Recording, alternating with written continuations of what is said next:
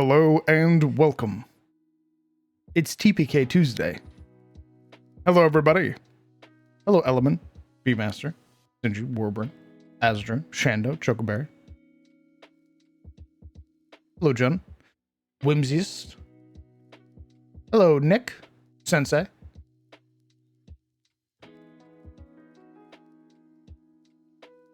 Hello, Gabby. Jesus fucking Christ. Hello to you too, Mr. Sizzle Pop Rocker. With a big fat 100 gifted subs to the community. Jesus Christ. It's not even September anymore. What are you doing? Jesus. Insanely generous. Obscenely generous. Thank you very much for 100 gifted subs to the community. Insanely kind of you. If you got a gifted sub, be sure to say thank you. We didn't have a sub goal, so whatever perceived sub goal that we had was fucking annihilated. It's a smoldering crater right now. Bro did it for the love of the game. Insane.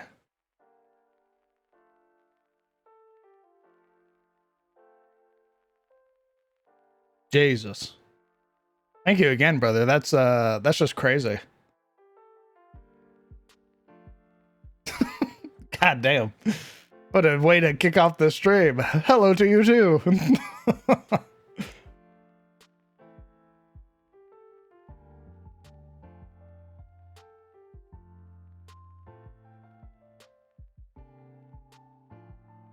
Did he even give... Did he even start... I don't even think it started a hype train. I think you broke the hype train when you did that.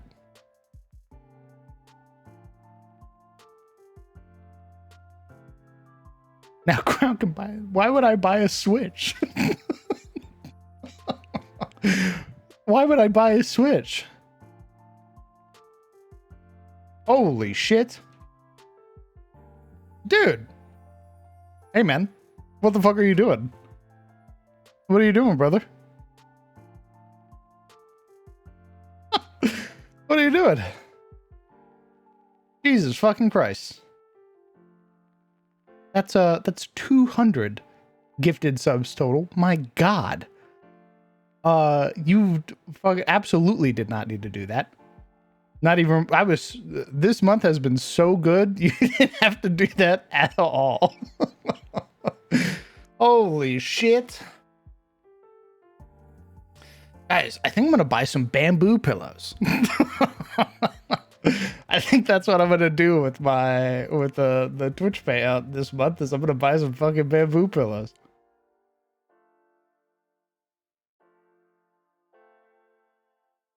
This month just started, brother. We're 7 days in. We're a week into October. What do you mean just started?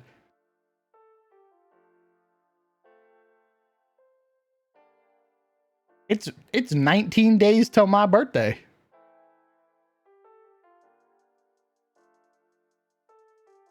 But that is, again, insanely generous of you, brother. That is, you are way too kind. Thank you very much.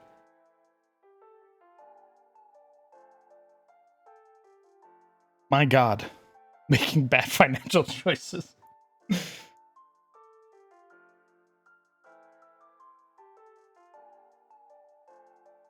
That's right, lads. My birthday is on the 26th. And if we're playing the game by then, I'll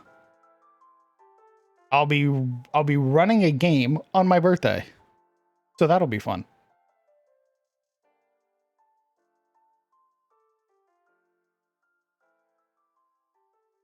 And I had someone pull up to my work with Christmas trees in their truck. Jesus Christ. Although some of the memes I've seen have been really fucking funny. Like, all of the Mariah Carey. You can hear, like, the Christmas song in the background when they're, like, getting ready to start putting up Halloween decorations. She's breaking free. Jesus.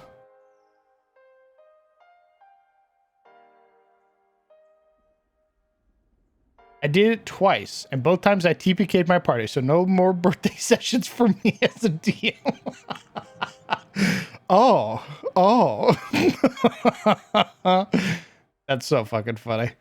You're banned from running games on your birthday just because you kill people.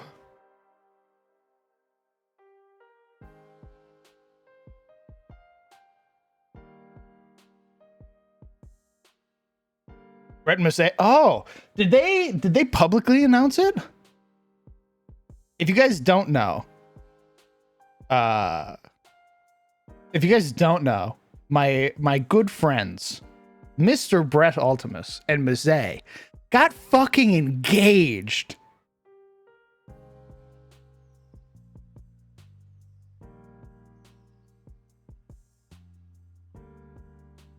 Dude. Oh my, imagine, dude, I was laying in bed. I felt like shit, right? I was laying in bed. I felt like shit. And then I see Mazay post in our group chat. She's like, look what your boy did. And it's them together. And she's got a ring. And I fucking pogged in real life, dude. I popped off in real life. It was crazy.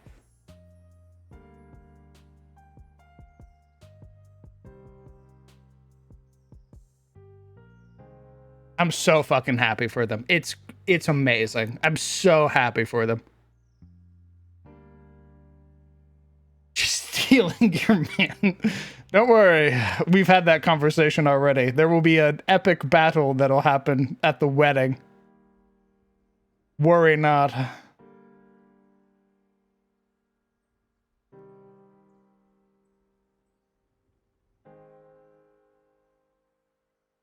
Your best fighting cane? You fucking know it.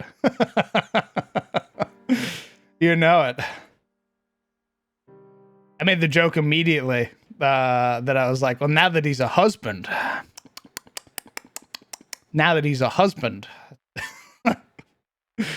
he's on the market. And she immediately threatened me with a knife. So, you know, we're doing good. So if you haven't already, guys, please go out and go to either the IO Discord or go to their Twitters and show my friends lots and lots of love and support. They definitely deserve to be happy.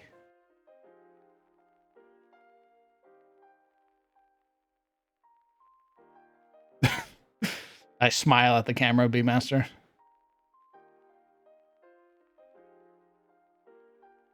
With your cane, I'm not worried. I would not. You should definitely be in Masay's corner. I'm walking in debuffed to hell and back. Masay's not.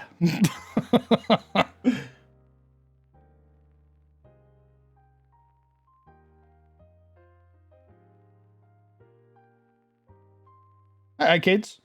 What's going on? Roll for initiative at the end of their vows. Nice.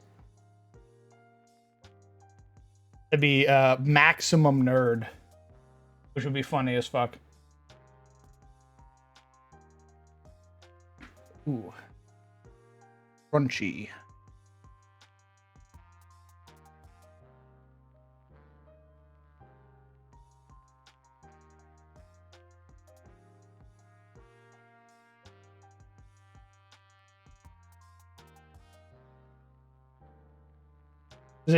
I'm just saying.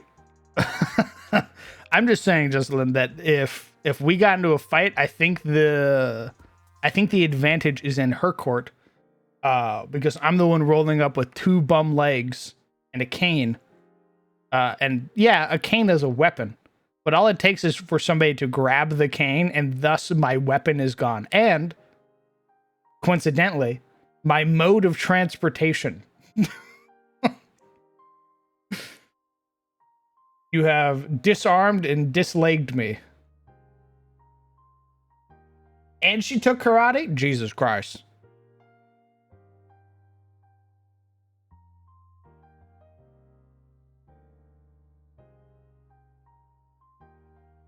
It was like me for real. The old man walker? Not yet. Not yet. Soon. Mayhaps. 2 birds, 1 stone. Correct. Thus is my fate.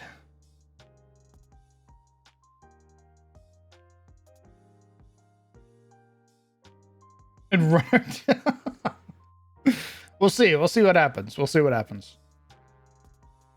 For right now, though, I'm very excited for the both of them. They both deserve to be very happy. They also just recently got a house. So you know, now they kind of like get to build that, I would almost say, like quintessential like American dream, like owning a house, getting married, starting a family.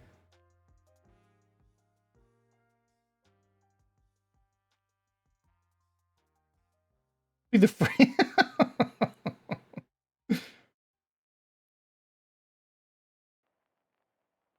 Have debt. Yeah, that's right, Woody. I'll just be like the Black Knight. They take away my cane, and I'm like kneeling on the ground. Like, very well. The best 2 out of 3. And they're like, I have you bested. I'm like, no, you don't. I've taken your legs. No, you haven't. You're missing an arm. 'Tis but a scratch. Cuts off my other arm. All right, we'll call it a draw.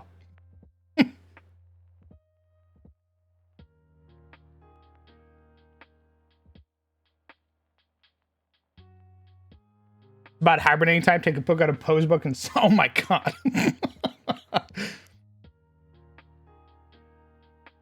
Yeah, hit her with the Kung Fu Panda move where I just body slam her with full body weight. Watch her parry that shit. Watch her, like, I go to do it and I get fucking juggled midair like it's a fighting game.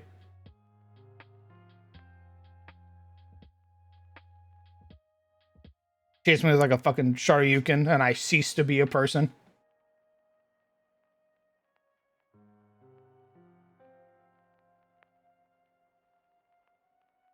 I need to watch that movie again. Same. It's been a hot minute since I've seen that movie.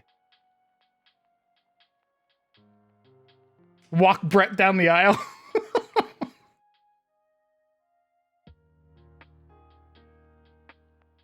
That would be very funny.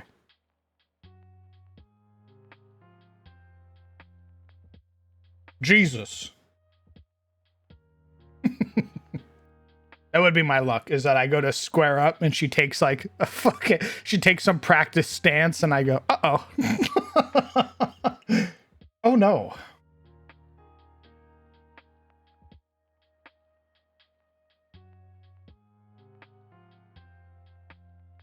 That's when you hope pull up. It won't be atomic bomb versus coughing baby moment. Hello. Hello. If what people are saying is true, it is. And I'm the coughing baby. Oh no. If what everybody is saying is true about Mosaic, I lose that fight before the fight even begins. Already planning your downfall, setting the traps. You may have taken me down, but you didn't take down the claymore strapped to my chest. The what? By God, it says point towards friendlies. Sky darkens. Imagine.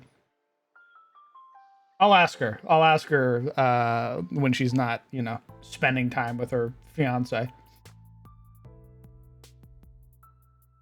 What's up, Stella? Oh, you know, I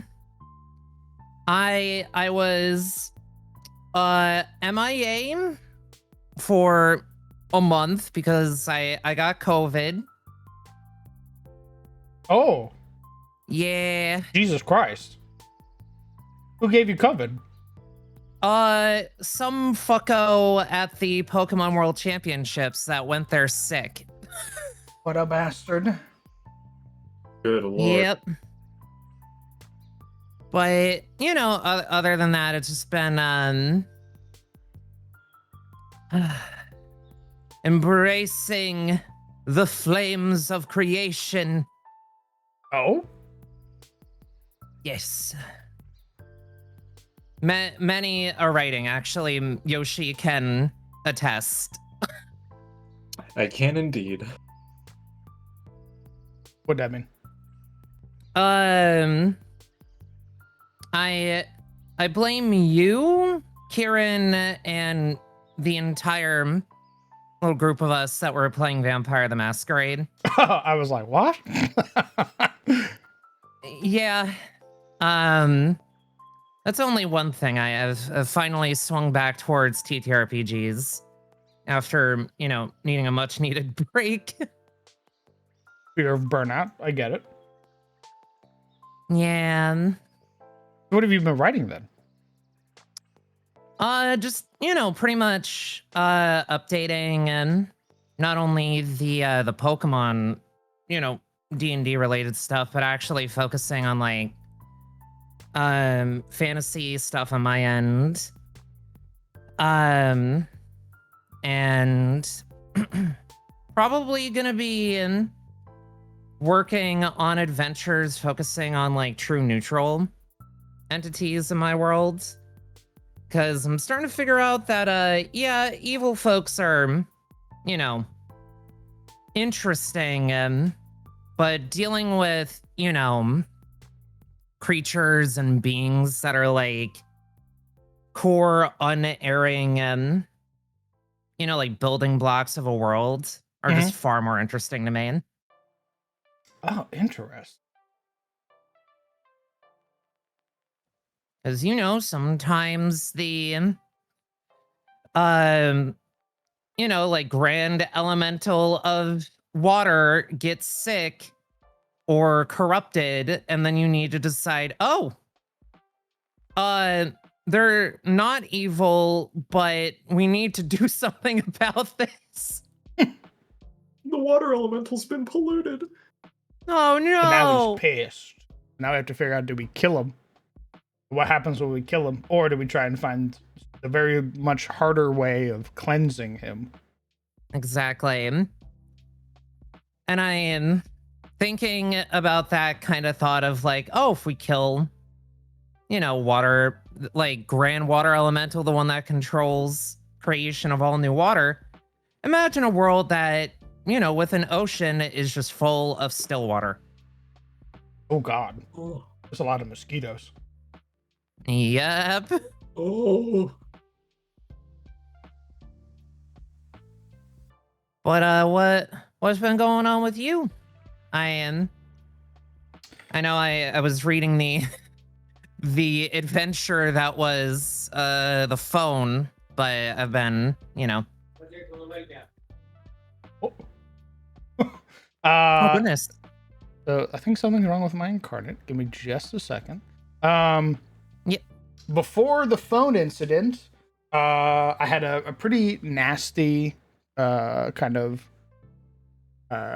resurgence of leg pain that kept me more or less bedridden.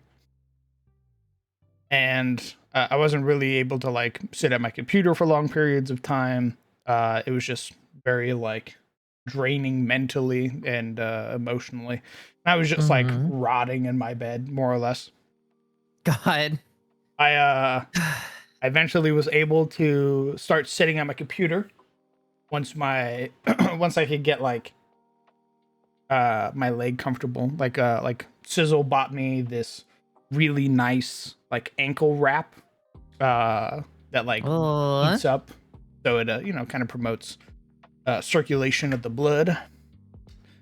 Yeah. And then once I was able to start sitting down on my computer, we started streaming again. And then I got locked out of my Twitch account. Fucking nightmare number 2 electric boogaloo. Holy fuck. It was like I streamed, and then the next day when I was going to stream again, Twitch signed me out of all of my accounts and basically was like, hey, you need to sign back in with 2-factor authenticator. And I was like, I can't do that because I don't have access to the phone that has my old Authy on it, nor do I have a new phone number. So I had to wait for a new, like, basically get a new phone number. Ugh. And that took an even more time. And I basically didn't get to start streaming again until like towards the, like, I didn't stream for like the entirety of August, basically. And then I didn't really get to start streaming until about halfway to towards the end of September. So here we are. Yeah. Oh. Yeah. But now everything's fine. My phone works. I That's good. have a working phone number now. My Twitch works. My leg is, I can walk. So it means I can sit at my desk. I have some residual pain, but that's just chronic pain that is going to stay with me until the end of days. So here we are. We're Gucci now. Everything's right as rain. Yeah, back to a semblance of normalcy, and I fucking really glad to hear that, because I know I've missed even just, you know, catching VODs and hanging out. Fucking the unerring march of time in life is a fuck. So my big thing that I kind of adopted in my late 20s, because my early 20s I was very much of this mindset where I was like, oh, you're not talking to me every day, that means you hate me, and that means we're not friends. And then I got older and I realized we're all adults. Exactly. We're all adults who have things we have to do, who have tasks in their life and or responsibilities and or interests that, you know, keep you occupied. You can't talk to everybody every day. That doesn't mean we're not friends, though. So even if I don't talk to you, that doesn't mean I don't think about you. Yeah. That's basically how it was when I was rotting away in my bed, where I was like, I can't talk to nobody, but I really hope everybody's doing okay.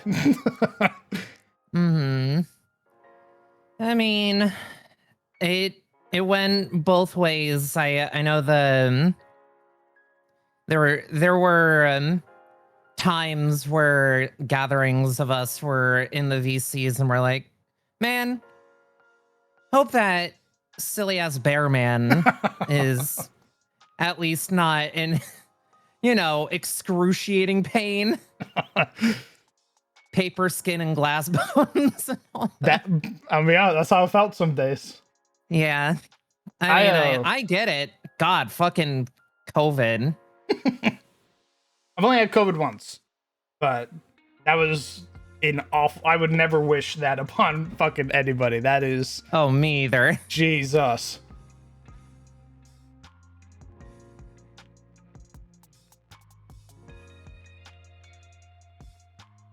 What do you mean? Everyone that doesn't DM me clearly hates me?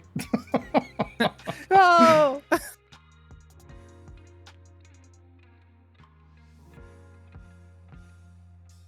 What was that, Yoshi? I thought I heard you.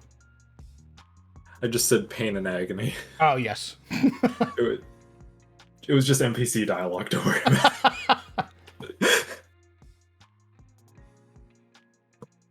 Everyone who doesn't DM me hates me, so that means... Hold on, I need to look at population of the Earth. Oh, oop. I'm going to my friends list right now. Who's at the bottom of it? Who's at the bottom of the most recent DM list? If people don't go from the very bottom of their DM list and work their way up every day... God, you can't hit me with that. That was just me in my early Skype days. Oh, I'm so sorry.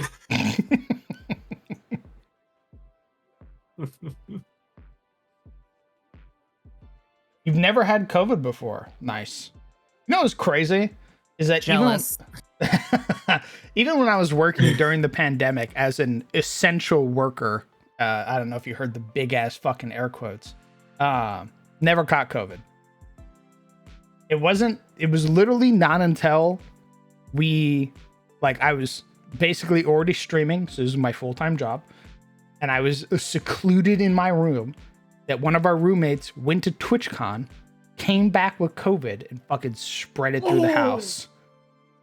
That's when I got COVID. I got COVID in the comfort and safety of my own fucking home. And I was The absolute worst. pissed. Oh, Hey guys, I went to TwitchCon and then became a biological hazard.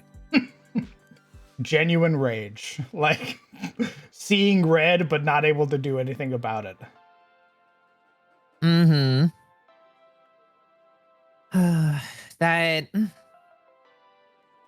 That was me, admittedly. Like I was saying, for like going to the Pokemon World Championships with friends, my first vacation, and looks at watch 6 to 7 years, and going, yeah, this is great. But I know there are going to be people from all over the world, so I'm going to mask up. I'm going to have all this, like additional stuff to make sure I don't get sick. And then I'm the only one out of the group of 7 people that got it. Holy shit. Your fucking opponent walks up to you. Hello there. I play a stall team, and then they pull your mask down and cough in your face. And then put your mask back up. What the fuck? Oh, mother of God. Oh, I hate you. I know, as they walk off. That truly is what it felt. Because one of those side tournaments that I participated in was toxic as fuck. Yeah, I kind of figured. I mean, like that event was actually the most fun that I've ever had at like a convention. Right up until people had to start, ripping packs open to decide their teams. And everyone was like, does anybody have a Ting-Lu? Oh, you were And it's doing just like cards? dogpiling. Yeah. Oh. Well, so there were the TCG tournaments, and I did one of them. That was fun. I got my ass completely whooped. But there was another event called the Chaos Cup, and I was like, oh, what's this got going? And they were like, open the newest set, and the cards that you and your group of 4 round robin with decides your team. Whoa. And I was like, this is cool as fuck. But the one competitor that was a part of our group who was from the junior division got all of the good cards. Because they're like, the other folks in the group were like, yeah, we're gonna pick our faves. And I was like, no, don't do that. Don't, you're gonna lose. Don't do that. But that was fun. The others I ended up top 30 in. So Nice. Oh, hell yeah.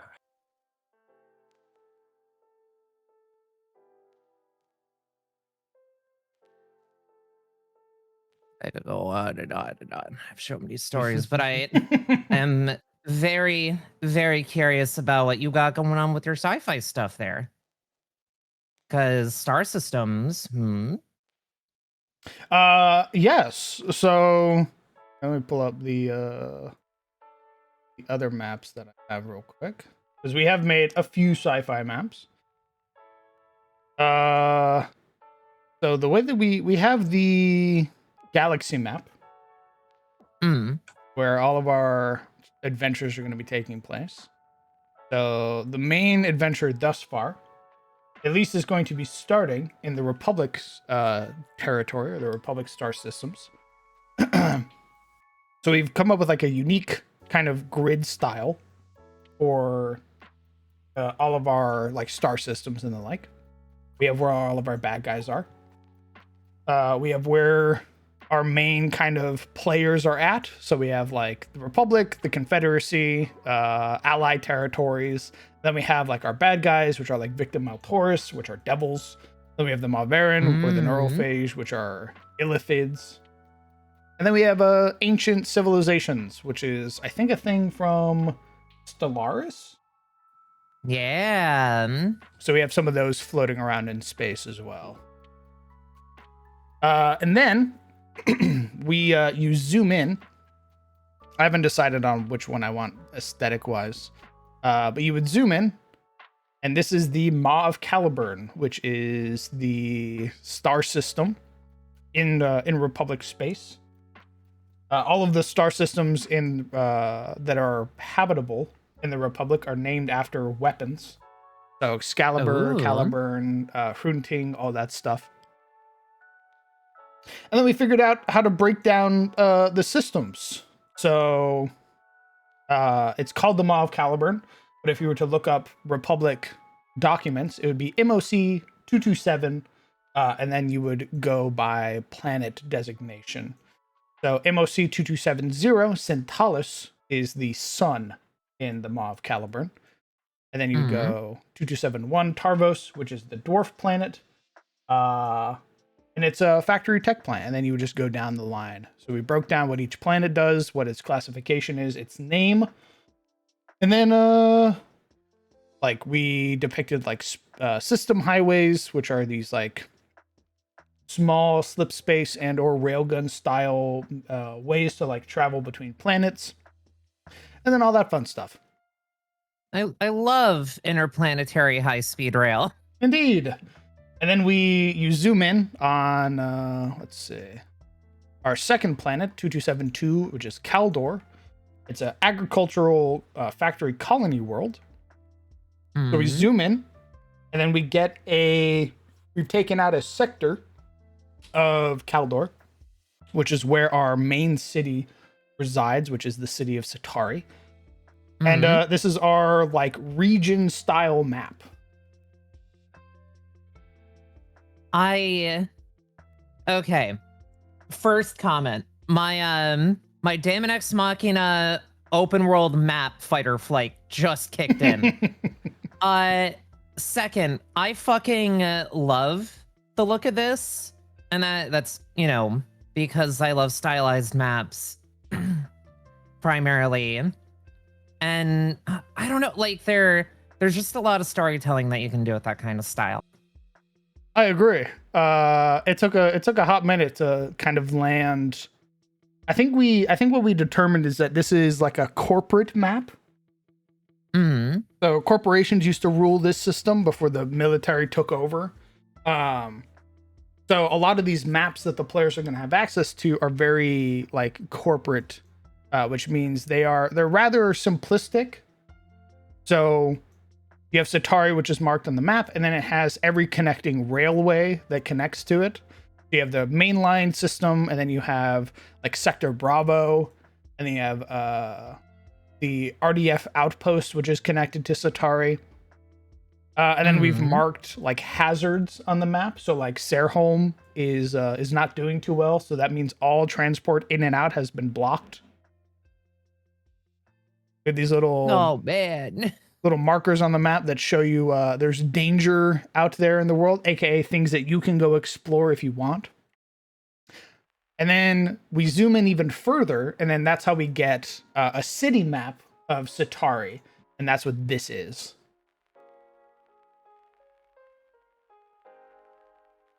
Oh, okay. So before it didn't have any markers, but I found a free asset pack. So then I just started marking things. So like we have our government buildings here in the center that's connected to our space elevator that takes you all the way up to RSS-2, which is the station in orbit. And then we've broken it down via sectors. So we have the corporate sector, residence sector, factory sector, the hazard sector. We've broken down what the service highways look like and then what the service magways look like.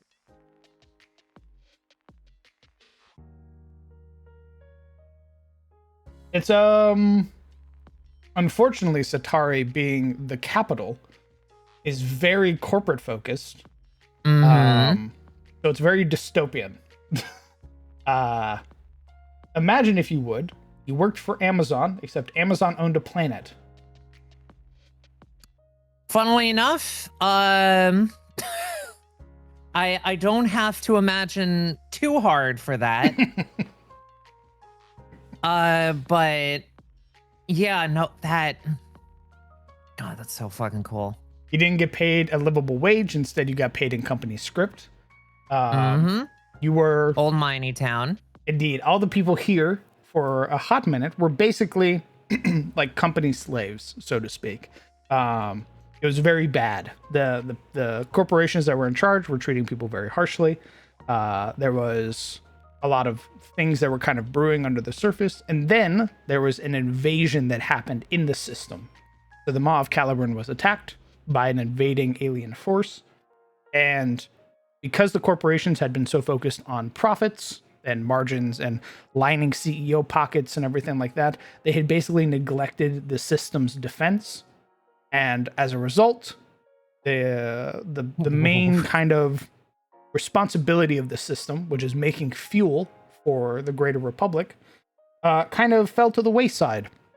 The main factor that was responsible for refining the fuel was destroyed in the invasion.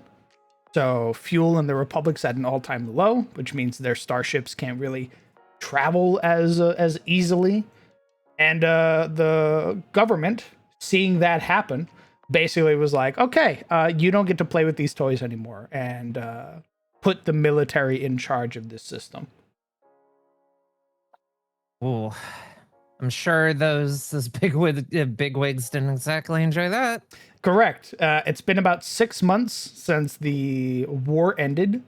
So there is growing pains with the military taking over, transition of power, and corporate espionage, because the corporations do not like them losing power. So they've been undermining the military and making life considerably worse. So that's what the players are going to be dealing with if they choose to land here. Hmm. Oh, that place is stinky. Woo wee. Indeed. Our players are going to be starting aboard the RNSC Redeemer on their way to 2272A, which is called Raylir. It's a prison moon. So we have some prisoners. Mm. Oh wait, yeah, no, I do actually remember you guys jamming about that. Indeed. Before the great pause. Indeed. And I thought that was really interesting.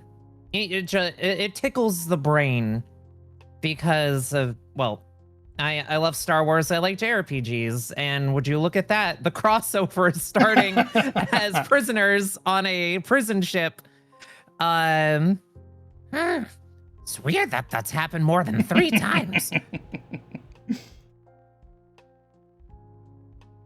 Their ship is going to be attacked by cultists, and they're going to be given a choice. They're going to have 3 choices. They can either side with the Republic, get their records expunged, work for the Republic, and hunt down HTIs, which are high threat inmates who have escaped because of the cult. They can either side with the cult and basically destroy the RNSC Redeemer and kill the Republic, basically, or go on a fight against the Republic, or they leave. They run. They don't pick any sides. They pick their own sides, and now they are wanted fugitives of the Republic, and now have to avoid not only being hunted by the cult, but also have to avoid being hunted by the Republic as they flee into whatever sector of space they go to.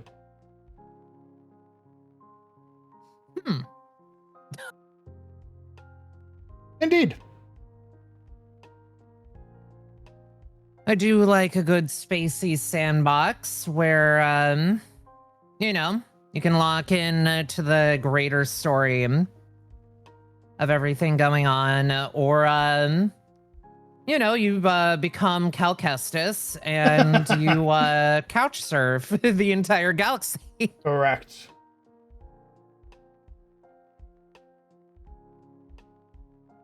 My big hope is that depending on which one they pick, will kind of determine what the campaign turns into. So if they side with the Republic, it's going to be a bigger emphasis put on hunting down HTIs, and then the main story, which is hunting down the cult that attacked the Redeemer, because things are stirring in space right now. Things are waking up, and they're keen to kind of take advantage of the recent conflict that has happened. If they side with the cult, they're going to be figuring out what's waking up, and then basically destroying the Republic from within. And if they go on their own, well, that's when we turn into Firefly, and now you're mercenaries. Oh, Basically going planet to planet, dealing with issues and avoiding Republic ships, or maybe even Confederate ships if they've sent out hey, wanted criminals in your sector, fun things like that. I like it. And also my, beloved Firefly. Indeed. I am. I guess I'll ask you this: out of the group that you're gonna have playing for you, what do you think they are going to gravitate towards? So right now, at least the characters that we have, I think we're either going to get a Firefly campaign, or they're going to side with the Republic. I don't think anybody's going to be joining the cult. That's fair. It's generally the least likely. It's usually how I see it as well. You never know. Sometimes players will surprise you. So I always want to make that option. True. Tell her about Cryptman. Sure. Well, let me pull up my Obsidian real quick.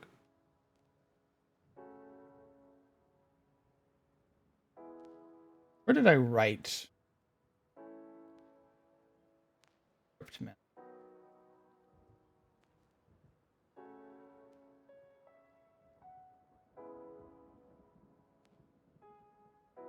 But I write it in. Oh, I might have to open up my Foundry. Give me a second. I think it's in my Foundry. Do what you gotta do, and in the meantime, I'm trying to remind myself what the monsters are called in Demon X Machina. Because I've actually been meaning to send you some shit from this game because I knew you were doing sci-fi stuff.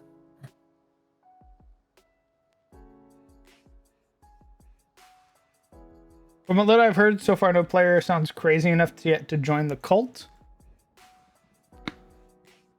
Yeah. I don't think anybody would be crazy enough to join the cult, but, desperation.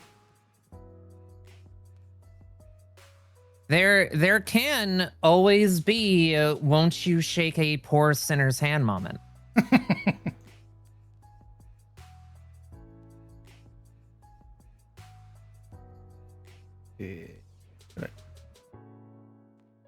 It's just that one scene from hunting season or whatever the movie is. It's like the deer on the side of the road. And it's like, oh, they're not going to go for this plot line. Swerves off the road. What are you doing? Oh. Cool.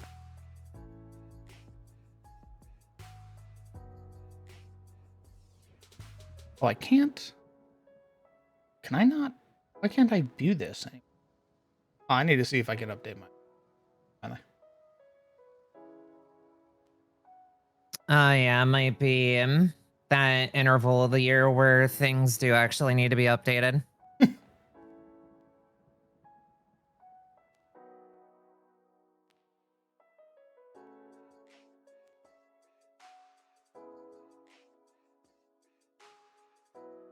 All it takes is one player finding the idea. Well, yes. Although I don't really think I have one of those players. Usually, usually my players will look at it through like their character's perspective, which I'm super thankful for. Everybody gets really immersed into their characters. So if that's going to be a thing, it's usually they've already made up their mind before we even started playing. Like they're like, my character is susceptible to propaganda.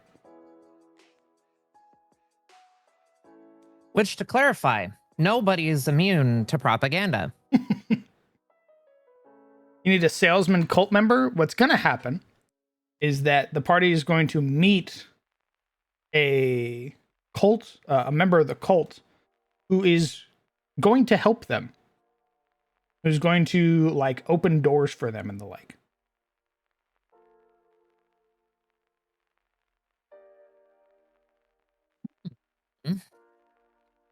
And when one door opens, They need business cards. I don't think they need business cards. But, players tend to latch on to like NPCs that are nice and or helpful.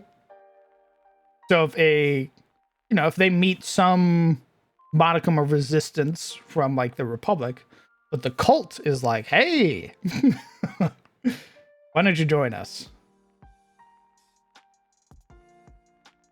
Maybe that'll stir something in the players' heads.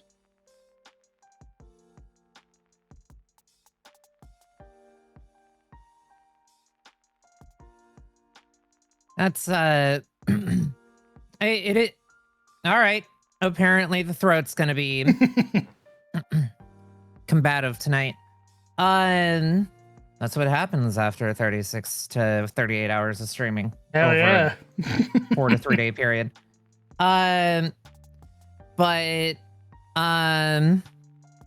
it is definitely common place that players will just gravitate towards the people that are going to be the nicest to them. It's just, that's psychology, baby. Absolutely. Though there was a fun little thing, subversion in the Friday campaign that I'm in. It's part of the reason why I've just been enjoying AIM, like the true neutral stuff, and also my friend Rob likes to put people in difficult positions. Where my sorcerer, you see, lunar sorcerer, loves the moon and really only cares about her mission. Like, she has her friends, the party are there, yes, but she's shouldering the returnal of her people's home from a void dimension because it got slurped up at some point. And Yeah.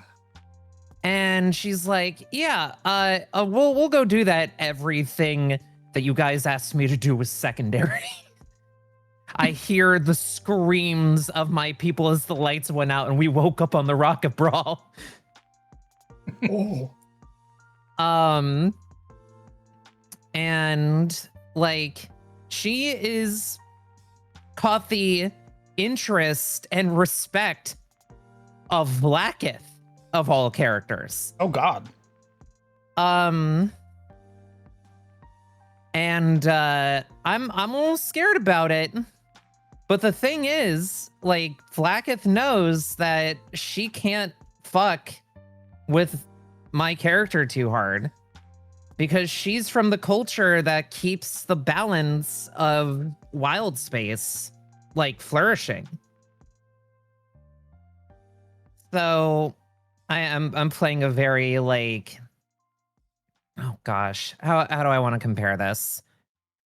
Pretty much one of those priestesses, kind of like not a night witch, but folks from like Star Wars that keep the neutral balance of the Force healthy. Oh, So like nature witches and stuff like that. And at some point, probably gonna be throwing down with the Astro Elves, and we're probably gonna be Vlaakith is probably gonna be on our side in that fight, which is crazy. I mean, that's kind of badass. Of course, we will usurp Vlaakith and stick the Gets a Rise prints at the top.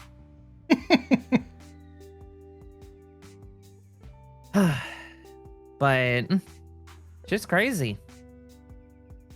We did almost side with a cult too. But I didn't want to get into that one.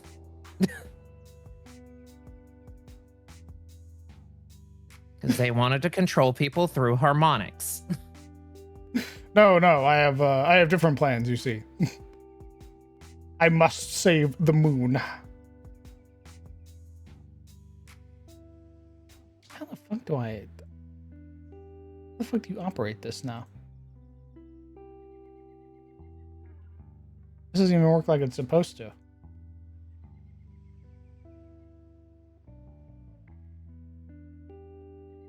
I really need Monk to update their fucking journal, please. Dear God. Dude, I did actually recently go in their Discord with the intent of making a strongly worded comment. Being all like, hey, it would be great if this could, get updated. And then I saw a wall of people shrieking at that. Oh, nice. All right, thank God. So things are being worked on, but they changed the the way it all works in the journaling and coding and blah blah blah blah blah. I have also downsized to 160 modules. Yeah, from the 450, 500 that I was using. Yeah, the 4,000 that you were using.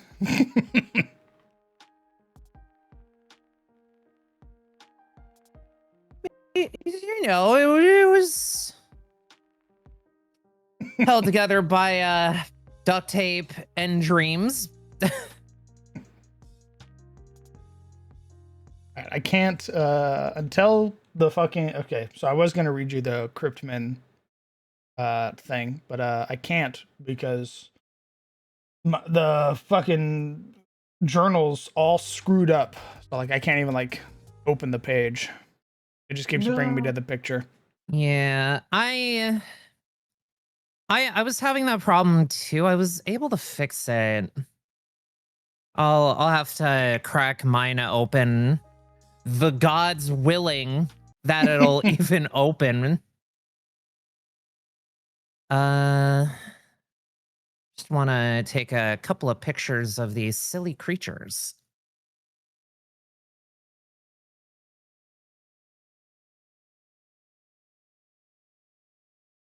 Mm-hmm.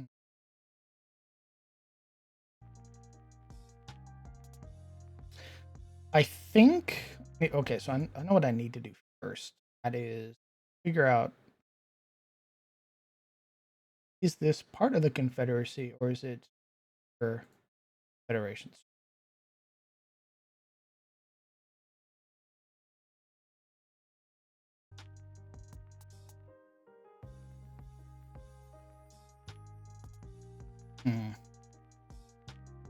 Lads, I'm thinking of creating I am torn. Either I'm either going to make this system here, or I'm going to make a third system that is in the process of being taken by the Confederation. But the system itself is very Innistrad Ravenloft style coded. So it has a fucked up sun, probably like a black sun or something like that. Something where there is light, quote unquote, but it's not like ultraviolet or anything like that. Like it's not similar to how you and I perceive light. So it's going to be very like all the planets are basically going to be like perpetual dusk and nighttime. And it is going to be very monster heavy. It is going to be vampires. It's going to be werewolves, other such eldritch creatures, basically, that hunt and stalk in the night.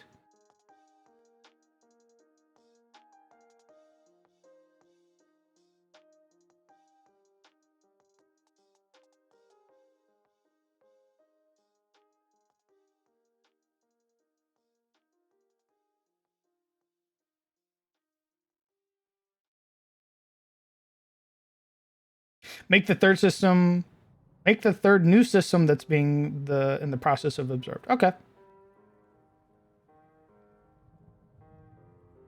Cool. We'll do that then. We'll make a system here. That's I'm gonna actually update the Federation's map. And we're gonna make a fucked up star system. Hell yeah.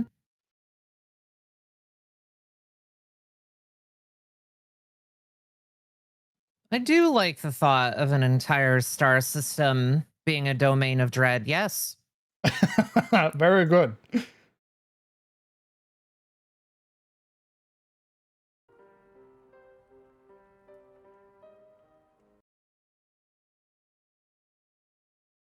Oh man, nerd lord. My internet cut out for a moment, but are you still using the dragons as the mech makers? That's in the Republic, yes. Hell yeah.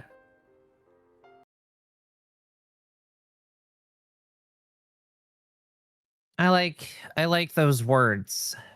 I need more. Sure. So we've decided. So technology is pretty far up there. We've I like kind of like high science fiction. So one of the things that we did is that mechs are very prevalent in this setting. There's like your normal like armored core enemies, which are very like simplistic mechs, very rudimentary, very like focused on like one or two kind of objectives, not like highly versatile. Like you'll have like an actual like AT mech, which is like like anti-personnel, anti-tank, anti-infantry, all that stuff. And those are like your very basic mechs. Then you get into like the actual armored core style mechs. Your like Titanfall-esque or your like like Code Geass style. And those are the ones that are exclusively made by dragons. So dragons, having kind of taken a step back from society as a whole, are now these like peerless creators. So they're often taken by Fey moods, and they will spend years and years crafting this singular mech. And it houses like a portion of their soul or their spirit. So this mech has like a living AI, so to speak, and it's the dragon's soul. And what they do is they pick a person to basically protect or not protect, but to like take on that mantle. They basically knight somebody. So what you'll have is you'll have like a Star Warden, which is somebody who protects somebody who protects like a planet usually, or like a system. And they usually like exist in orbit. They'll like deploy to a planet's surface to help. And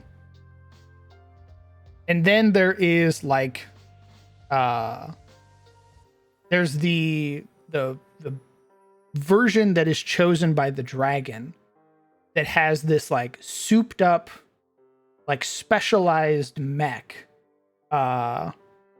That's like, oh, you're the only person who will have this thing. Like this is bonded to you, and when you die, the mech dies too. I had a write up, but I can't fucking get it because that's why it's all gibberish what I'm explaining right now, because I can't fucking read it. Okay, I need you to fucking understand that did not come across as gibberish to me. That came across as some of the coolest shit that I've ever heard you fucking say. All right? I am... Buddy, I need you to understand that recently I went on, like, I sidebarred like some Pokemon thing that I was doing on stream to talk about Gundam for 3.5 hours. Nice. I love I love mechs. Obviously, I love dragons too, but Dragon Soul mechs, Star Wardens, huh? You have my attention. Well, you already did, but now, I will be fixating. God, I really did wish that I could read. I wish I could read the rest of this write up, but it was super dope. So we've kind of oh no, that's what it was. Okay, so like Armored Core style mechs, or like Code Geass style mechs, are in the Republic. They're very advanced. That's kind of like their bread and butter. And there's usually like a Star Warden in each system. And they're usually responsible for handling a lot of the either inner system like problems that happen. So like creatures that enter through slip space, or invading forces and the like. And they're also kind of deployed to planets. So you have one in a system that usually has like the dragon mech, and then there are other Star Wardens who have like advanced mechs, but they're not on the same caliber as like these knights, so to speak. Closer to like Mech Warrior and stuff like that. Yeah. The Confederacy, because it is a split off, it's a splinter of the Republic, who basically left because they wanted to pursue like godhood. They have mechs as well, and they have dragons, though their style mechs are more in line with like Titanfall, so very bulky, kind of God, what's the word? Where it's an emphasis you put on function over appearance. Utilitarian? Thank you. Yes, very utilitarian style mechs. So they're very like blocky, very bulky, and that's like Confederate style mechs. Okay, that makes sense. And I'm gonna have to inform my buddy Kel, and he is going to be following your stuff to the ends of the earth. I need you to understand. I initially was talking about the idea of what if, like, because you can kind of splice things up. The idea that I had is like, what if you're playing a game, and let's say you have a ship, you have a pretty decent sized ship, all of you are like, you're all like mech pilots, We run Starfinder as normal. You know, you land on a planet, what have you. But then the moment that like you need to get into your mech, I bust out like Lancer rules. Yeah. Ooh. That'd be really cool. And I mean, there are, you know, multi-system modules, systemless modules to facilitate that too.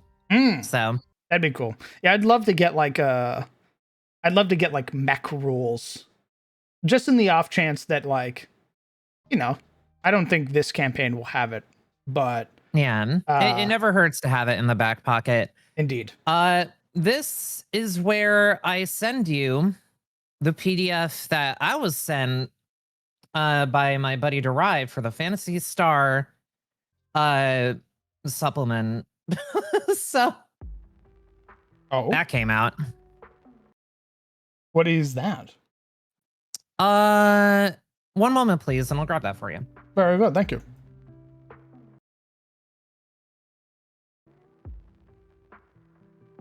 I will watch this campaign. Thanks, brother. I don't know if they're going to be getting a mech in this campaign, but they'll more than likely be seeing mechs. Because there are still a lot of issues that are happening in Republic space. So they'll probably meet a Star Warden.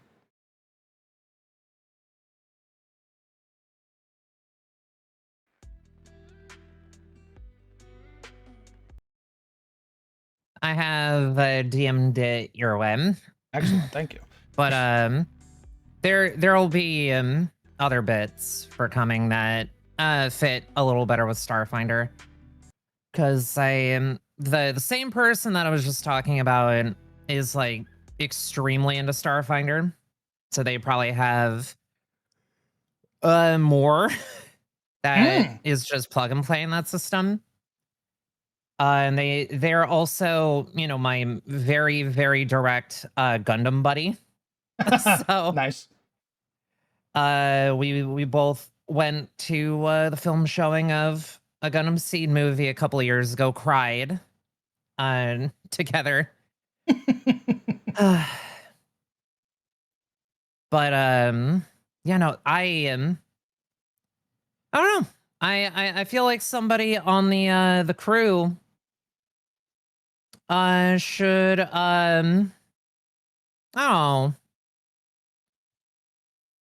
maybe discover an old robot in a forgotten garage somewhere. Iron-blooded or Finn's iron-blooded or I would love it'll probably be another because I've said it so many times. I fucking love sci-fi. I love sci-fi so much. I just feel like you can do Yeah. so much stuff with sci-fi. I know people are gonna be like, but I want to go back to Shadows of Thorlin, and I wanna like I also want to do those things. But my God, do I fucking love sci-fi games a lot. It's now that especially that I'm like finding my stride and like how to design like maps and everything for it. You might be seeing like I'd love for a campaign to be like, all right, guys, you are members of the Republic. You are mech pilots in the Republic, and your the adventure that you guys are going on right now is that you are you're on the front lines. You are engaging Victor Maltoris as mech pilots. You guys get to fight giant demons and devils while in mechs. who out of the group is gonna become the Starfinder Doomslayer? That honestly, a game like that sounds like, yeah, sure, in character stressful, but that sounds like fucking heaven. Holy shit. And I love yeah. the idea of it being like, all right, for the majority of the game, you are in your mechs. A lot of the combat's going to take place in the mechs. You know, you customize it, all that stuff. You buy upgrades for it, or maybe you earn upgrades by doing missions. And then there are some where it's like, all right, guys, mechs can't fit into the underground bunker. meaning you have to get out of your mech, gear Mhm. up, and get into that bunker to like Do open you- a path. Do you remember the basics of CQC? No? Uh-oh. That's right. Guess what? We're putting you into a confined military bunker that's 3 levels deep, and you have to get all the way to the bottom to open up the silo on top. So that way you can deploy your mechs into the bottom, and then continue the adventure from there. So you need to open the door so that way you can get your mechs again. I press my fingers together. Here's my formal application. I've been Uh. talking to Chad about it as well. I have been wanting to run like a. I guess it's not. I guess it's not fair to. I mean, it would be a streamer game. Yeah. But like streamers, I know. So that's the plan. Is that eventually I want to run like a streamer game of like people that I know. It'd be like you, Lobos, Summer, if she'd be willing to try Pathfinder and other weird systems. Hmm. No, you never know. I feel, given the group, that Summer would take to Pathfinder. She's been very staunchly opposed, so. I mean, I too have been rather staunchly opposed. I'm like that little bluebird meme where I'm like, it's got too many numbers. Don't put that in front of me. Ooh. Oh, these designs look cool as fuck. What the hell? Hmm?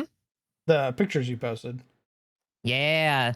So I didn't want to interrupt you. I was just pretty much posting these for like circling back around too. But recently I had the folks over at Marvelous LTD reach out to me, and they were like, "Hey, we know you like mech games.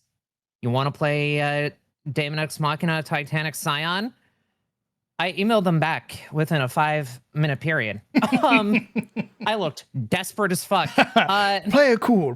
Don't let them know that you're interested. Play it cool. please. Please let me play. I'm begging you. But I think, and me and Rozzy have actually been talking about this game because it is open world mecha Monster Hunter, where it is a planet controlled by one organization that is like has a similar aim to I forget the name of the group in Armored Core. The kind of like the Federation that's in control of the planet in Armored Core 6, kind of like that. Where it is a group of people, a government that is forcing the people to strip this planet of its resources for the femto that's there, because it's used for, like powering ships and the mechs that are in that game. However, humanity at this point has come so far that there are people who, being out in space, are starting to evolve, especially being exposed to God. Gods know what's on these planets, right? Mhm. And now there, are a separate class of humanity known as outers. These are either genetically modified or people who have been exposed to, certain kinds of radiation, certain other esoteric things where they exhibit superhuman capabilities. They were pretty heavily, marginalized and used as tools of war. I love the military. Yeah, because humanity's science advanced so far that they could just remove the personality of the person Oh, and go kill that thing. Oh. Or they can rip the genes and genetic factor out of them and cram it into somebody else. But it is an entire world totally focused around, the balance of humanity and becoming a monster for the greater good. Oh. And the designs are dope. The fucking landscapes are really cool. And you're literally just like, yeah, I'm a member of the resistance. One of my buddies got yoinked and I got shot out of orbit in my mech. Oh, good heavens. And you essentially end up partnering up with a junker guild that wants to win Coliseum fights, and it's kind of fucking great. But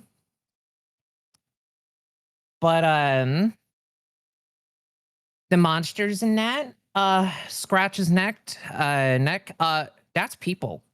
Oh. Those are immortals. Jesus And Christ. they tell you this very upfront from the beginning, that like the monsters that you're going after are people, or were once human, or animals, or things that once lived on this planet.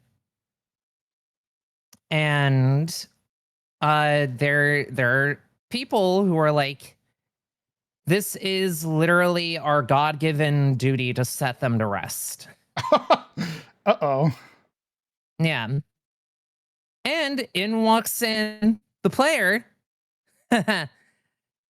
looking totally human at the start of the game, who has a mutation in their gene line that goes, oh, that super powerful immortal who are known to eat other immortals in order to grow more powerful. Oh, hey, I have that power too. Don't worry about it, guys. I'm on your side. Yes, I am human. Oh. But it is a fantastic game that I the whole time that I was playing it, the moment you started mentioning like the Starfinder stuff that you were doing, my brain was like, oh shit. Oh. Crown would really dig this. Yeah, it sounds dope. And I highly recommend it because yeah, it's really crazy anime bullshit, but the like mechs and such are like, oh gosh, they're kind of like the middle ground between Armored Core mechs and Gundam, kind Oh. of in terms of like feeling and vibe. Um, and there are just other mechs that are like heavier duty. Like there's a weight system, and there's pretty early into the game. Oh, did I not share that one? One moment, please.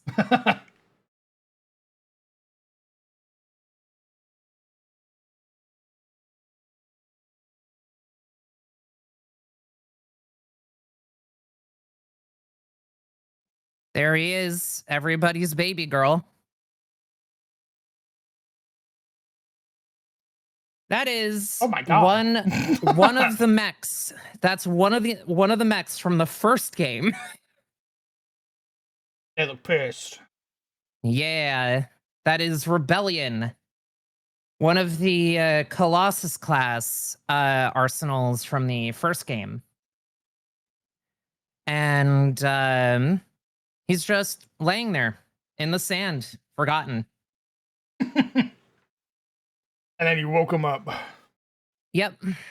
The way me and my friend screamed when we were just running out to go take care of looks at the dossier. Go beat up a couple of the fucked up dogs outside of the fast travel point. There's a weird dog outside. It looks like grandma, the damn thing. Dude, the fucking thing. And then this guy rises from the dirt. Oh my god! But you dig it. I've also called it. What if Anthem was good? Ah, yeah.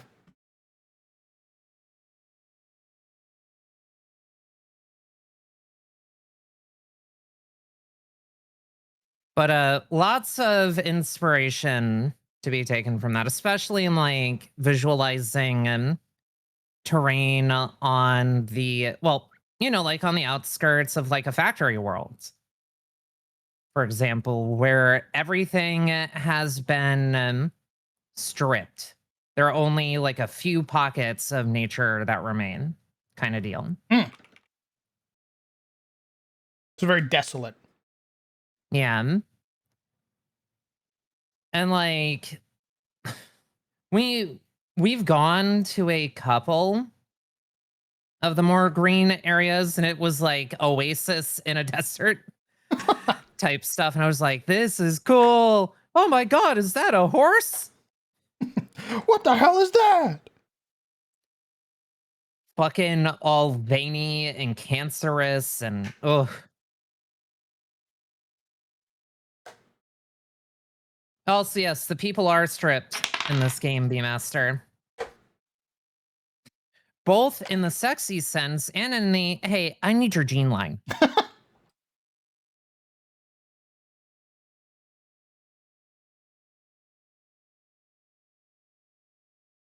Oh, okay. Give me just a second. I shall return. Okay.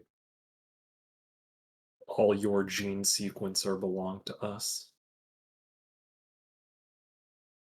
All of your xenogene. Oh, I should probably finish swallowing the food that's in my mouth before I do that. Perchance. All the world's genes belong to me. But what pants are they gonna wear now? Haha! Welcome to wearing skirts, nerd.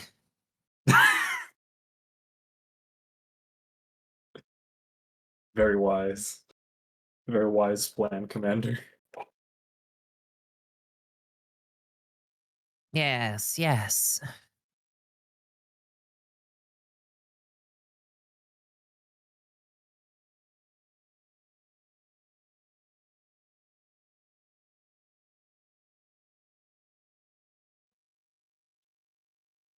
Chatterinos.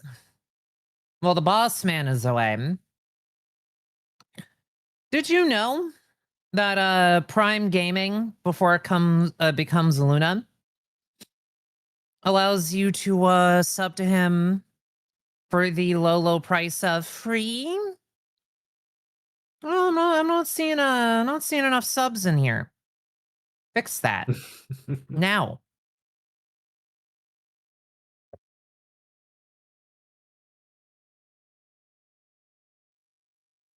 You're a nerd and forgot for a second that it was a word to describe other people. He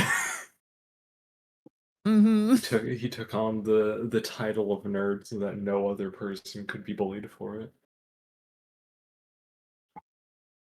What a most arduous burden they bear. A noble sacrifice.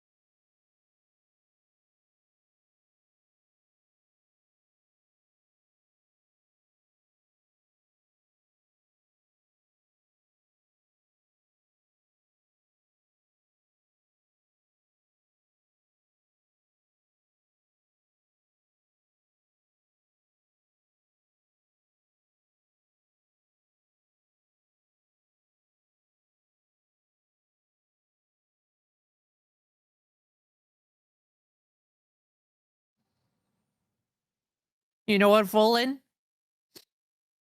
Fair point.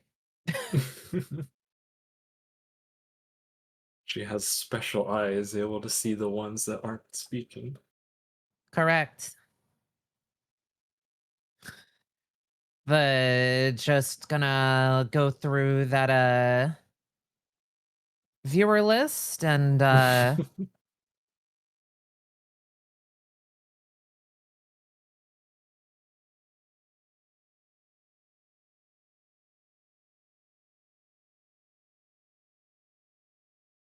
Just calling them out one by one. I know what you are.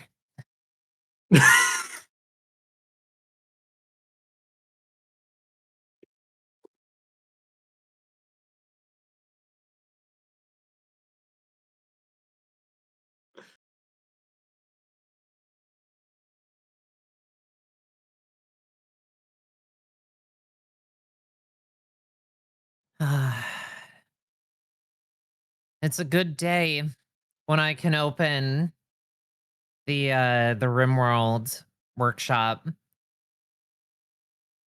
and not see any more mods that I have to download, Yoshi. I know I don't have to download them all, but You don't have to, but it's a matter of consistency at this point. I don't want to miss anything cool. gotta be meticulous. Yes. The perfect mod list does exist.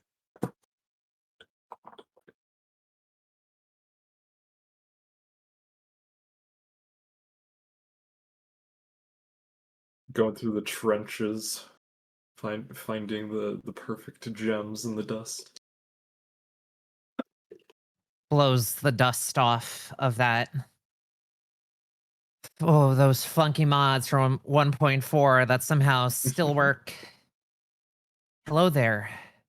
It's like driving an old car. Mm-hmm. Guys, I souped up my Stingray. Oh, fuck. I painted flames on it and shit. Oh, there go the hydraulics. Oh, dear.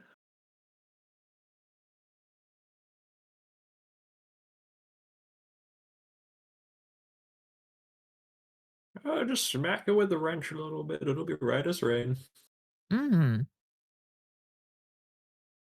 But as Drew with 1.6, I can fully admit that my 1.6 mod pack takes 8 minutes to open with almost 700 mods in it.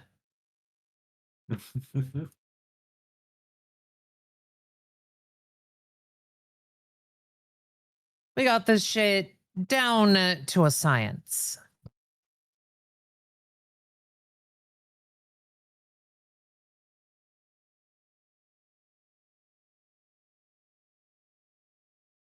I feel that back when I had a shittier laptop, loading modded Minecraft. Ooh, 1,000,000 years and slideshow graphics. Yeah. Me on the Chromebook, I'm gonna open up RLCraft now. Oh, Oh, why That's- is there a Cessna in the middle of my dining room? oh great heavens.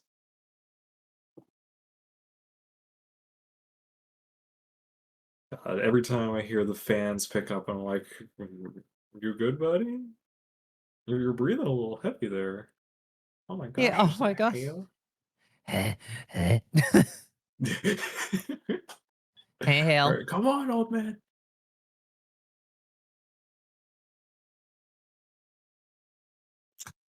This is why you gotta use your old electronics specifically to play Cookie Clicker. Yes, the grind must never end.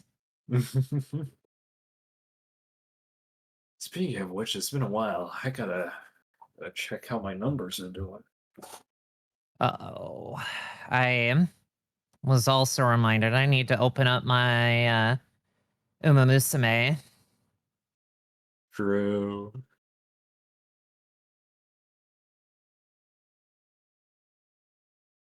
$982. Yeah, that's fair. Oh.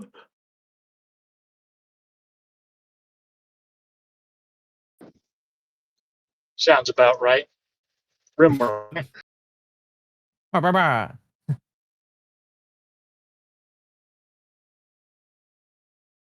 I'm not gonna lie, for a second I thought that you were talking about Uma Musume and I got very confused.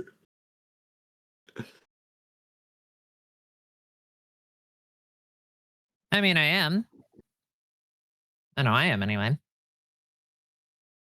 Modded Uma Musume. Oh, that's right. Fujiki Seki. Oh boy. Yeah. The shooting star review. Oh no. Guys. Oh no. What's up? It's time. It's time to buy limes at market value. And by that I mean all mortal possessions go to horse again. Indeed. Oh wait, fuck. Gold City. Oh no.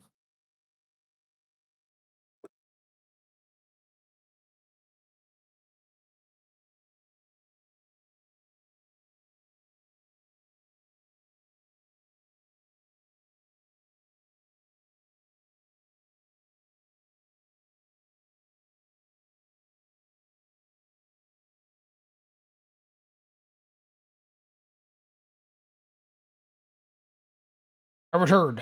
Apologies about that. All Welcome back. good. Welcome back. Me. Oh, hell. Hello.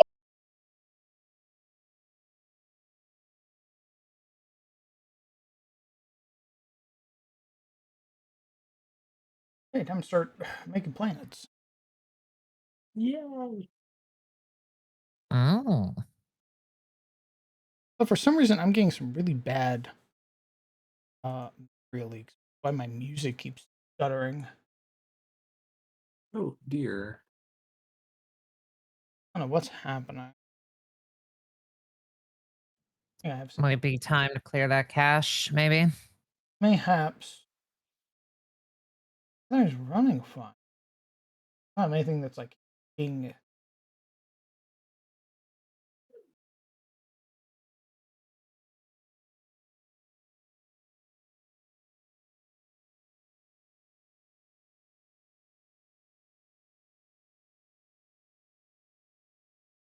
Mm-hmm.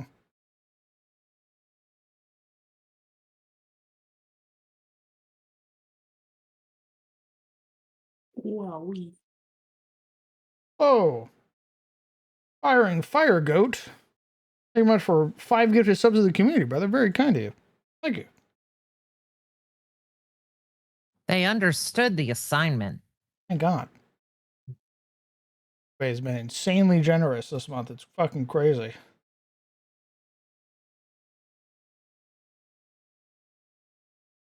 It's so awesome. Mm. What happens when people miss you?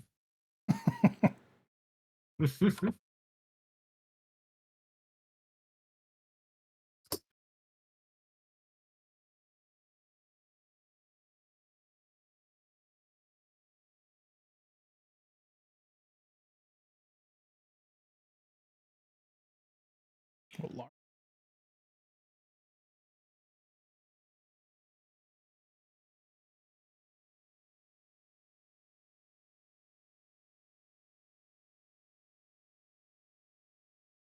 Or small size.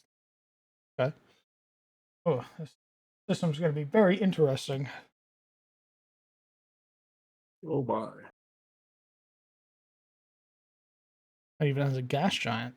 Okay.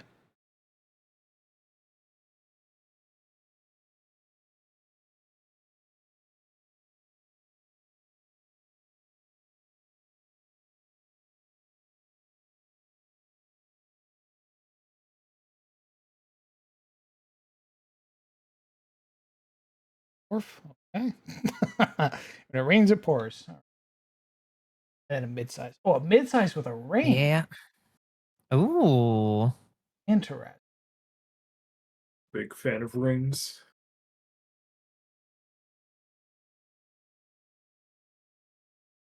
Okay.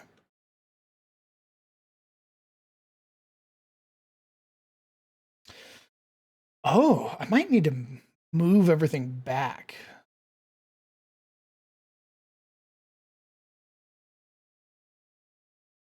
That's fair. Uh,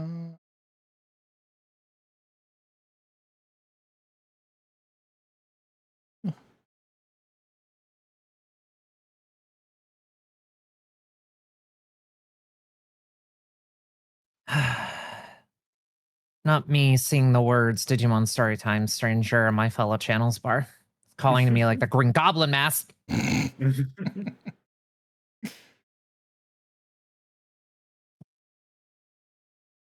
Green Goblin Mon. That's just Goblimon.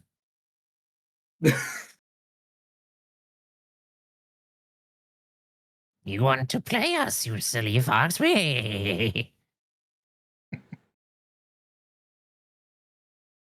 the rings. The rings.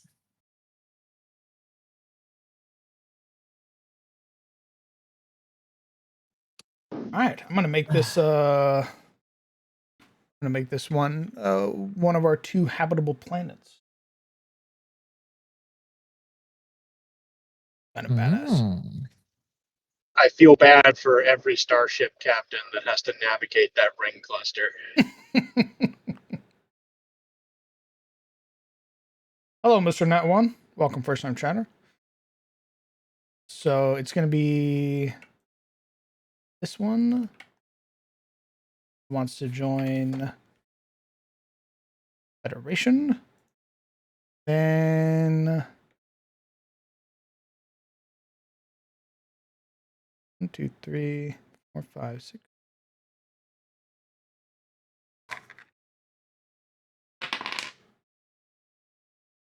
Okay. And it's gonna be their neighbor. Also wants to join Federation, which means uninhabited. That's a gas giant, so uninhabited. Monsters, monsters, monsters. Very cool. It's a very Now- hostile system. Yeah. Now the question is, are there going to be any monsters in that in those rings around that one planet?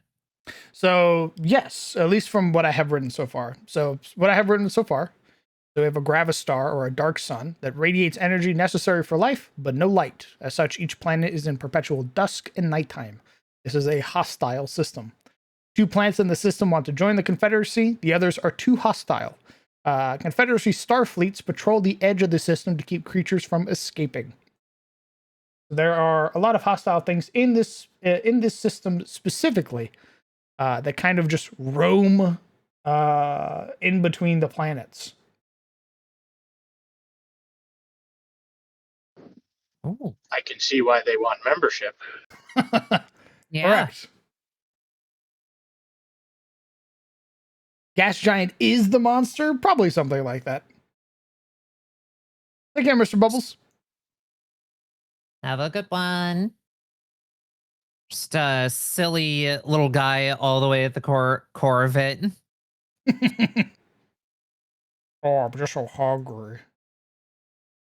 Oh, I had too much galactic Taco Bell.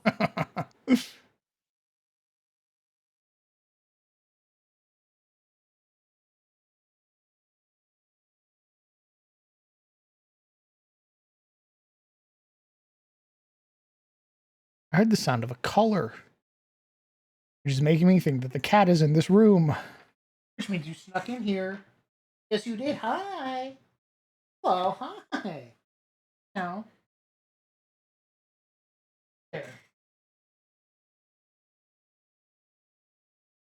are now in range of corporal cuddling time. I'm going to pet you. I have no choice but to let me pet you. No, Yes. no, pet. I only wish to be in your presence. Hello, Hansel. Hi. Hello there. Oh, pet the cat. Pet the cat. Hi. Room when I was in the bathroom. An intruder. All right, I'll let you out. Let me pet you. Part of the agreement.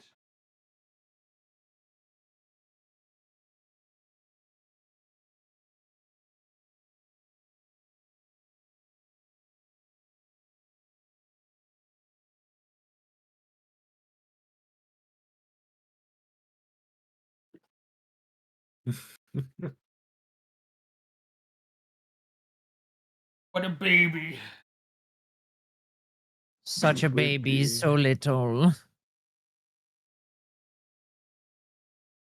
I The hear him out there scrumbler. crying now. Why did you close the door? I don't want to be out here. I want this door open. Please.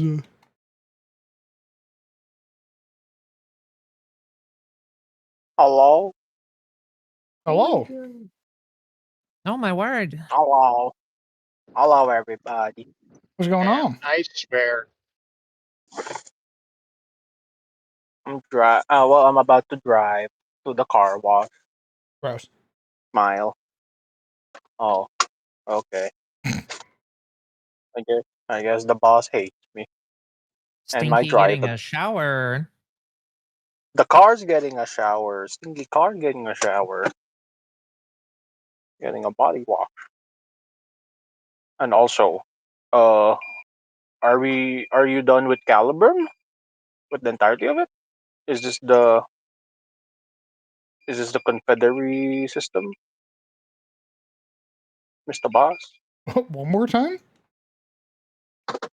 Is this gonna be the Confederacy system that the party runs to if they don't join the Republic? Yeah. That's what I said I was going to work on last stream. I see. I see. I see.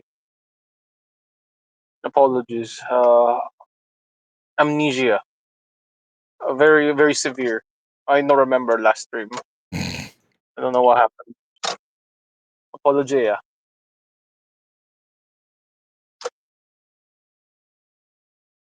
It's very serious. Your, Uh, your silly little guy syndrome has caught up with you. I see. yeah. It is what you call the dementia. No, I'm kidding. Oop. Just amnesia.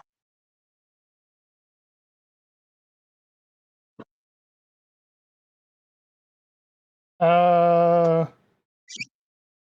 has a moon that isn't actually a moon. I think we're going to figure that out.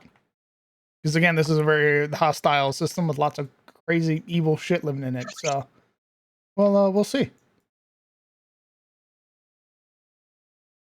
Have you considered the star is being harvested? Its sun is being harvested for energy by the population within the system. I'm not using that solar punk thing here. Oh, I do like Oh, the idea. It is okay. very cool, but I'm not using it here. We've already decided that this is a dark star or a dark Oh, sun, and it's a very hostile system. It's a very Innistrad Ravenloft coded, aka vampires, werewolves, evil monsters that roam at night because every planet's in perpetual dusk and nighttime. does would you say, like, again, like the star, right, or the sun itself? Would the type of sun dictate what sort of what do you call this? Like, you know how there's like a sort of fundamentalness to how some entities are. Would the sun being, like, say, a dark sun shift their, like, like make them more evil or more, like everybody's much more like, much more of an asshole rather than the jolly cooperation that most systems would have with a regular sun. I mean, this is a very independent system. It wants to join the Confederacy. It's not even a part of it. It's on the edge of Oh, Confederacy territory.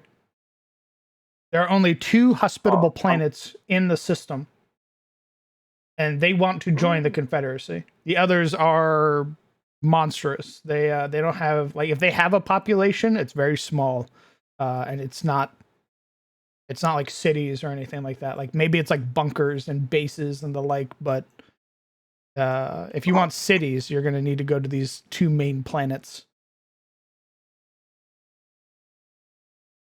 are these like lost colonies, or were these like expeditionary colonies that the Republic had at the start? No, you got to remember the Republic's new. So these people have been out here for a while. I thought they were.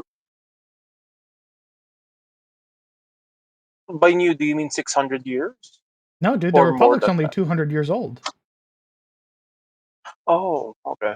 Yeah, dude. You got to I have a remember, different like, number. everybody was Sorry. split off and separate for a long time.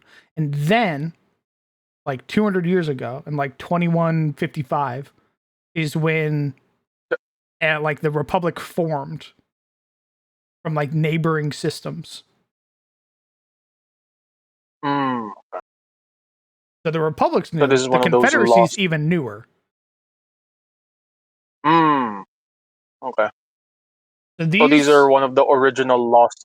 yeah, these are this is basically this is like generations and generations of having been separated from almost everybody in a very hostile system that only recently was found by the Confederacy and has like technology, because again everybody kind of had that technology to kind of kickstart their society and civilization.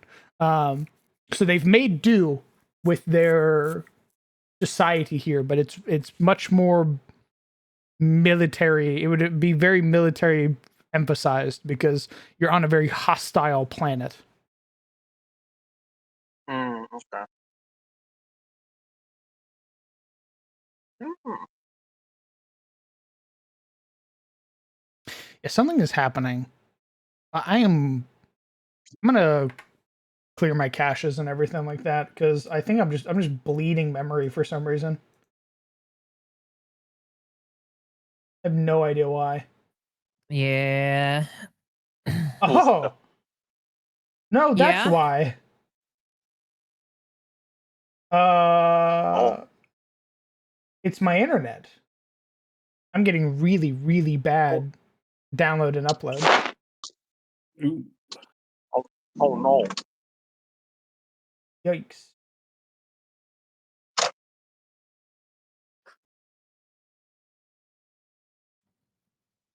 Huh. The internet water almost run out. Hear all this. Close.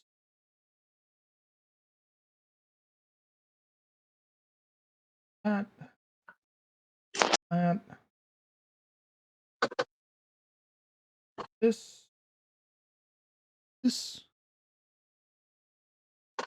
Freaking. Would be eating a lot of memory. Sorry, I got This. hungry. I eat it all.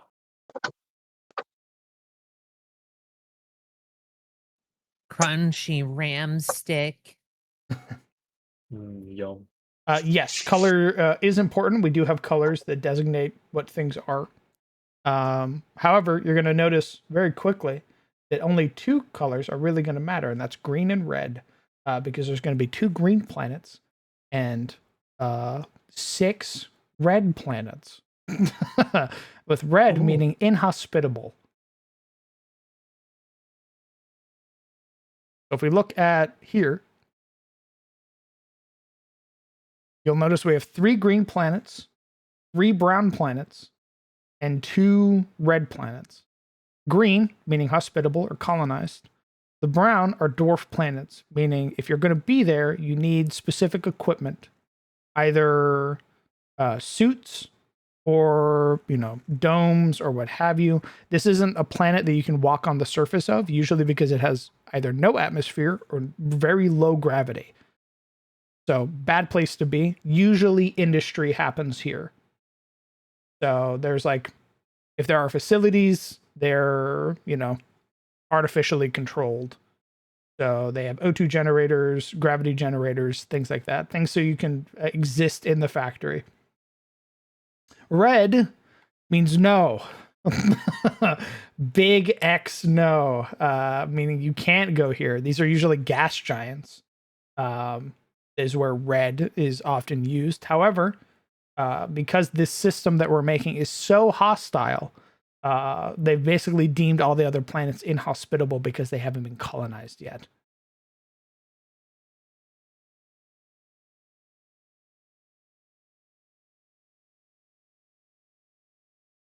What are we playing? We're not playing anything yet. I'm just making maps. I'm making them specifically for my Starfinder 2nd edition games.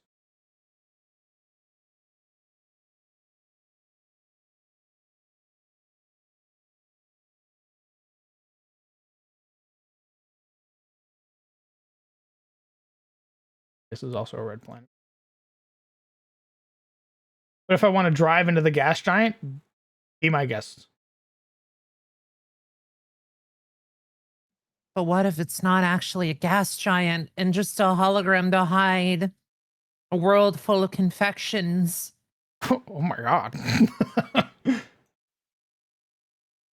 Those damn tech elites.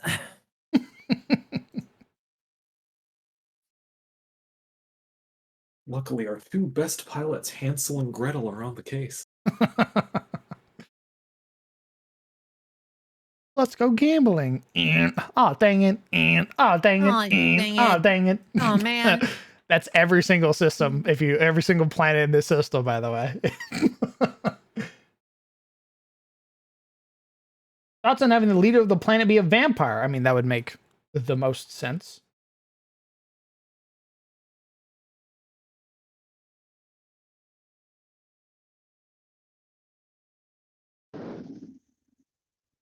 All I thought of about Confectionery Planet was like, hey Yoshi, come with me, we'll go and see a place called Candy Planet. Oh, wow,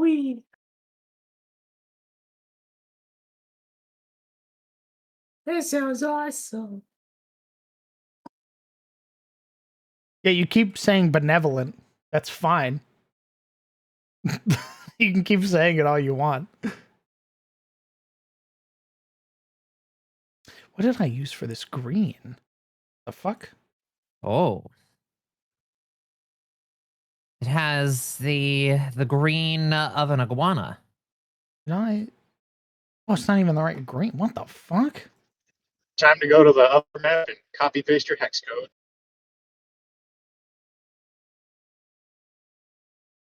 I can't. What do you mean you can't? What did I do for this? What the fuck? How did I make that green? Shrug. Ooh.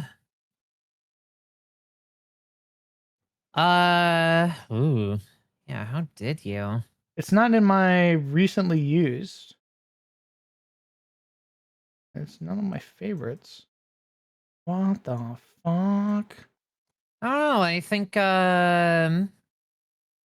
Legion snuck onto your Incarnate account and came up with a new green for you. Kill him.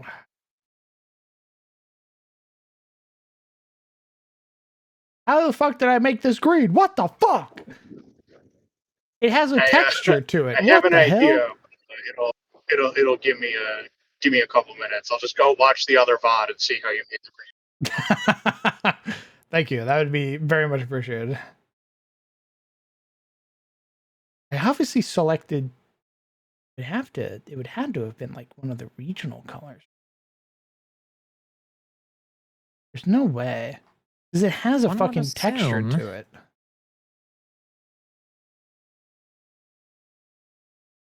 Am I stupid? What the fuck? What happened?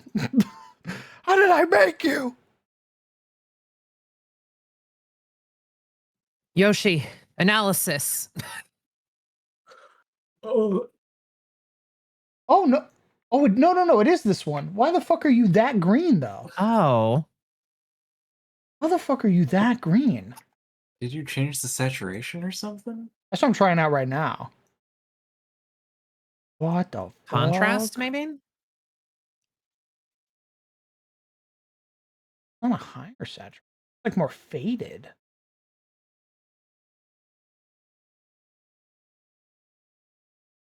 Try increasing the saturation and decreasing the contrast.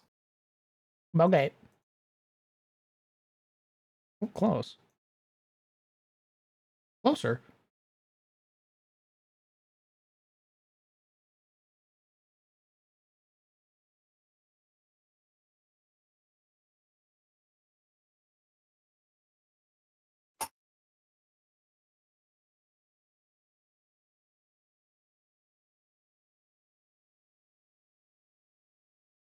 Oh.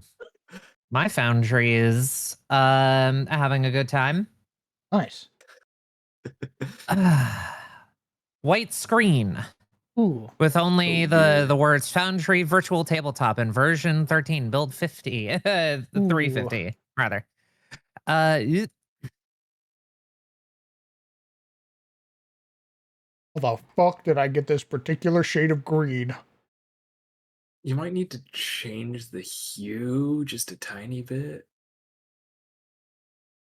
Ooh. You know what I think I did? I think I layered it over a green. On.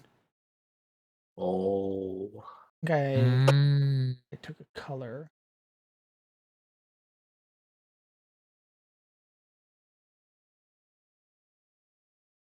I bet if I lower its opacity and I layer it on fucking top, it's gonna.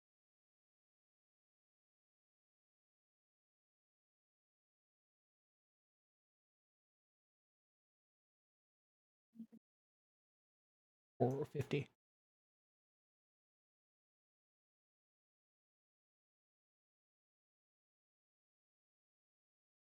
Close. Okay. So like 60 mayhaps? Close again. 70.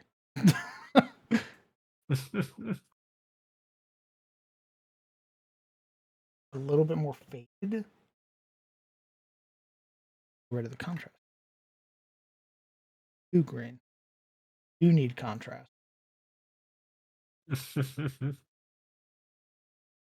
And I save.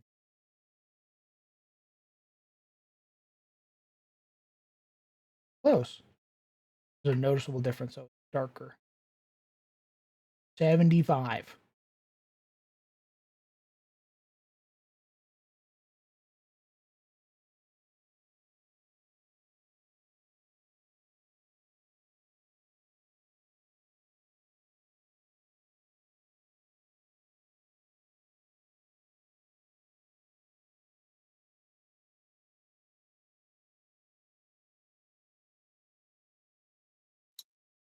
What the fuck?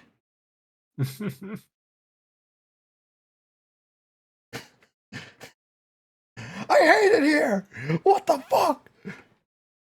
Those people who can mix colors with paint by eye are demons. Absolutely. or Fey plants. Either way, they're not human.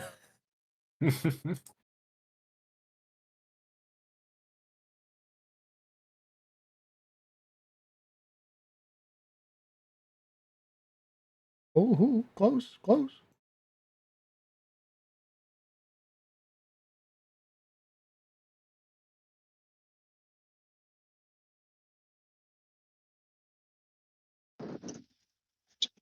We have a problem, boss man. Fuck. What? you colored the planets off stream, so there's nothing for me to go back and verify. Oh, I hate my life. Carson, why did I do that? Why did I do that? What am I stupid? What am I stupid? Why did I do that? You stupid. I'm a fool.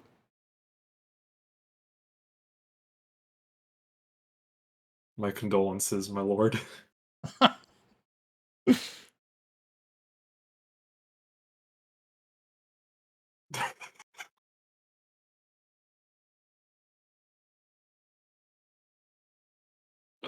All the energy of my lord. There's been an incident. Guys, I definitely buffed the saturation. That is the thing that I.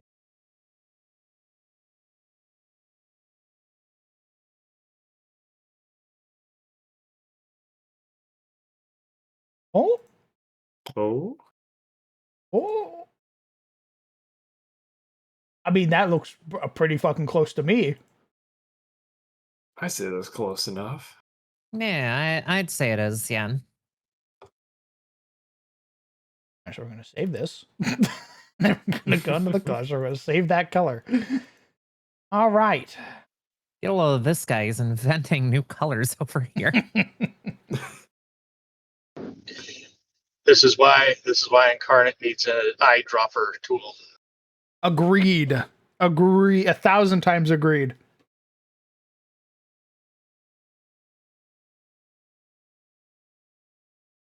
I am surprised that it just wasn't shipped with that at the baseline. I always do that. I always go, why didn't you put this here? And then I remember Incarnate's made by like 6 people. Oh, Like, true. Yeah. Damn We it. love the Silk Song team of the map making industry. To be fair, I would expect that they'd need to store like the metadata for the like each fucking texture so that when you eyedropper it, Hmm. pain and agony. Yeah, that makes sense.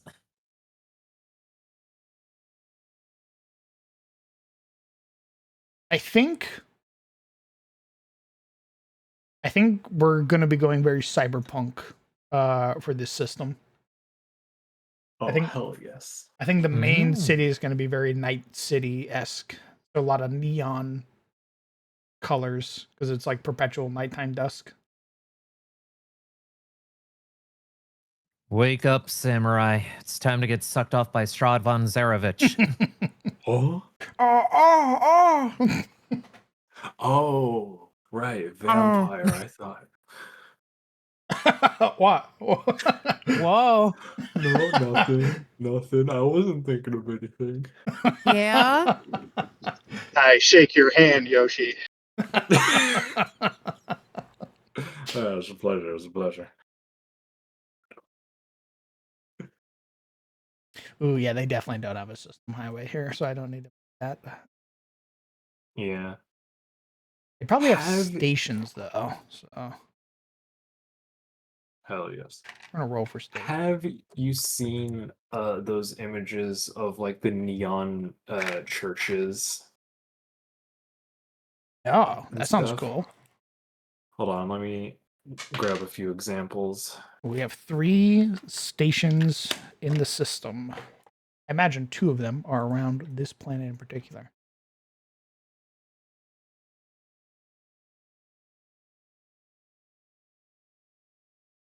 Is this? Oh, yes, it is.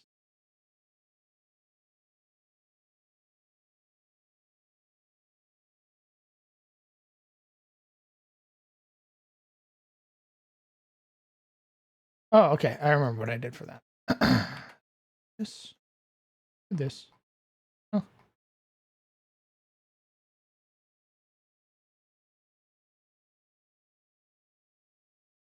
$28 in size.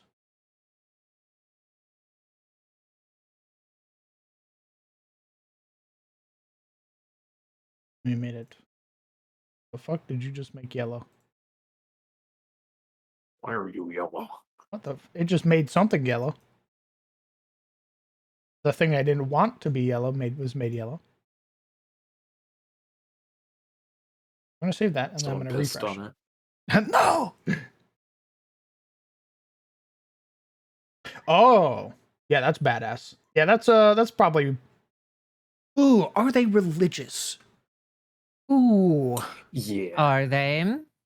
is the planet religious? And if so, what god do they worship? Do they worship a god or do they worship their vampiric overlords? That's a great question. I mean, isn't the god of the vampires the god of magic? The scarred scholar?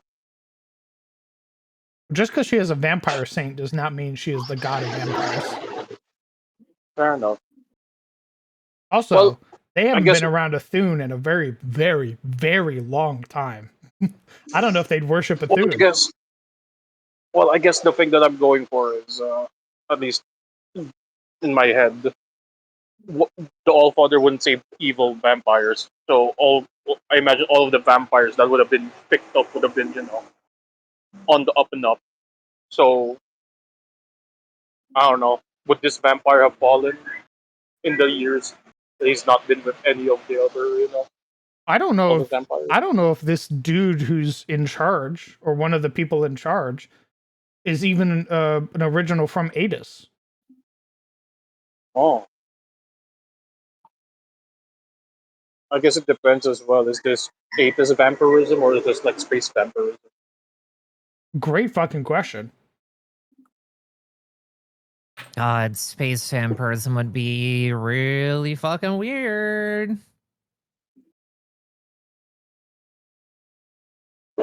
Or everybody's a vampire because the dark star at the heart of this system causes vampirism because it's a fucked up eldritch sun.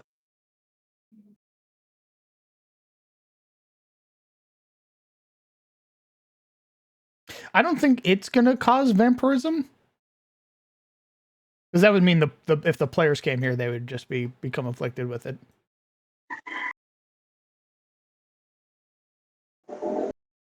Mm, it doesn't have to be. It's more like you said these people who settled here are from like one of the lost, you know, one of the lost fleets from the original like like Exodus out of Aethys. So maybe like if it's like if they stay there for like 10 years, they'd start having like little symptoms. But if they've only been there like for like a month, they wouldn't really, you know, become vampires. These people just lived here for what 1,000 years, like thousands of years. Hence why they've become vampires. I mean, maybe it's not even actual vampirism. It's just it has the look, the feel of vampirism. Mm, I don't know. I know the big thing was that I wanted it to be very Innistrad coded. I think there are normal people in Innistrad. I know vampires make up the There are. bulk of society.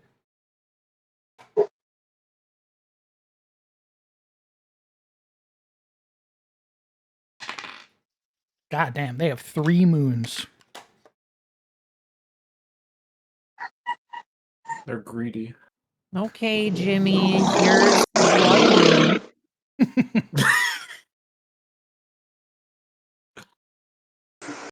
What if one of the moons is artificial? To what end? Oh, just a fucked up moon. Artificial in the sense that it's not a space station. It's more like a bunch of ships got like squished into becoming like spherical in shape. Like one of the reasons why they settled there. Some sort of catastrophic event is what caused them to remain in the system and not venture forth. Maybe there was like a bigger fleet that was like passing by initially. It got caught into the system. Half the fleet became like pushed into a giant moon. That type of deal. And Losibus. now that's why they Hello. had to like go onto the planet because some sort of pull kind of squishes larger ships into like like some sort of tractor beam type deal. That's why they have one They artificial wouldn't. moon. They wouldn't ever be able to join the Confederacy then, because Federation ships would never come here. If starships are I don't know, getting maybe. sucked into the moon, they're never allowed to leave.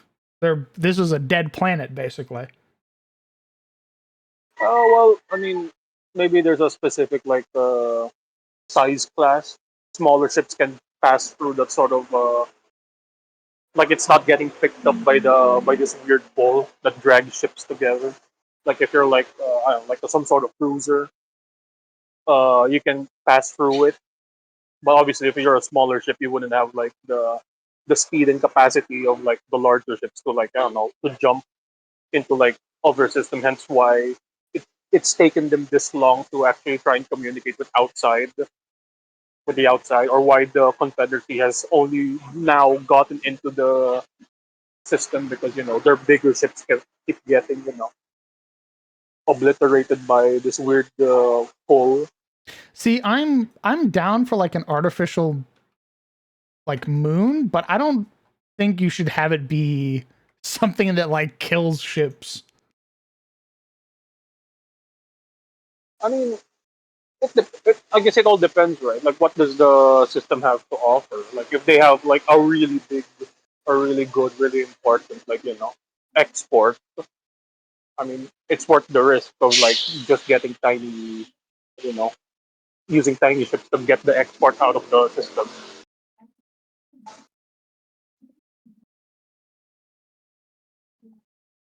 I I don't don't know. I Just don't think you would risk it at all. I don't know. Like,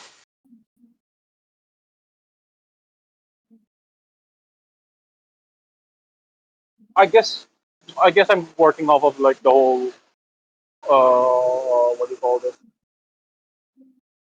I guess a bit of the Warhammer mindset, right? Wherein this one planet has like this real is like a great factory of like badass tanks and or like giant mechs.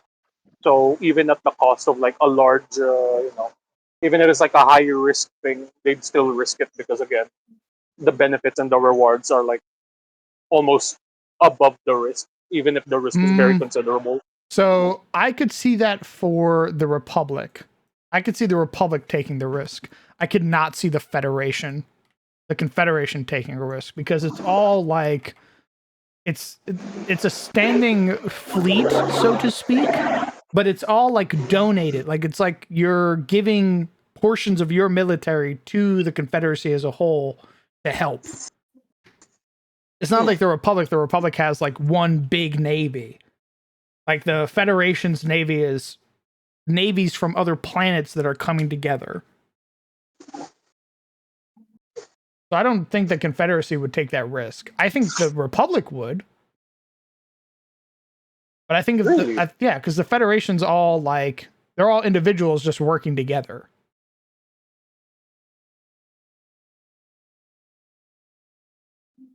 I think I think if anything, I think it's the Confederacy that would take the risk more, since they'd have what do you call it?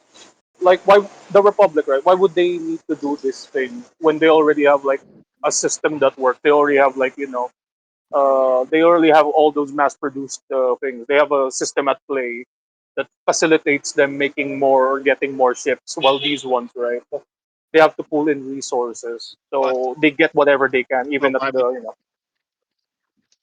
but why would they run the risk of allowing the Confederacy to get it?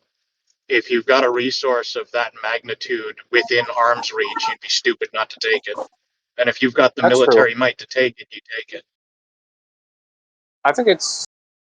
Hmm, that I guess another thing. How big are like?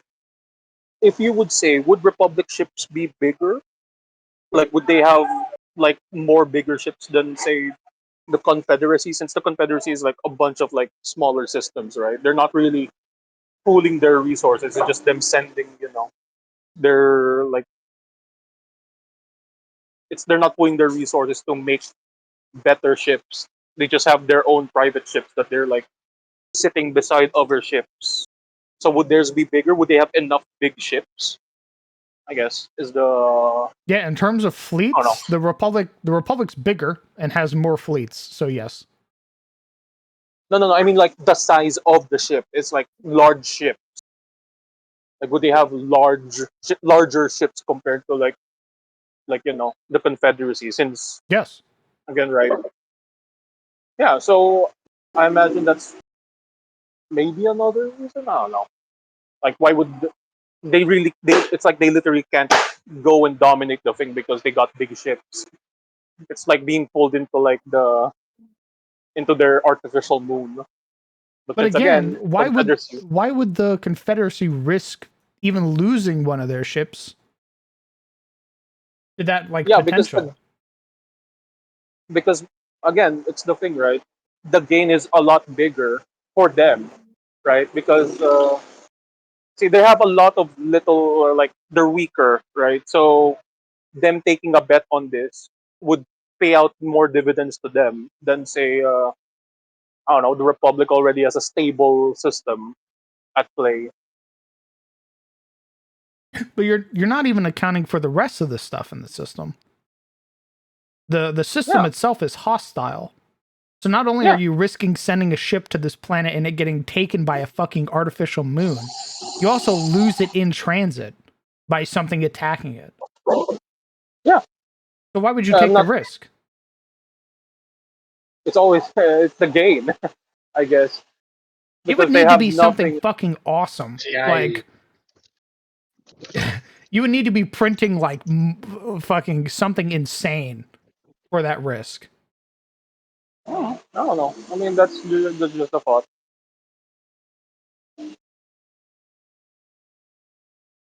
Hmm. Hmm. To be fair, I haven't really thought about this concept, but it was just spitballing right now, like, coming up as I go, just to further, differentiate the things, right? Because you already said as well how the Confederacy is more open to more experimental means. I mean, they're making not all of the Confederacy, but elements within the Confederacy are not in alignment in their vision of like we gotta make gods, we gotta make experimental gods. Unlike the rigid system that the Republic has in place, we're like okay, no more gods, like that type of deal, right? They're willing to risk more. Like okay, would it pay off? Who knows? But go big or go home, right? Interesting. Because it's like that thing, right? The with like what happened in Caliburn, the Republic is like, you know what? Fuck it, we're gonna get one of the corpo heads to take center stage, because if we decide to remove all the corpo heads all at once, the instability would cause us more, right? We can't fathom like a great upheaval like that. But I imagine the Confederacy would, even if it's dumb or maybe not that logical, they would try to make it work just in the off chance that it would be better than what they, or what comes out of it would be of better value than just maintaining a status quo, or like that sort of like stability. I don't know, to be fair. I haven't really puzzled it out completely in my head. Again, I like the idea of an artificial moon, even if it is born from some tragedy. Like you have like a fucking Rimworld starship up there that's deposited all the colonists. But if it's something that actively harms ships, they're getting abandoned. They'll never join the Confederacy.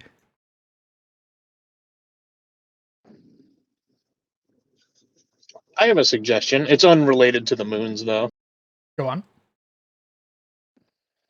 So you said that this system has 3 stations? Yes.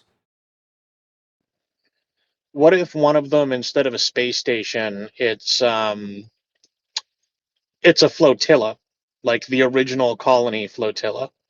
So you could kind of do Oh, like the Dead Space 3 thing where you've got a dead fleet in orbit. Hmm. That's pretty cool. it'll be like And it could be like, maybe since these are like, older ships, maybe they didn't have the ability to like land through the atmosphere. So, they just kind of shuttled everyone down to the planet and left the ships in orbit. that could be fun. I like that. Especially because the planet has an asteroid belt, so The asteroid belt is the ships. It's the countless ships that's just orbiting the planet now. are there any horror tropes or topics you'd like to explore with this system? Yes. We'll probably be dealing with lots of crazy shit. Hey, boss, did you, by any chance, watch Valerian and the Thousand Worlds I have no idea what back that in the is. day when it came? You don't know Valerian and the Thousand Worlds? No. It was let me double check if I got the name of the movie right. But it was based on a comic that got turned into a blockbuster movie. Right.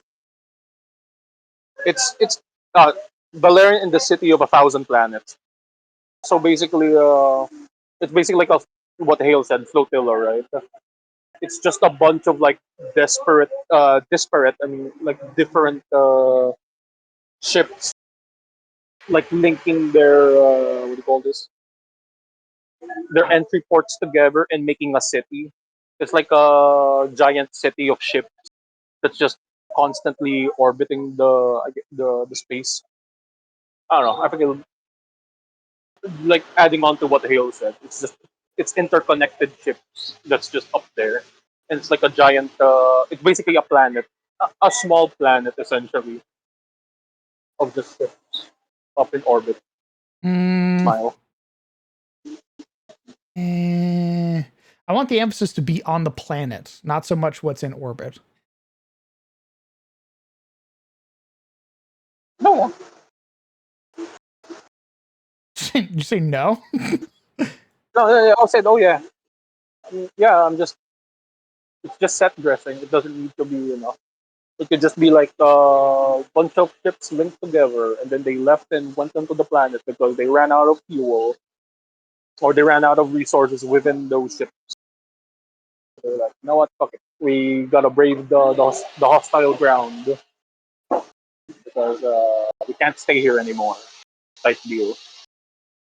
Hmm. Hmm. How about you orbit this? What's that? About an artificial moon that's a dockyard, a moon that has all the means to produce or repair ships that automatically produces orders for ships, but is currently having a massive situation as to why the system hasn't joined the Confederacy yet. Hmm. Ooh, I think that might give them maybe. I'm unsure. I'm unsure. Let me please. Hey Twitch, let me scroll up in chat, please, so I can read other messages. No.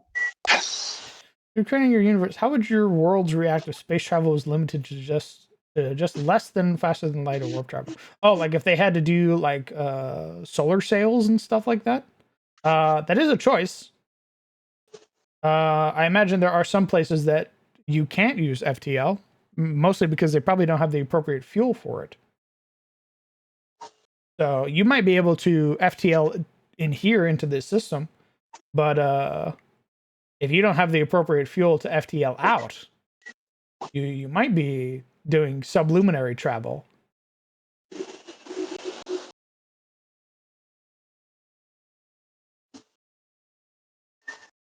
Normal people make up the bulk of Innistrad society, however, high society is mostly vampires. Okay. Sizzle might Do like you this have place. Hmm? Do you have an idea, boss, of what the thing you would want this system to offer? I guess, for the competitors to be interested in them at all. Like, do you have a general idea that you want it to be? What you would want them to have, like a resource, You're breaking up a lot. etc. Oh, please. Oh, good heavens, Legion. I didn't know that you were speaking to us through a 1960s walkie talkie in the jungles of Vietnam. I'm sorry.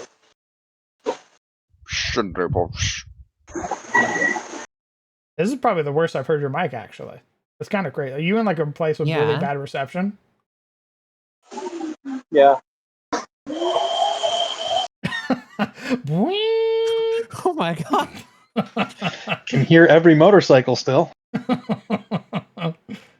Mans has been put through the spin cycle in his torment nexus. Oh, I love Torment Nexus. Oh, I do have a suggestion for the artificial moon, actually. Oh yeah? So let's steal from Halo, shall we? What if it's like a Forerunner installation? What if it's something tied to an ancient space god or something? Therefore, the Republic's not interested in it out of principle, but the planet goes to the Confederacy and they're like, hey, you guys like, deities and shit. We got this strange moon that's got all kinds of sigils and temples on it, but we don't know what to do with it. If you induct us, we'll let you do what you want with the moon. Ooh. Hmm. What if the moon is the reason that the stars like this? They stole the light. Ooh, some like Archotech. Ooh, interesting. And what if the moon's name was Virgil and it buried the light? What? Hold on, let her cook. Let her cook. I'm Virgiling it. Virgil. That's it. That's where the cook ends before that brain rot like just crumbles out of my mouth.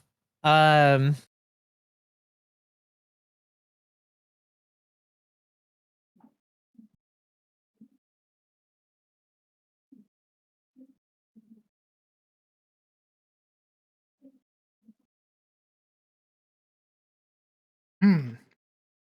Eating pretzels and thinking.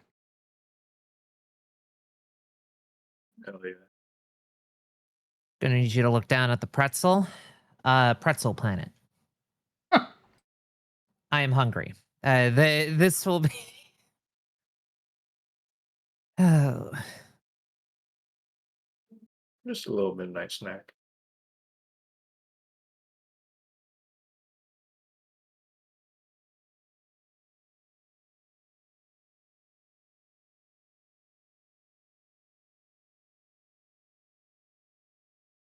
Hello.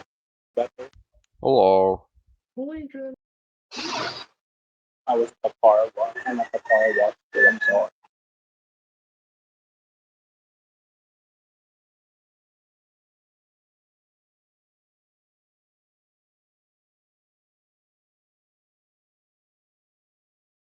What if the moon is an egg?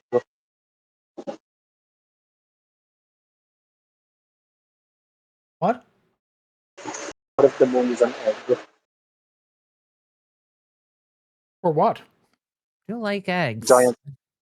Giant space whale. Fuck Ooh, you. beast. Fucking piece of shit. Fuck you. I'm being serious. Have you not played that one? I'm not sure if it was Stellaris or that one site, like, planet game, wherein literally one of the, I think, was it a star or was it one of the planets has is like an egg or like a giant space entity. What are you asking me? I've never played Solaris. I don't remember what sci-fi game it was, but there was a whole thing where uh, the planet is like either a planet or like a giant celestial body is an egg. and one of the missions is that you can crack open the planet and hatch the entity inside the egg. And, it's like a pet of sorts. A fucking pet. Stellaris Void Spawn? Yes, I think that's the one. Let me double check.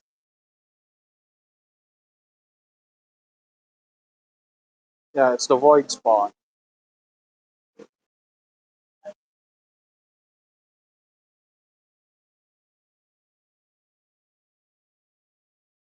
Yeah, the disasters befallen the colony of parentheses colony name. Yada yada. Somehow, what we mistook for a world was not a world at all, but an egg, and that egg has now hatched.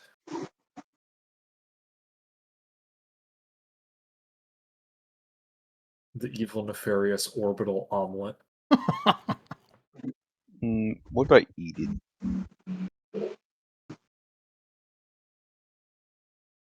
Yummers. A giant primordial space entity. That's my breakfast right there.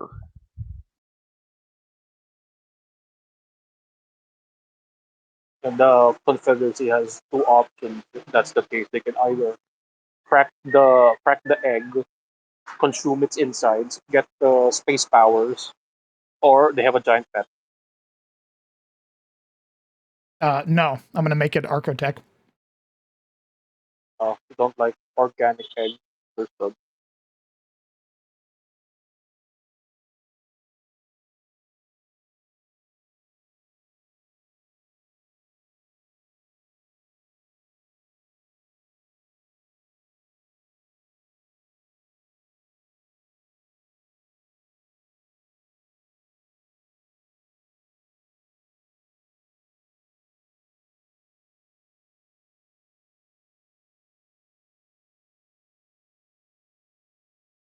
Yeah, my incarnate's pissing me off.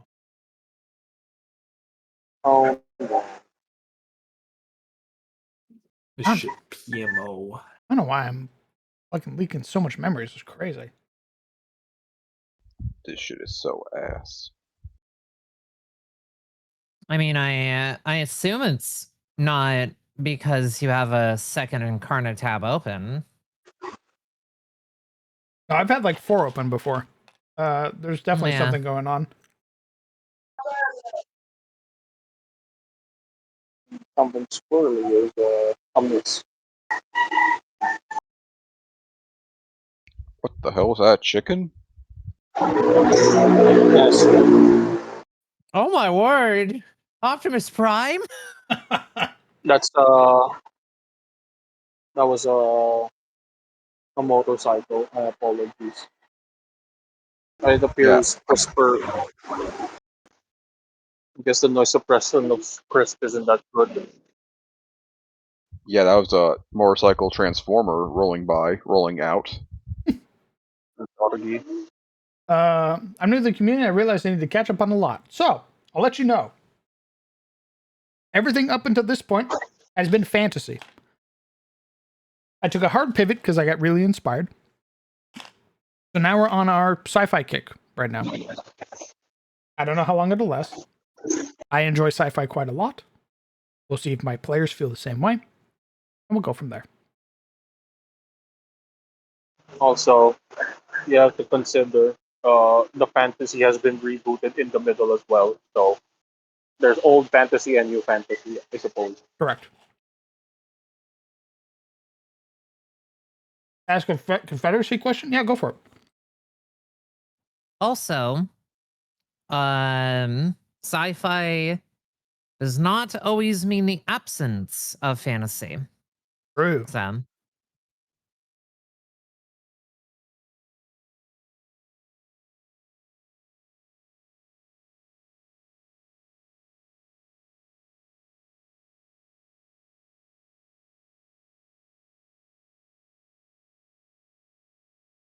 Will you ever consider doing flesh stuff for sci-fi boss? Beg your pardon? fleshy technology, organic technology. Oh, Probably not as like a mainstay thing. It'll probably be like an alien thing.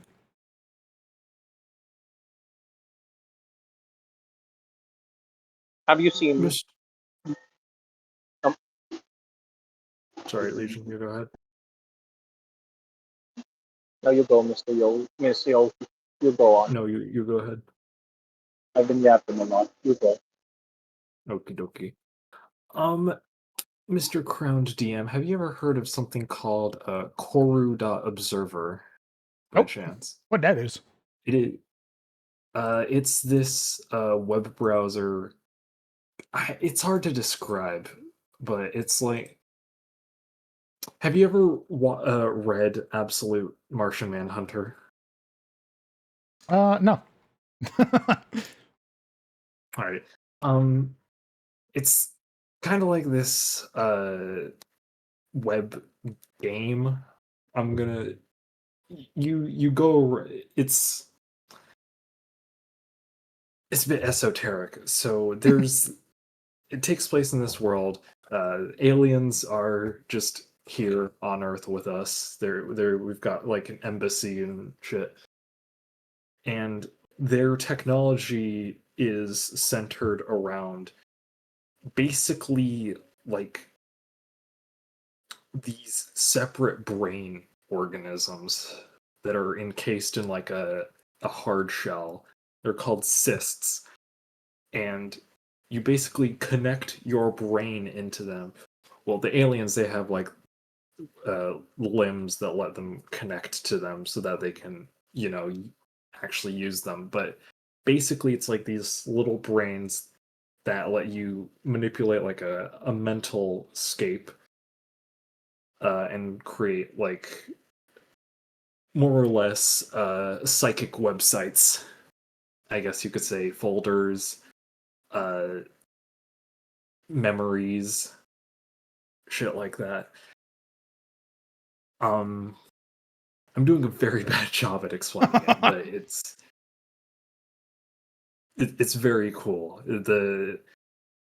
And the protagonist of the thing has like a machine that lets him do the brain computer interfacing thing. So Hmm. I don't know, psychic technology. It's neat. Okay. I mean, we have psychic technology, but that's like a neural phage thing, unfortunately. That's right. Yeah. If you want psychic stuff, you probably have had a run in with the neural phage, and they've touched your brain somehow. Consensually? No, not at all. Oh, goodness. There is a rusty nail in your occipital lobe. Oh hell, they lobotomize me. God dang it. Oh, dang it. Okay, Mr. Boss. Yeah. Did you ever watch Love, Death, and Robots season 1? Yeah. Do you remember Beyond the Killer Rift? One more time. Beyond the Killer Rift. Remind me. It's there are three pilots or three space people, right, on their ship, and they're just gonna go into cryo, right, because Oh it's yeah. gonna go through the, yeah, and you know the big fleshy monster lady at the end. Right? Yeah. Is there an alien species like that, wherein it's super high tech, they're intelligent, She's not. She technologically wasn't high advanced? tech. She was incredibly smart, but she wasn't high tech. Yeah, She took over a no, station. it's fleshy tech, I guess, is what I'm getting at. I wouldn't even say it was fleshy tech. Literally, the cryopods that she had put them in were falling apart. Oh, see, I recently watched a review that kind of what do you call this? analyze the book that Flick was based off of. Like it was a short story. It's also called Beyond the Killer Rift, and the alien lady there, right? The whole like in the show, it showed that it's all decrepit, all that stuff, right? It's literally just the alien lady that appears. He like comes to all his friends are dead, and the alien lady walks through like the flesh corridor, right? Uh-huh. In the book, apparently, it wasn't just that. He managed to look around more, and he saw other other aliens that were like not aliens like her, like aliens that are just different species, all working and managing the flesh system, and they're basically like working like fixing it up. So it's like their stuff is decrepit, but the whole hive system that they were in is being maintained, and it's just flesh tech instead of like technology. I mean, okay, so technically the neural phage also has flesh tech. Dang it. There's not going to be like the Republic isn't going to use flesh tech. The Confederate, there might be places in the Confederacy that do. They might have aliens that use it. But again, that's not like if that's a thing, it's going to be an add-on. It's not going to be the main focus. The main focus for me is like the kind of gritty military-esque kind of focus. So if that's going to be a thing, it's going to be a species that they're fighting that has flesh tech. Like the Karis probably have flesh tech.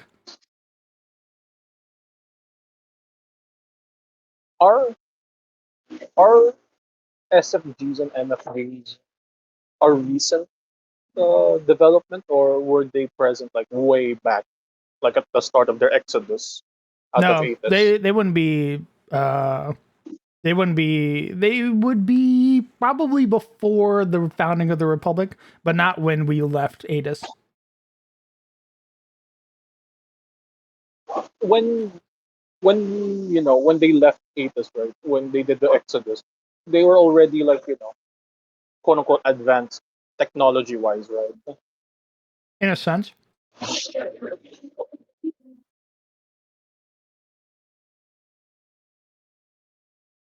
Would you say that they had like uh like technology from that time that supersedes technology that they have now? Like it's a lot better, a lot more stronger. yes, I would say the technology of today is better than the technology of the past.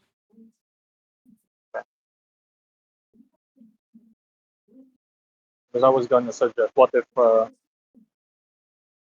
in one of the planets, like one of the hostile planets in this system, there's like a cache of like I don't know androids, SFGs, that's just waiting to be waiting to be recovered, and that's one of the things that the system is trying to get the Confederacy on board on. Like, hey, you need troops right here, and you can control them with this handy dandy nifty helmet here. It's Um. basically Okay, that wouldn't work. The only thing that surpasses the only thing that they would be able to offer again, which is what Hale suggested, would be Archotech, because that's the thing that precedes that beats even modern technology today. Archotech is still and will always be the best. So an artificial moon made out of that has Archotech technology, or like things that they have found on other planets that has Archotech in the system, that's what they could use to bargain their way into a faction. So it wouldn't be MFGs and SFGs because those are the creations of us. It would have to be something, that's Archotech.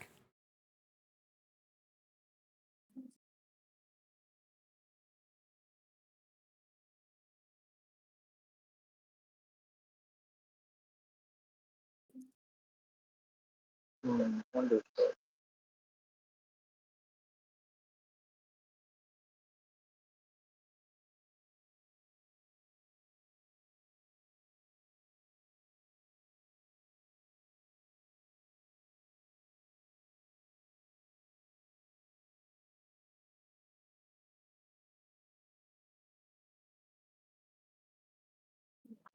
Is this just like a nebulous? Oh, it's archaeotech technology, or is there gonna be a specific purpose this technology does that entices the Confederacy? Like, yep, we're bringing you in. We have no idea yet. The What big about thing, that the soul? big thing always is that it doesn't matter what the Arcotech is. It's the fact that it's Arcotech. Huh. Okay. But even they might not know what it is. They might know what it is. Who knows? Now hear me out. What if it's the solar punk thing I shared before? Just eats up suns. Yum nom nom nom nom. Maybe, but they wouldn't know that. Hydrate very There well. is always a possibility.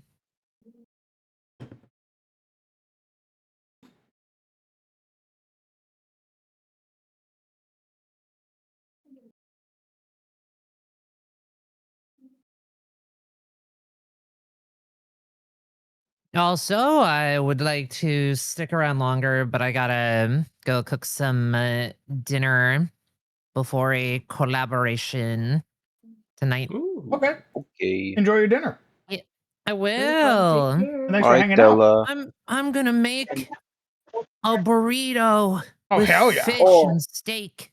Hell yes. Oh. That sounds badass. Boy, it would be- I am going to be decadent. Yes. Oh, the gluttony they speak of in the Bible. Yes, Oh no. I always have Yummers. been. Yummers. Enjoy, Stella. Bye, Miss Fox. I will. Bye. Bye-bye. Bye. Talk to you guys Bye-bye. later. Bye bye. Bye bye, Miss Fox. Oh, there they go. I need 3 numbers. Like 214, 715, 375. 375, 3, 2, 1. and 321. Oh. And the architect being undefined before until it becomes plot relevant is pretty solid too. I agree. Confederate Are you Arco clerics. Mm. Are you okay with imaginary numbers? No, it needs to be numbers. What the fuck do you mean imaginary? What does that even mean? 3, but -2. again. 3, but flipped 333. horizontally. No, it needs to. It's following a specific pattern.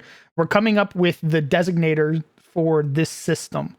So Oh.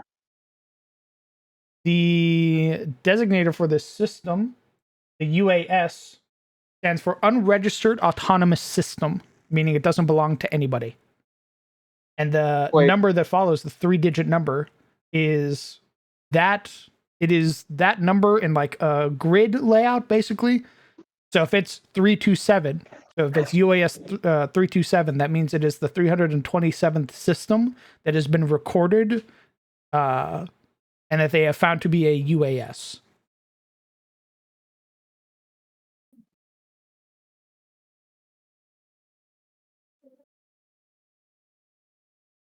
How about if it? So that's what the Republic uses to like monitor its systems, right? It's technically what both use. Because you got to remember, the Confederacy is an offshoot or a splinter of the Republic. Yes. 025? 025 is not bad. 069. All right. Nice. All right. Okay.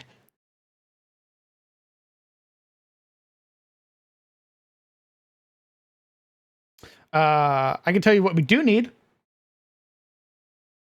We need a name for the sun.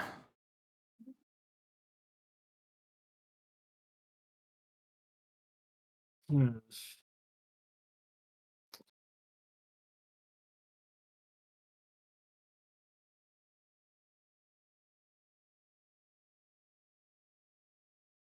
Yoshi. Wait. Whoa. The Dark Star, we already have that.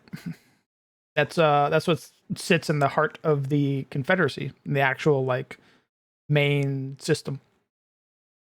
Dark Star I Yoshi. don't want to be a stellar object. Having naming scheme for stellar bodies. I don't know. I don't know if we want to get that nitty gritty where we're breaking down like if they name stuff the same way or differently. I think what I'm going to do is that a lot of the human quote unquote civilizations or like the original three, so elf, dwarf, human, kind of have very similar naming conventions, except when you get to Maverin and when you get to Maltaurus. So the Maverin, the neurophage, how they name it is they name it basically in like binary code. And what they do is they break it down in the date it was discovered, the date that it was conquered, and then the date that it dies. Because the neurophage will destroy a star system to basically feed their machines.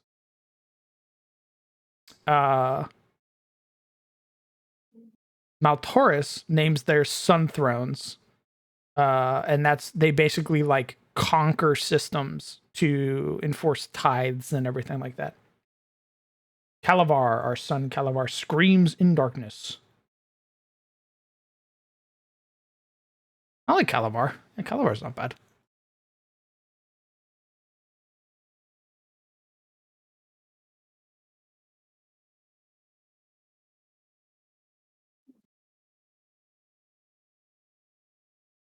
Ethanox. Ooh, that's also a good one. Very punchy name, that one. Fuck. Now I'm kind of torn. Although we could name our main planet Ethanox. That could be fun. I might do that.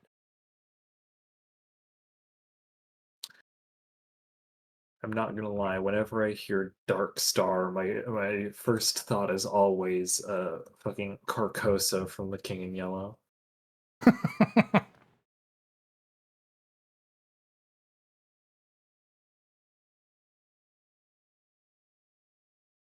Are you guys naming the planets now, or are you naming the system? We haven't. The system technically wouldn't have a name. So the system is a UAS, which is an unregistered autonomous system, meaning it doesn't belong to anybody. I mean, wouldn't the people living within the system have a name for it? We're not I mean, they using their were, maps. I suppose. That's the way you got to look at this. We're not using their maps. If we're using their maps, these other planets wouldn't be on this map. Yes, yes. This is think of these maps like meta knowledge.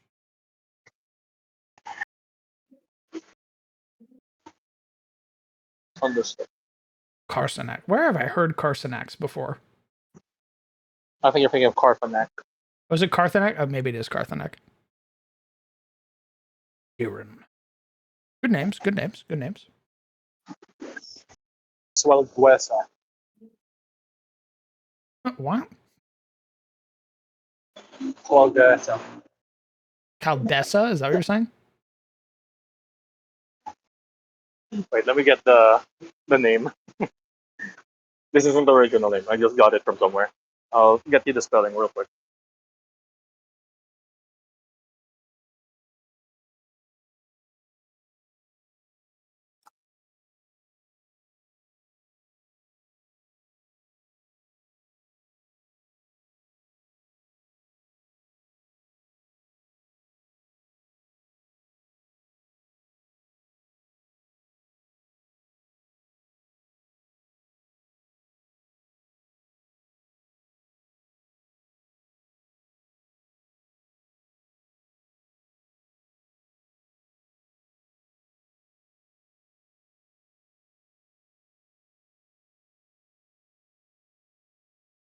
Oh yeah, I even made it the same for the small planets.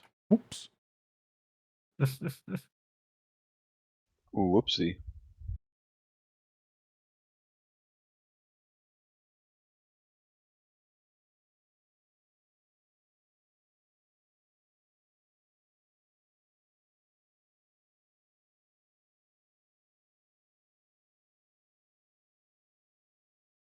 Sent the name, boss. It's on chat. How do you even say that? Saguelsa. When you Silent just E. when you just say that when you don't cut out every other word.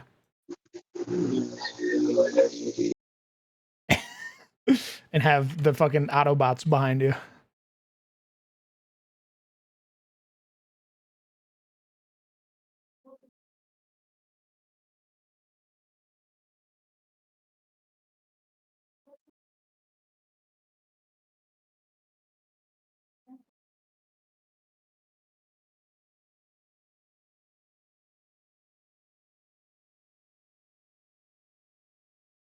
I'm thinking about people worshiping Calabar like some fucked up Eclipse cult. Yeah, probably.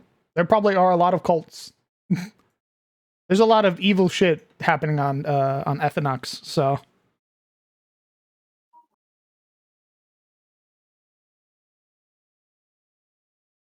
Sanguinox, Blood Knight for either moon or planet names. Sanguinox.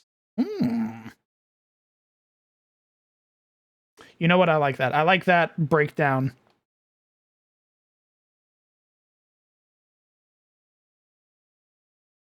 I want something else like that. I want something else with like a Nox ending. I think that's how they're going to name their moons.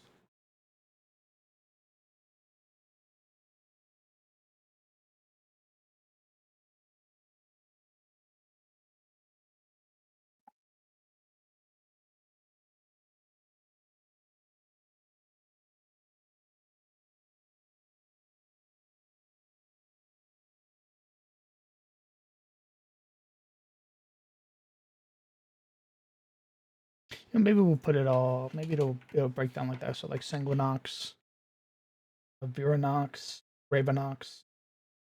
Viranox isn't bad. I'll put that one on layaway. Gendry Nox? I feel like that one might be too crunchy. It doesn't flow as seamlessly. Like Sanguinox flows.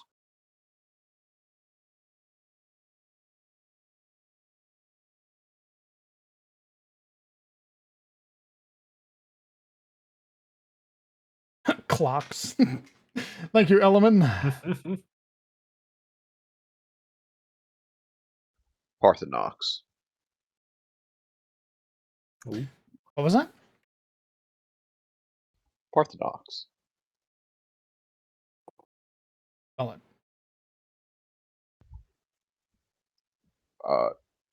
I'll type in the chat.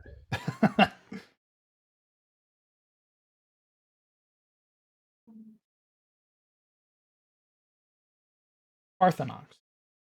The Parthenox.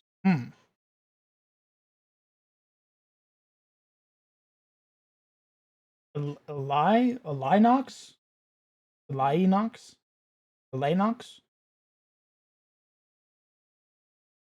Alinox. Alina. Oh, Jesus. Not even fucking close. Jesus Christ. Aranox. Nox. Pentanox. Nox. Gender Oh. Nox. I see what you're doing. Gender Nox, boss. Oh. Why? Because Why not? gender knocks enough. Roblox? Kill that guy. Roblox! Kill that guy. Ah, yes. Robe Nox. How can we forget, boss? The moon of hard knocks. So dumb. Ah, fuck. Umbernox. It's the Hard Knocks life. It's a hard knocks life. Ooh, Or, yeah, I think they would. I think they would name. Yeah, I think they'd be edgy like that. Ravenox? No, Umbernox. Umbranox. I think we're gonna name Umbernox. Umbra. I think the Umbernox is gonna be the name of their artificial moon. I think the reason that it's called Umbernox is because it's visible. It has like a silhouette, but it doesn't reflect light like normal moons do. Ooh.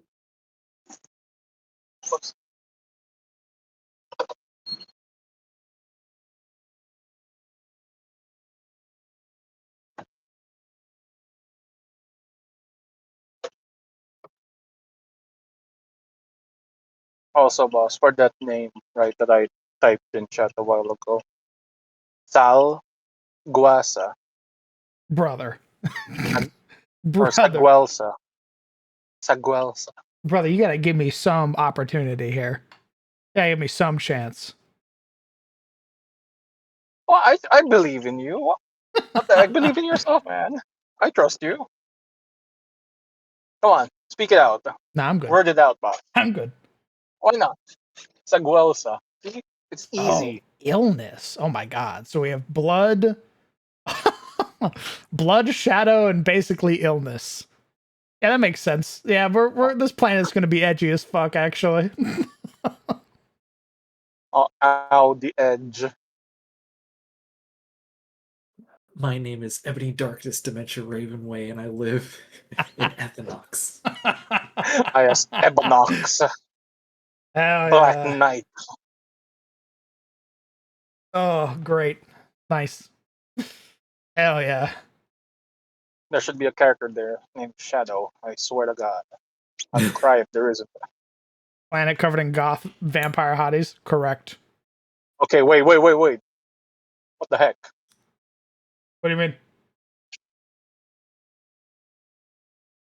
I don't know, man. I've been tired of the baddies.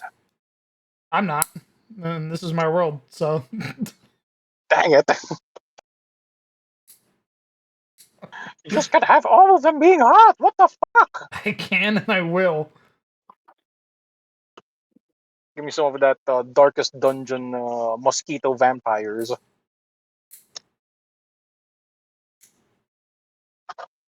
Nothing saying that those can't exist in the same world. Yeah, but there's also vampire hotties. Very good. It's all about balance Or, with the or, illusion, isn't it? or better yet, man. Just find a way to make the mosquito vampires hot. It kind Or, of defeats if the you are, purpose of the vampire mosquitoes, no? or if you aren't a coward, you'd still find them hot. Oh, Legion. Show me your pass. Show me your license. Or is it a card? I don't know.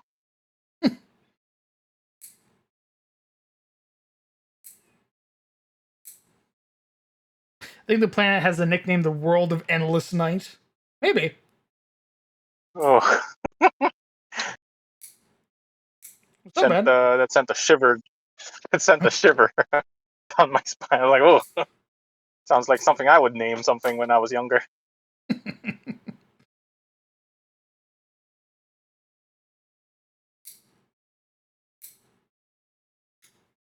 I hate long fucking fingernails. Shiver knocks because they're shivering because it's cold. It probably is a cold planet, if I'm being honest. Probably a very cold planet. Why not a humid planet? It's just very. It's icky, warm, moist. Because that's not a. I don't fucking like the humid aesthetic. Are you kidding me? Are we making a swamp planet? No, it doesn't have to be a swamp to be humid, man. If you want water in the air, doesn't there need to be something evaporating the water? Yes, the core of the planet is evaporating the water. Brother. Jesus. It's a cyberpunk. Oh yeah, it's all coming together. A bunch of alt girls who wish they lived in castles. Nice. Oh, easy, Yoshi. It's a cyberpunk setting. It's all the fucking technology. It's all overheating, making everything damp and moist and warm and uncomfortable. Okay, now that does make sense. Yeah. Yeah, but I don't like humidity as an aesthetic, so get bent, dork. Ugh. Experiment. Find yourself.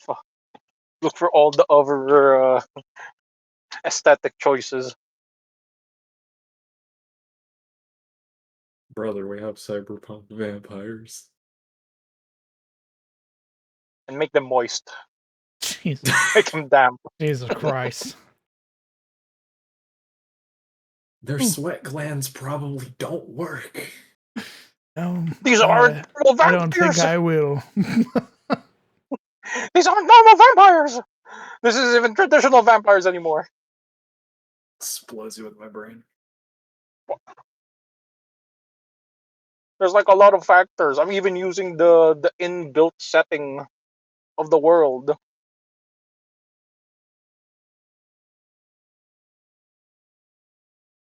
Unless the Allfather was like, hey man, every citizen on the planet gets saved regardless of whether they're evil or not.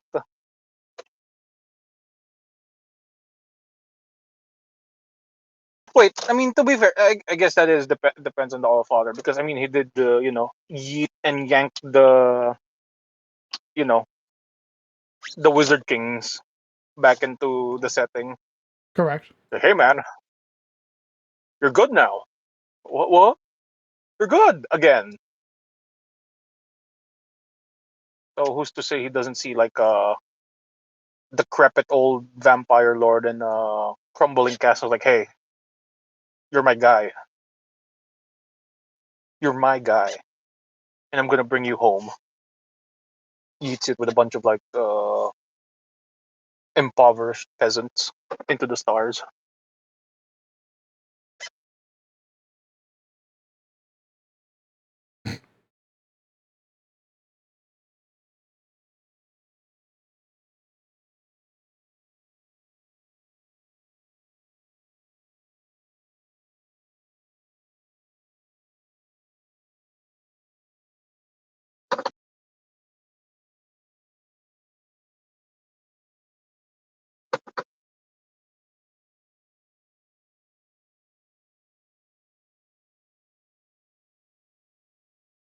Oh yeah, the cyber cathedral.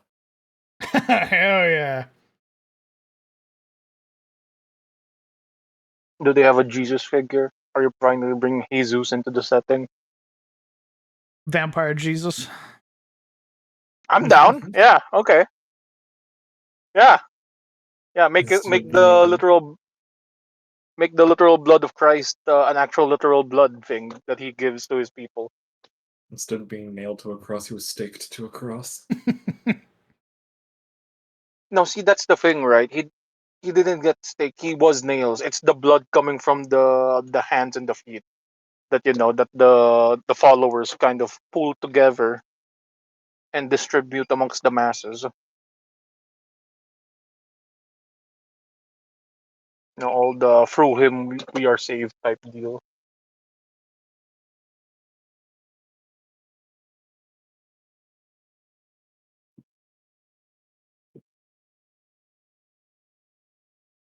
He turned to ash for our sins. Well, the thing, Yoshi, is he can't turn to ash. The world has a black sun or a dark sun. I'm just reading what Ina was saying in the chat. What the heck, man? What do you mean with that? You're making fun of me. I'm using the thing that was said in stream. The heck? I'm not. Who said it? Who said I was making fun of you? You're going like me, me, me, me, me, me. That wasn't to make fun of you. I'm gonna be real. That's just the voice that came out of my Look, I was reading voice out. It's because of whose message I was reading out. The little guy. The energy affected me. All right.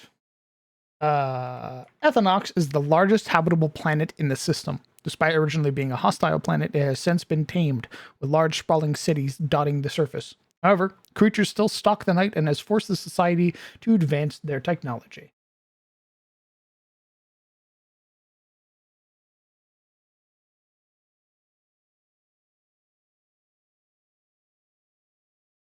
Now this is epic.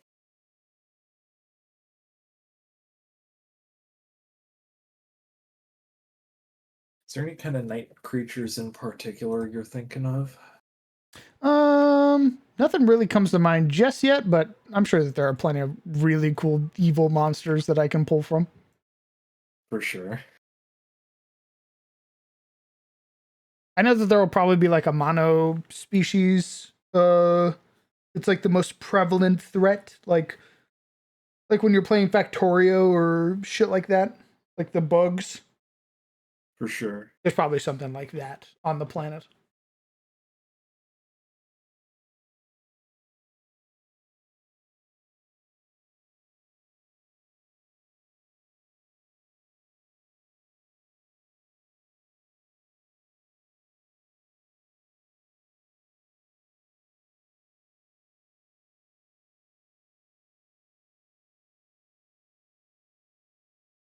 We're just gonna add that little tail down there so that way I can remember.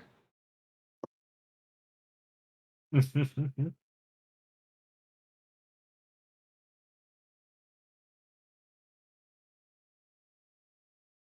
now imagining the goth vampire cops. Hell yeah.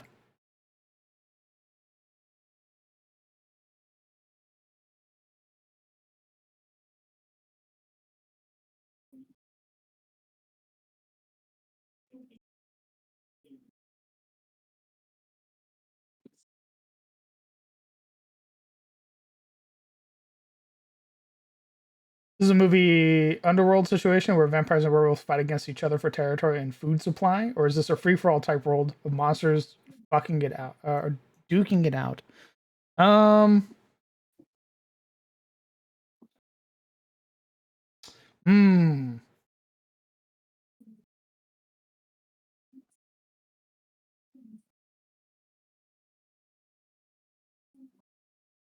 Okay. Here's the worry. Here's the worry. My worry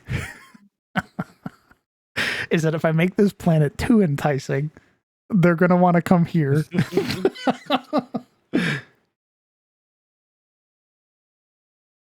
No. Obviously, this is where you run your Vampire the Masquerade game.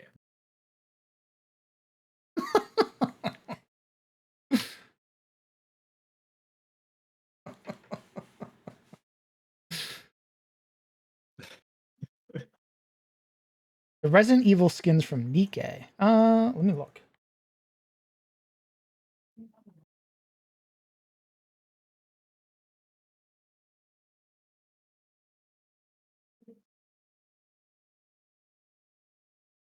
Oh. You're saying that's what the vampire cops look like?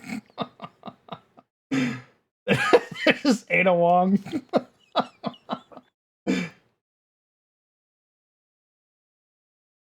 Amazing.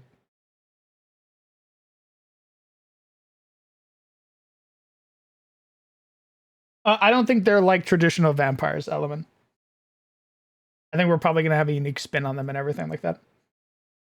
The killer D. Okay.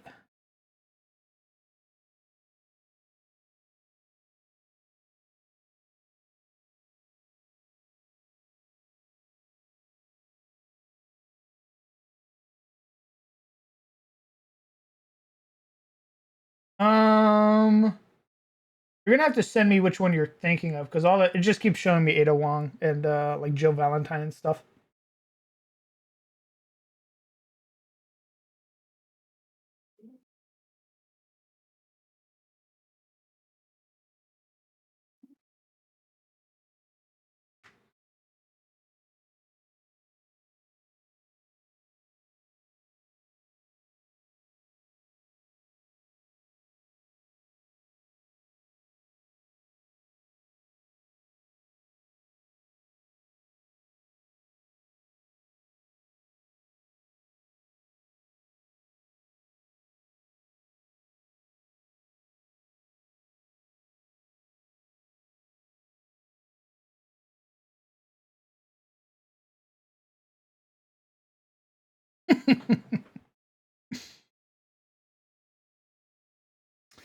I guess that is a good.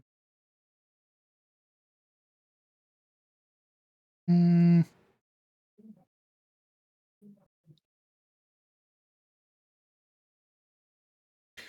Here's the question: how dystopian do we want it? Do we want an Innistrad style where there are like peasants out there trying to live their lives while there's like vampire high society? Is there like, is it more cyberpunk where there's like mega corporations and shit like that? So it's there's like less of a government and more of like corporations that are in charge, like Arasaka and Militech and stuff.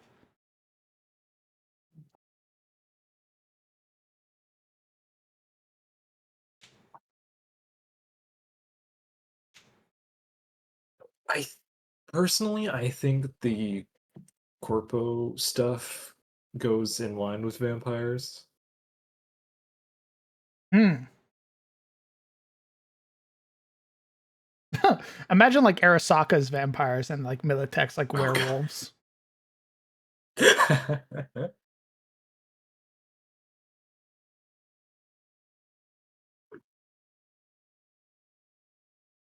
You can either go with the bloodsuckers that'll wring you out of every single dime.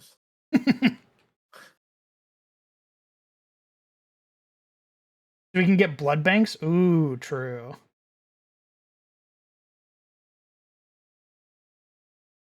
That's pretty good. Okay. All right. All right.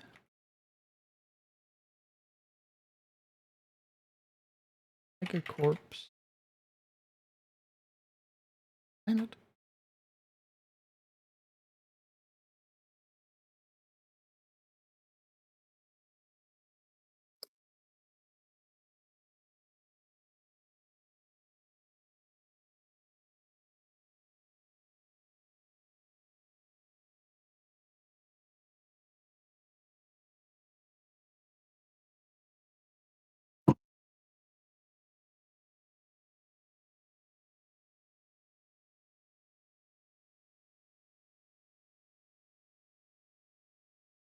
I think a mix. Corpo with a weird feudal twist. The Corpo heads are basically nobles, with the planetary governor being like a king who rules over the aristocrats.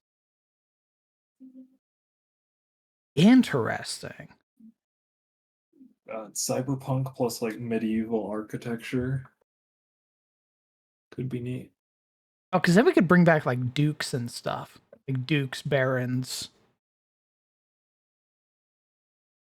Your duchy is your corporate headquarters and everything in that 20 block radius.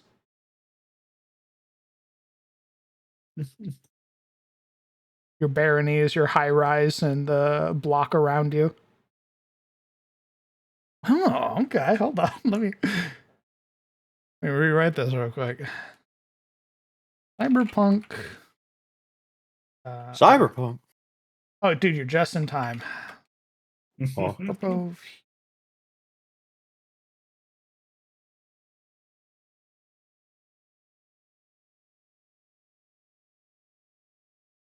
Large megacorps headed by noble houses. Answer. King planet.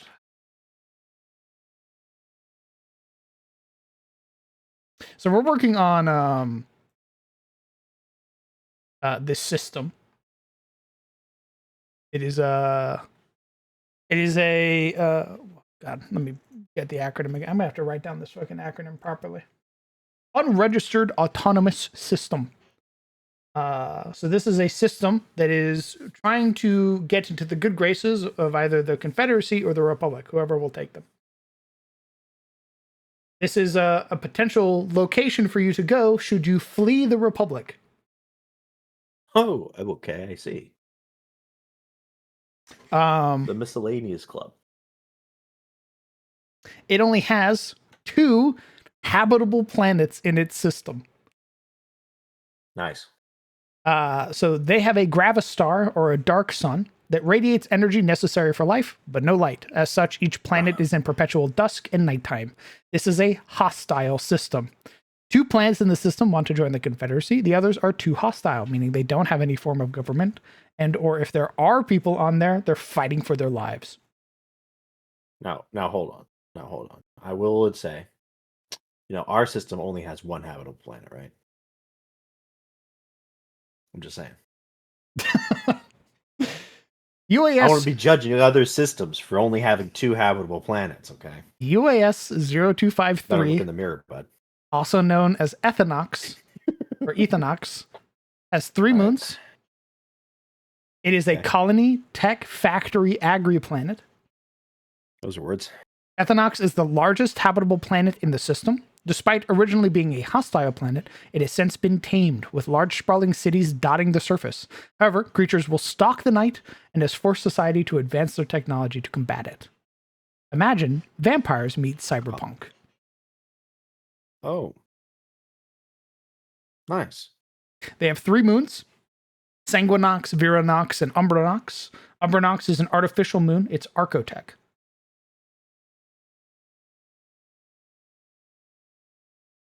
They have a corporate feudal style system. So there are noble houses that are in Corporate charge of feudalism. corporations, which Okay. swear fealty to the king, Okay. Nice. with all of them kind of vying for their own power and or to usurp the king.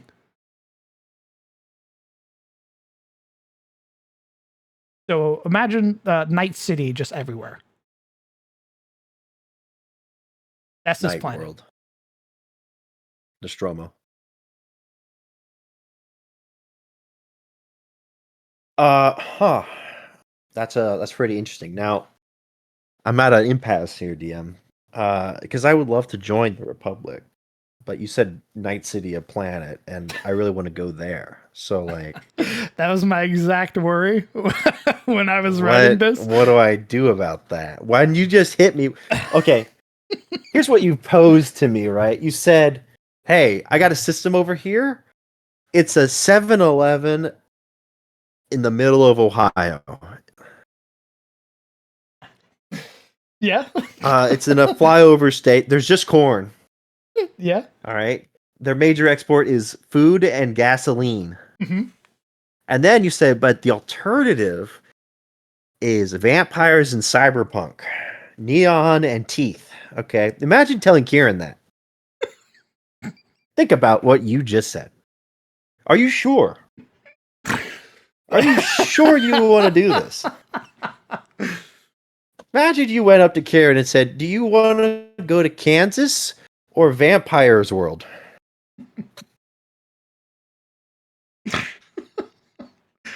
Think about what you just said.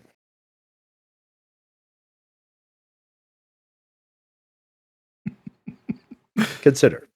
All right. How about this then? Yeah, what's up? How about this? This Sunday, I go, all right, guys, which game do you want to run? Which game do you want to to play You're sick. where you work with the Republic to hunt down criminals and fight the cult of the bloodied forefather? Or you just want to be mercenaries in an Ethanox, which is a vampire cyberpunk planet? You can't say vampire cyberpunk planet. You can't say that. So here's the unless thing. you Here's the want them thing. to Here's the choose thing. Here's the that. thing. Here's the thing. Here's the thing. Even if I do that, even if I say that, that's fine. Because if you guys go, I want to play on this planet in this fucked up system, then I go, okay, and I start making maps for that system and that planet. And we've already figured out how to make those maps. It's actually really easy. Awesome. Well, I'm glad it's easy. It's a shame you spent all that time on Space Kansas and then went, by the way, vampire cyberpunk. I spent 2 days on it. That's a long time for a lot of people, DM. I mean, it's not that. Yeah, think about it's it. longer. Think I mean, about I spent 2 longer days on the Redeemer for a map. No. It was 2 days for the region map and then the city map. Okay, well that's something. The biggest thing would be the Redeemer. That's the big one. Yeah, which we have to start on anyway. So yeah. Not true. What I'm no. You're misunderstanding. What I'm saying is either we can do blood in the water, and Okay. you side with the like. You don't. I take away the choice, and you're basically just forced to work with the Republic. And then you go to Kansas, and that's the whole adventure. Is all the stuff that I've built. Or there's a second campaign, the other game, which is Aethanox. The other. What if I said both? How do we run both?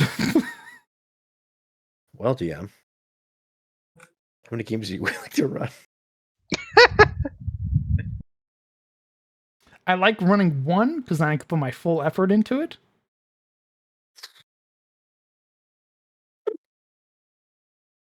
I see. That's a shame.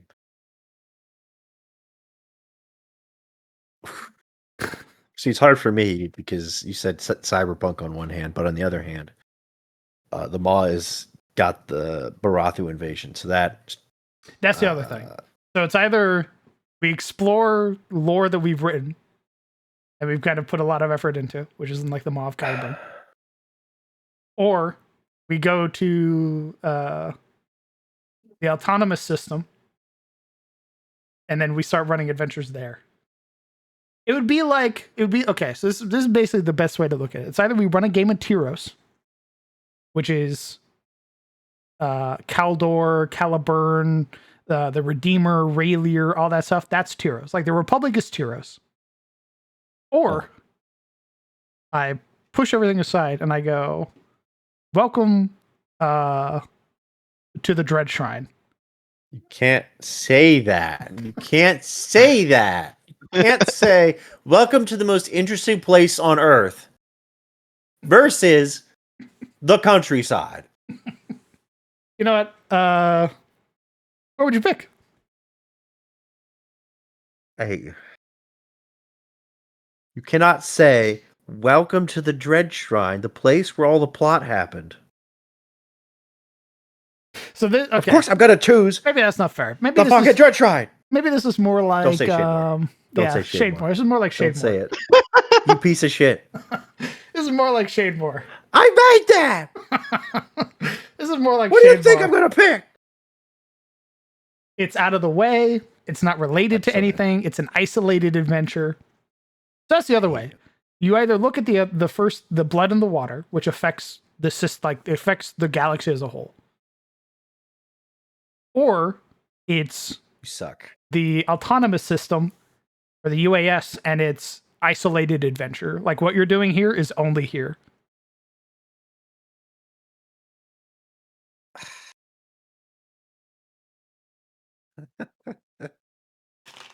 You know what? This is a great question actually. Hold up. I hate you. Yeah, I know you can hate me. That's fine. Listen, man, I surprised myself. Why? We're gonna tag Rocky. We're gonna tag Don't do it. Kieran. Don't do it. Don't do it. So here's the other problem. Okay. Everyone's itching for a game. A game. I know. You can't pose to them and be like, okay, here's Blood in the Water. We're finally going to run a game after several months. Even though I already asked that we were going to do Chaos and Kalodor, but we put that aside because of Space Atis. But here's Space Atis, and then you go, well, what if?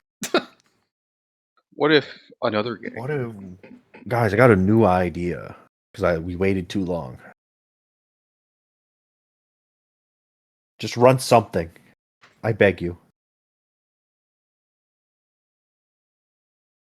I'm starving, my lord. So I don't care if it's rice or veggies. but you kind of need to have a say, brother. Don't you want to have a say in what you play?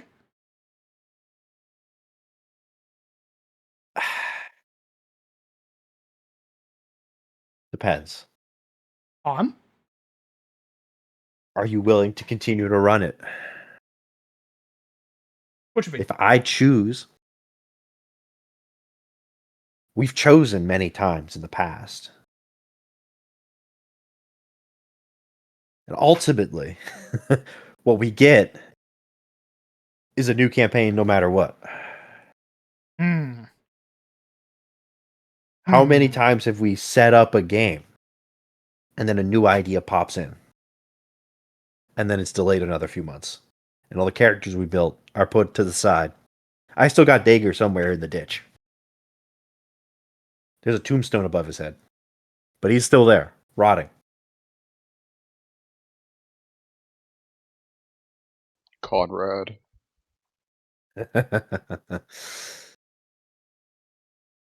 You got to choose something. And you can't make us keep choosing.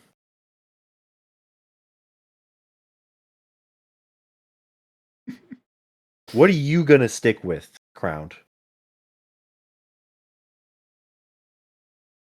Hmm. Run what you want, and we'll be there to play it. Because if you enjoy it, that means it's going to be better than all of us saying, we want to do this, and you going, okay, I guess. What if I like both options though? Then I kill you. I take your cane and I beat you in the knee until you lose the other one.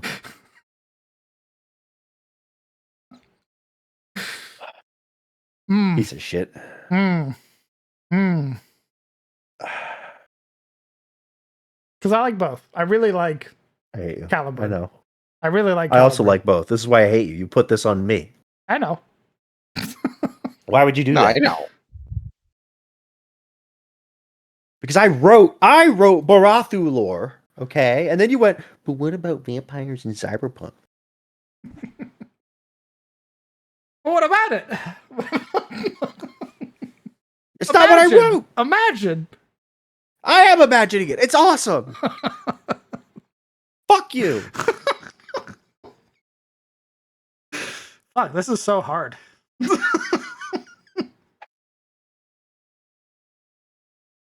What's the difference? What's the difference like for us gonna be, right? Us the players. Everything revolves around the players, right? What are we gonna do that's different? Okay, so here's the big one.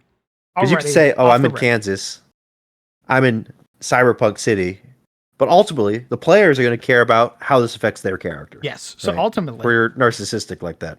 I mean, brother, I'm not. We're all narcissistic. That's how we're D&D players. Yep. So here's how I would break it down. If we played Blood in the Water, actually, I could use that name for either game. Honestly, it fits super fucking well for a vampire game. Blood in the trash can. Just the dude the vampire getting jerked off in the middle of the street. Shoom. So if we played Blood in the Water, the first one, where you are aboard the RNSC Redeemer, that is more of a guided campaign. So that means you have clear objectives. It's less sandboxy. You might have some freedom when you get to like cities and the stuff to explore things, but you're always going to have a story beat. It's not like Shadows of Thorlin where I led you to a place and then you had to find the story beats. You're always going to have a story beat to pursue. Okay, I got it. Okay, here's what we do. We do both. But we don't do both at the same time. Okay. Blood in the Water leads. All right. Once we're done with Blood in the Water, we leave to go to Cyberpunk Vampire. Would you want to play your Barathu in Cyberpunk Vampire? Yeah, why not? He's a freak.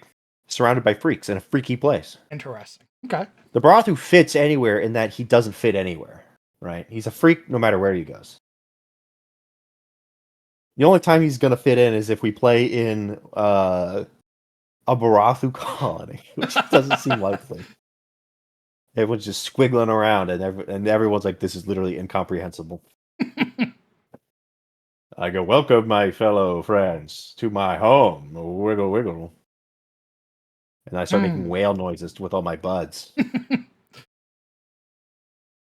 Look at that hot broad as I jerk my tentacle thumb over towards the snail creature slithering across the aisle, delivering small worms that they eat.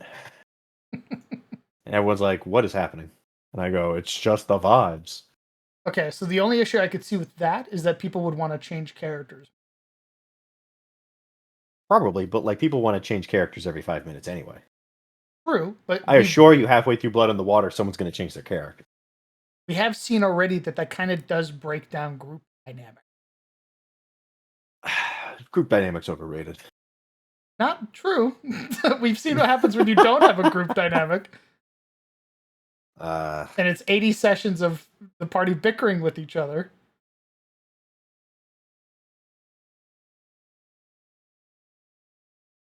Okay. That's when you have a bunch of self-opinionated people. Brother, they're the same. It's the same party. All I've done is I've traded out Tristan for Ozzy. I know. I assure you, it'll be the same one. Nuh-uh. Yeah. So I could in theory, run both. 2 campaigns, different games. Okay. I don't know how. We would have to find a second day that works for everybody. But it's a possibility. Because again, making the maps, the sci-fi maps have been super easy.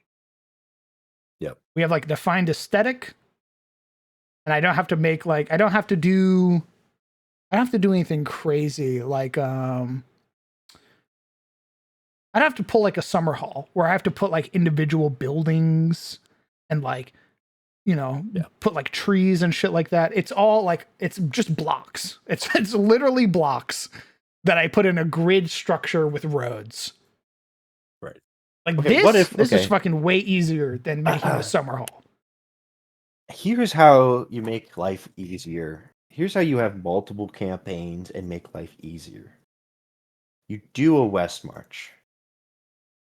Or, more precisely, they don't even have to be related, but you have multiple groups of people, right? You want to expand to other streamers, have them work in the same place as the regulars, right? Maybe we're all working when we're in Cyberpunk Vampire City, we're all working for the same gang, right? We're just doing different stuff. So we're all revisiting the same places. And that way you don't have to keep making different maps, different NPCs. As much. Obviously, you got to make new dungeons, but we're all showing up at the same inn, right? If we're all showing up to Elion's too, you don't got to keep remaking everything from scratch. That's the appeal of the West March. You get a hex map, everyone's working on the same hex map, You're flushing out the hex map as people explore, That's how West Marches work, right? It's a multi-party, multiple parties on the same grid, from my understanding. I've never ran a West March, so it's my understanding as well, though it's very limited by my actual knowledge. There was a YouTube guy who was talking about West March and like critical roles in West March and what how it's technically not a West March, even though it's very neat. This is what like a West March really is, and it is basically like a grand battlefield campaign, usually somewhere probably on the frontier, hence West March, where all the parties are working in the same area.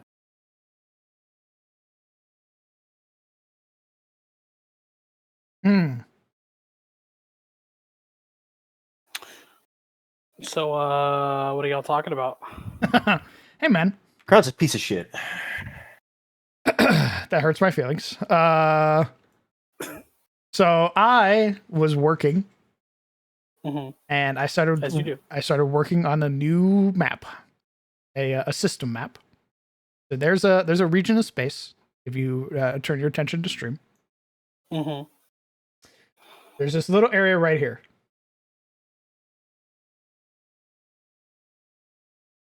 Yes. So it's on the border of Republic and Confederate space. It is known as a pull up the acronym again. Its designator is Unregistered Autonomous System 025. So it is a system that we know has life in it, but it does not belong to any like faction, so to speak. They are purely by themselves.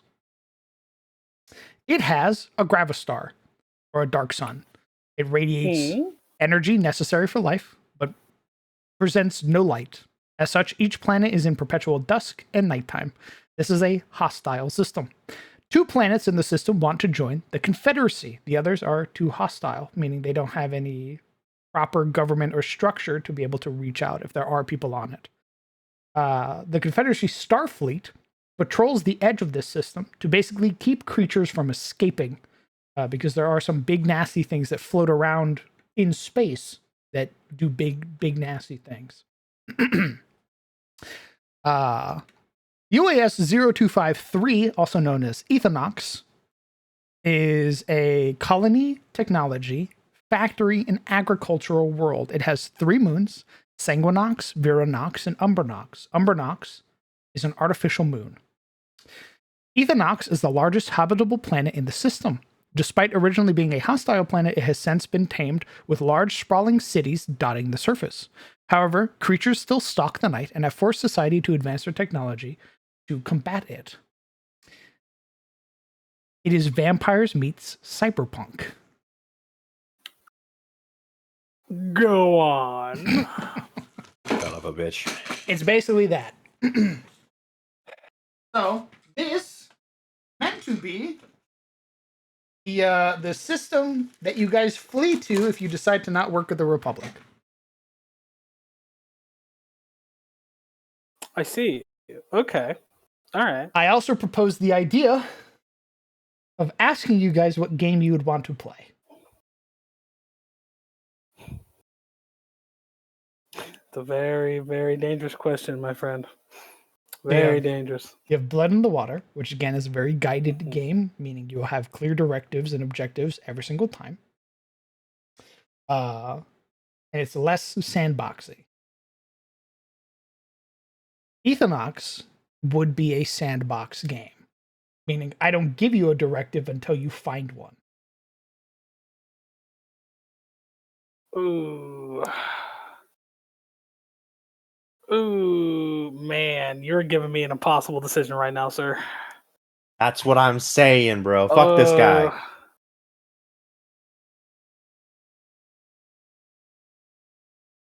And I hand and, you know, Rozzy the and hammer. you- Help me break this guy's kneecaps. And you know what, too?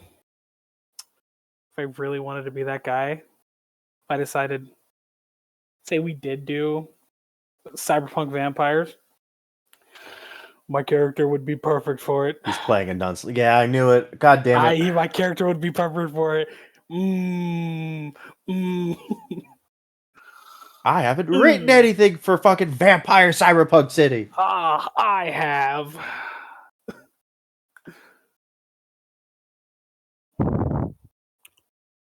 Okay. I like the idea, but I would like to hear from the others first. I know how Sizzle's feeling right now. I can gauge his feelings right now. Just Sizzle from wants the to tone play of a his game. voice. Sizzle wants to play a game that I wanna play a fully game. understand. I fully understand. I want to play a game. I do. I desperately want to play a game. You I'm have no idea. upset, Rozzy, because I was prepared. I was mentally braced and prepared and physically with like my backstory with for Blood in the Water. But then this motherfucker shows up and says, "Hey, but what about Cyberpunk?" And I have 500 hours at Cyberpunk. Okay. And then he's like, "Well, it'll be like Shademore," and I got even more upset. Admittedly. But like, what about though? Like, what about Sizzle? You're about to lose teeth, son. I mean, I hope you don't need your molars. I mean, Yes, it's but, awesome. like, it'd I be know, awesome, I get though. it. It'd be awesome. If it was dog shit, I would not care. I'd be like, why would we do that? Fucking assholes. It's fucking awesome. Ugh. I mean, I'd be down to clown. I mean, I'd be down to clown for both, but in this case, I'd be down to clown. What the fuck is Kieran doing? Don't ask They're Karen. doing their best. Don't do it. And I do Come- need her opinion. God damn it. yeah, and You know what she's gonna want. You know what she's okay, gonna man? say. Don't You know even what she's- pretend. I'm not. Listen, I'm not going to be fucking shocked when she goes vampires. Obviously, I'm not going to be like, what? What, you want to play the What? vampires, Kieran? But Minnesota. You would never do that. But what about Wyoming? She goes, yeah, go fuck yourself. Vampires all the way. Yeah. Like, I'm not going to be surprised about that. But I do want her input. I need the content.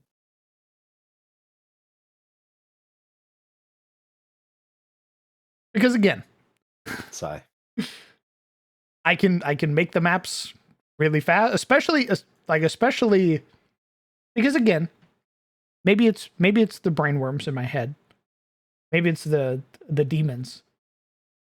But I bet you, if I went upstairs, I asked Momo, what game do you want to play in? Which one are you? She which one also loves Cyberpunk. Which one are you gonna make me a character for? I bet you she'll make me a Cyberpunk character way faster than she'll make me a prisoner. Oh. Yeah. Because Oh, you know what, DM? You she's know the what only we one do? who hasn't reached out yet. Yeah. What's up? What's up? You put us in Vampire City, and then the Redeemer. We invade the Redeemer, and it's filled with aliens. Where are the Raiders? You guys are the cultists? We're not cultists. We're a third party that showed up to like bust some dude out of prison, and then we're like, "What the hell is going on here?" So I don't think we'd be involved necessarily. Oh, look Yeah. who it is. Very Mandalorian. We're like Isaac showing up. Interesting. It basically Mandalorian would be how I would be able to reuse that map. Oh look, it's Huh? Kieran. Yeah, Go on, that's- get your Hey, bestest content. moth friend. Where have you been? I've been EP because I fell asleep. Wake up the fuck up, samurai. Are you awake now? Yes, I'm somewhat awake. My brain is booting. What's up? Okay. My brain is booty. So I've been working on some stuff. Okay. On Look, stream think right about now things. is Okay. another system that I've made. Okay. Is let me get all the details real quick. Details. Oh fuck, send me a friend request on Steam. Who the fuck is this? So this system, UAS 025, is known as a unregistered autonomous system, meaning it doesn't belong to any faction. It doesn't belong to the Confederacy. And it doesn't belong to the Republic. It has a gravastar, also known as a dark sun. It radiates energy necessary for life, but no light. Planet in the system is in perpetual dusk and nighttime. It's a incredibly hostile system. There are only 2 habitable planets in the system because the others are so aggressive, basically wipe out life that tries to colonize it. One of those planets, UAS 0253, also known as Ethanox. Ethanox, a mid-sized planet. It has 3 moons, 2 stations. It is a colony factory, tech, and agri-world. So it's the cream of the crop. Ethanox is the largest habitable planet in the system. Despite originally being a hostile planet, it has since been tamed. Now, basically, with cities dotting its surface. Creatures still stalk the night, which have forced the denizens of Ethanox to advance their technology to combat creatures. In little parentheses at the bottom are 3 words. Vampires meet cyberpunk. Yeehaw! Yep. I was talking to homies, as I explained that this unregistered autonomous system that is one of the options. If you do not side with the Republic, you decide to flee, this is where you flee to. And I started talking. Mm-hmm. Started thinking. Uh-huh. These sci-fi maps are pretty easy to make. Mm-hmm. You haven't gotten into battle maps, aside from the Redeemer. But the region maps, system maps, city maps are all very easy. Basically, knock those out really fast. I expressed Sizzle, whom was not happy, that we could either run Blood in the Water, which would be a very guided campaign, meaning you will always have an objective. So your effects will basically affect the system. Your choices will affect the system. You'll always have something to do. It's not sandbox. You're told to go here, to go here, to go here, to do this, to do that, to do Y. Or Mm-hmm. run a game, autonomous system. Run a game in Ethanox. Be way more sandbox. I don't tell you what to do until you find it. Then I tell you what to do.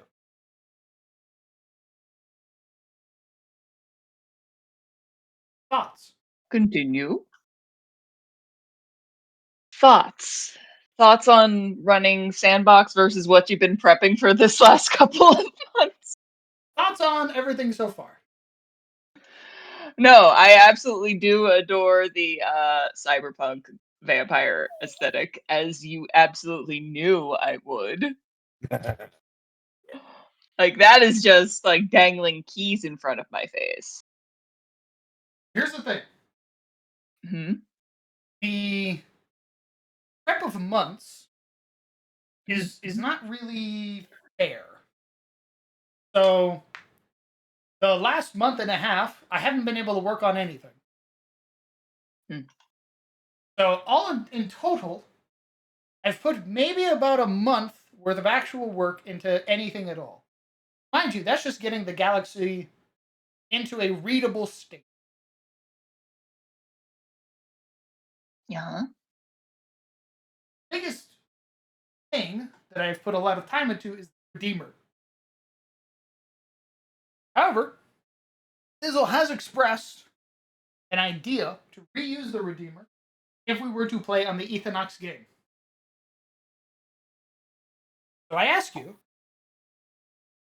which would you rather play? Ooh. One is more structured, That's. Hmm. the other is not.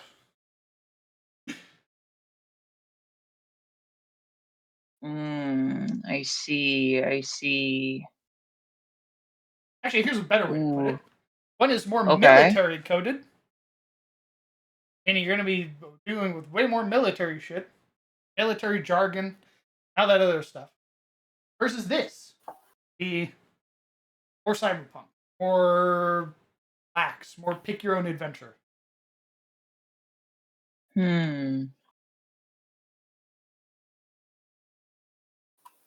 I'm thinking. Actually, what I'm going to do is I'm going to take a piss, P.S. and I'll let you guys converse amongst yourselves. Yes. Go piss girl. Go piss. Do it, Queenie. So what were you two thinking? So I was thinking. So while I am down to clown with both, I have a character that fits perfectly with that. I say as I look at the nun, she would be perfect for cyberpunk vampire stuff. Also, Rozzy, What's up? I think it'll be a lot cooler that your nun invades the ship trying to get a hit on a target than them being in one of the cryopods. Like thinking about the whole sequence of events, like what Sizzle said. Yeah, and thinking about it now, because if we did the Blood in the Water, she goes from like doing John Wick shit to all right, now I could actually lean into Hellsing a bit more. It'd be kind of cool. Okay, Sizzle, what were your thoughts? After screaming about it, I could really do either, honestly. Mm. Like, probably one of the reasons I was screaming was because I'm very indecisive about these. They both seem very neat, and Mhm. in some way, I feel like I'm going to be missing out no matter what. But also, like, Mm. I really want to do both. I really like Cyberpunk, so like, I really want to do that. But I also have a Barathu already made that's kind of designed for the prisoner idea. You know what I mean? Yeah, I suppose that's Yeah. fair. Yeah, I think the character that I've already made is pretty much more tailored to Blood in the Water, frankly. It is The- not a concept that really lends itself to the other game. Correct. I don't think my Barathu. The whole point of my Barathu is that he starts in prison. Hmm. Same. That It's I fucked don't up. think I don't think, yeah, the character, the mechanic I created for Blood in the Water could be translated, so I would have to think of an entirely new concept. Correct. That's fair. That's fair. So that feels kind of like hell. All that pressure we had for the past week. Yeah, getting I take, I do it look at my again. phone and I just slam it into the fucking earth. But it would be cool. It is It a would very be so cool cool. concept. I Ah! I do Yeah. get though if y'all leaned away from it because your characters like I feel like my character's a bit more flexible for that. Yours is clearly more built for the I would probably have to make a new character. yeah. Uh-huh. Yeah. Like I'm super fucking like thirsty. Give me 1 minute. water. Listen, I just got back from a fucking status effects nap, okay? Status effect now. I'm thirsty. Not fair. Well when DM like added me, I was like still walking home and I'm like fuck I gotta start hauling ass. I started running. I shouldn't have, I didn't need to, but I did. When I got the call, I was like, I have to answer.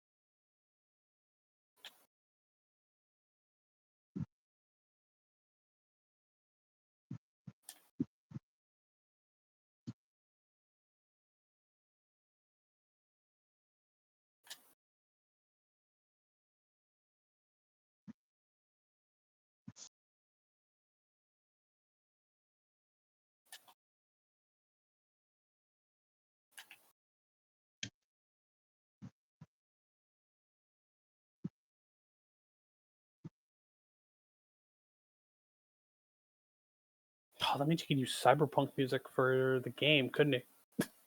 Yes. Oh fuck. Well, kind of. I don't know if some of that stuff might be. That's fair. I mean, you can play trap music. I think that would work just as well. Alright, cyberpunk is Not more so than just bad. trap music. Come on now. Okay. That's more than just trap Techno, music. a bunch of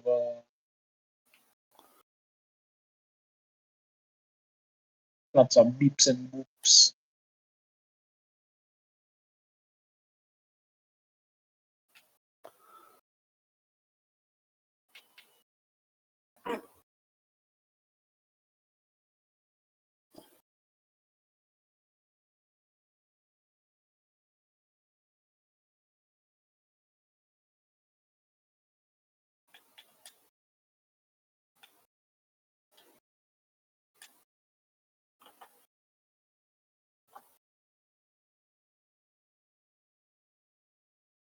Also, how's everyone's day going? It's going Good. good. It's good. I'm glad. I did Alien TTRPG.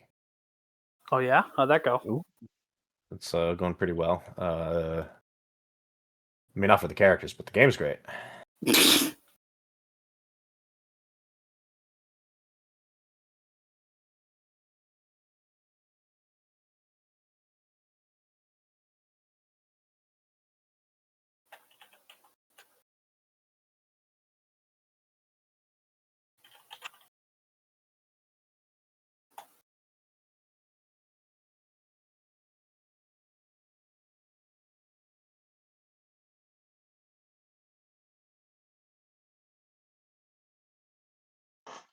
So sorry, I'm back.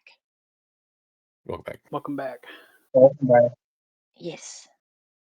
So yeah, my thoughts are leaning more towards Blood in the Water as is, simply because of the prep work from the DM and the players.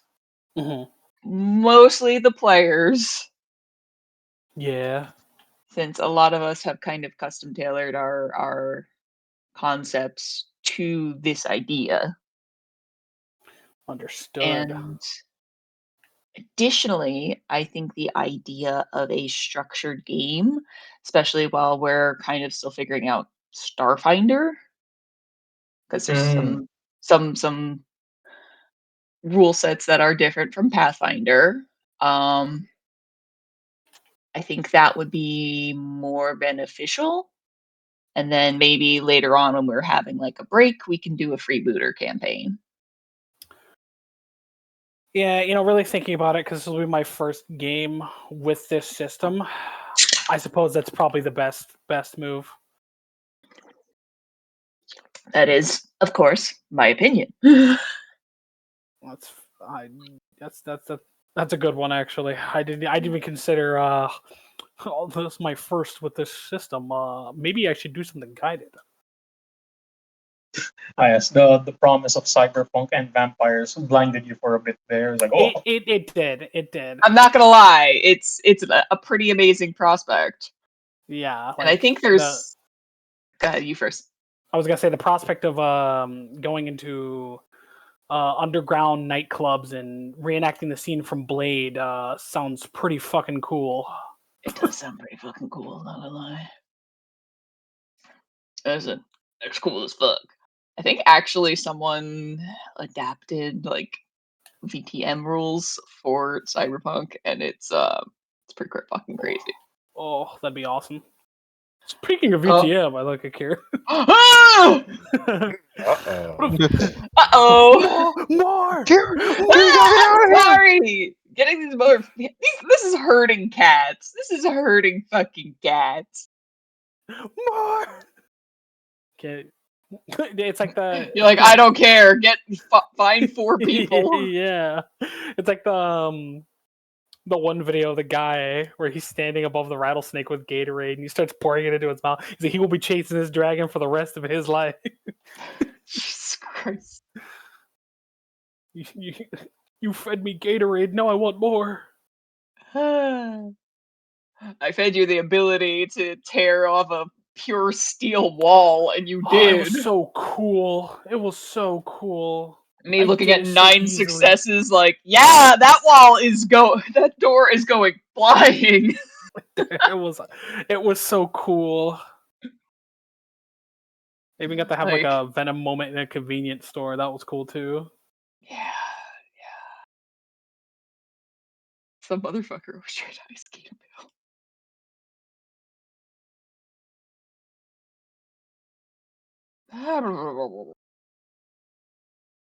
a remind me, Miss Ma, did you Yes. say what your concept was already in stream before? Or? Yes. Yeah. Human mechanic. Okay. Yay. No, I meant like the a bit of the backstory stuff, or you haven't yet. Okay, No, I did. My That was memory's last time. My memory's fuzzy. I'm sorry. Oh, you're fuzzy like a bee. Hello. Buff man. Hello. So before I regale you of what just happened, what'd you guys talk about? I think actually. how cool the idea is, and what we thought about it, and probably what would be the best move going forward. Okay, what was the answer to that? All right, someone else take over. Rozzie's like, I don't want to have to say it. Look, I did most of the talking already. So I said my thoughts, which were, I think a lot of us, or at least Sizzle and I, have prepared concepts that would not easily translate into the Vampire Cyberpunk game, and we would probably both be re-rolling new characters. Additionally, because this is Rozzie's first blank finder game, plus the fact that Starfinder does have a couple of like little nuts and bolts systems that are different from Pathfinder. I think, at least for me, it might be more helpful to play something a little bit more structured.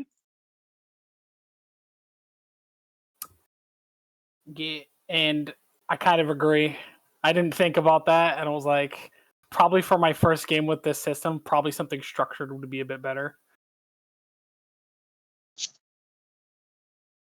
Now, that is not to say that at a break point, or if we all fucking die, we can't be like, well, here's a new game. The camera Yeah. pans out. Meanwhile, Meanwhile, exactly. So what happened with you? Oh boy. Well, I went upstairs. I'm sorry. On my mosey way, I saw a light corner of my eye. It was Momo. I She's went shimmering, into right? Momo's room and I just posed a couple questions. And wouldn't you know it, every answer was Cyberpunk over Halo.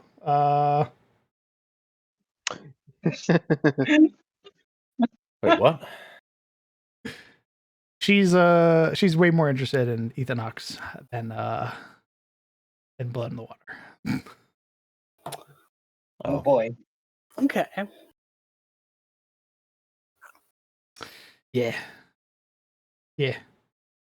Well, you got one more person to talk to. Indeed, and he's asleep. I was hoping he was awake. I was hoping he was awake so I could just knock it out in the same conversation. Not the case. He's asleep. Very unfortunate. What's up Man. now? Yeah, Yeah. I definitely have to think of another concept. What the fuck is this? Sorry. Hmm. Here it is.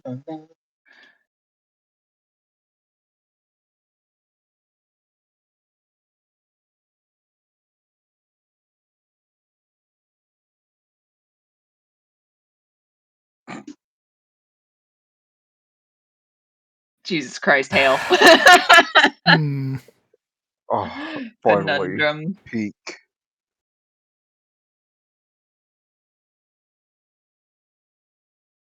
Here it is. But this is also your game. So, once you've had time to speak with the players and you're like, well, I'm actually into running this, and you make the decision. Well, what if I like both? Then, both at the same time. Jesus Christ. And you put this curse on me! I smile. You know how bad I am at deciding these things? Yours are sacrificed. Hmm. 2 campaigns, 2 parties. Easy. You got this, boss. Yeah, but what other day is everybody available at the same time? Saturdays. Good question. That's a scheduling nightmare. Friday nights. Yes, sir. I'm not sure if this would hamper momentum, right? Why not just do it on the same day, but just interchange it every other week? So Because that week would break 1 you got that Blood would and Bone. break momentum. Yeah. Kind of Oh would, yeah. well. That is a shame.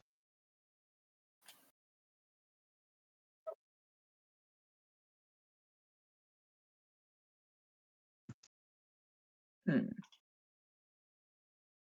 That is a thought to consider. Hmm.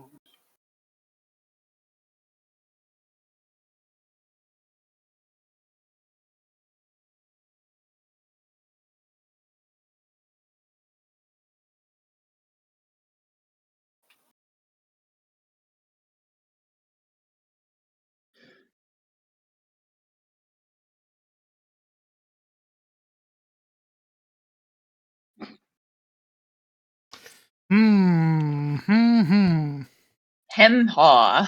Hmm. Ham and Hmm. haw. Yep. That's where we're at right now. I am pondering with my brain. You're pondering, you're Ponder. wondering. Ponder thy Who are orb. pondering their shit right now? I'm over here pondering my shit. I'm here thinking, racking my brain. Hikey ponder. Hyper ponder. Where's Ponder me? I'm a two. bit of a Where's me an ponderer orb? I need myself. to ponder. I'm a bit of a ponderer myself. I almost said I got two. I'm a bit of a ponderer. Could you share one, please? Uh, no. I can't believe this.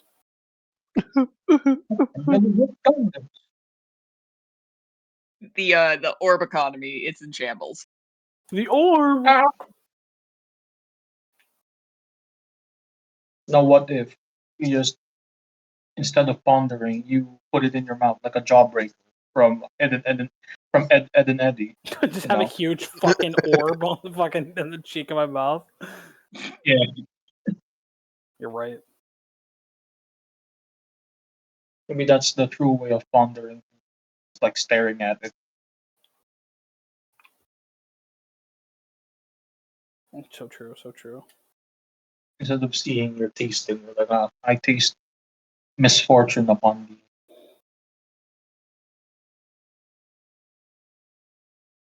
Shit. Shit. Shit. Look, we can do Oh, vampire yeah. cyberpunk. I just gotta make a new character because there's no my character does not make sense. It's starting in cyberpunk vampire world. I And mean, you know what? If you do it, I put the knife to your throat. I'm making an elf. An elf. yeah. An elf? That's- An elf. I probably want to make an elf. An But the elf. threat's there. And if we decided like we want to do it, also I'm also just a willing fuck it, we ball and just whatever. I just want to play a game, man. Fuck. Either throw me into a structured game for my first time, or throw me to the wolves for my first time. I just want to play D&D. Throw me to the wolves. Or not I'll D&D. come back pregnant. Starfinder. There we go. Tabletops.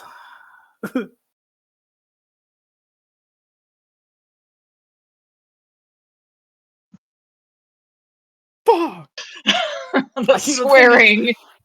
I just think he really is. He is just. I feel like you're just like also looking for more definitive answers than either or, aren't you? A definitive. I would like I this, mean, please. I gave my thoughts on it, so I feel Yeah. like mine were a bit more defined. So Yeah, What are your yeah. thoughts? my thought was that we already have pretty much the concept um and maps and a little bit of plot and yeah, kind of the starting plot for Blood in the Water. Why don't we just go ahead and run that? Because like for at least two of us, we have concepts that are pretty much like tailored for that kind of game. And we would have to go back, think of new concepts, redo. Rosie's That's fine, I say, pushing him I aside, just smile. hand on face. Smile. Yes. Either send me to jail or send me to the cyberpunk vampire city. I will thrive. Send me to the goths. I'll come back bullied. What? I'll come back pregnant. What? What? You heard. I can't believe this. Was that your plan all along? I mean, if I get sent to the vampire planet, then yeah. What are we doing in the Come on. vampire world? Like, what's the idea? You That's just a said great it's question. sandbox. I was Well, like, what's the I have what's the I have a fucking couple why are ideas. we I have a here? couple ideas. I have a couple ideas. Jesus Christ, give Are me we- a second. Are we nomads? Are we Fucking hell, Corpa? give me a second. I think I would give you. My character's name is V. I would give Don't ask you. why. Funny enough, I think I would give you 3 choices as your starter. Nice. 3 choices. I think I would give you Corpo, Nomad, or Street. Guys, my backstory is that I work in counterintelligence, but after being pressured by my boss into a false flag operation, I was fired and had to make my own path. It's a completely original. You've never seen it before. Whoa. The other idea Whoa. was, I think, if depending on which one it would be. So I think if it would be Corpo, you would be mercenaries hired by the corporation. You'd be doing gigs for them. If you were Street, you would be a street gang. Oh, we all have to choose collectively. It's not an individual choice. I see. And It makes it the easiest. Yeah. that's what we're about. It's being easy. Making choices that everyone wants to do easily.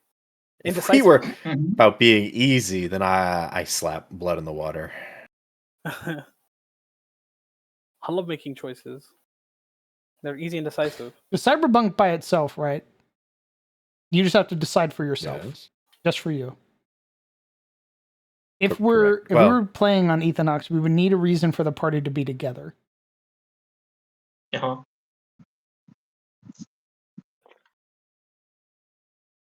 No. I want a definitive start. Where are we starting as? In this series, okay? Give me a something. Give me a hook. You know, I got a hook for blood in the water. We're prisoners. Here's the ship we're in. We're fucking trying to escape. And then shit happens. Shit happens. You know what are we doing in vampire cyberpunk world? The tagline's great, but where's the like opening hook chapter?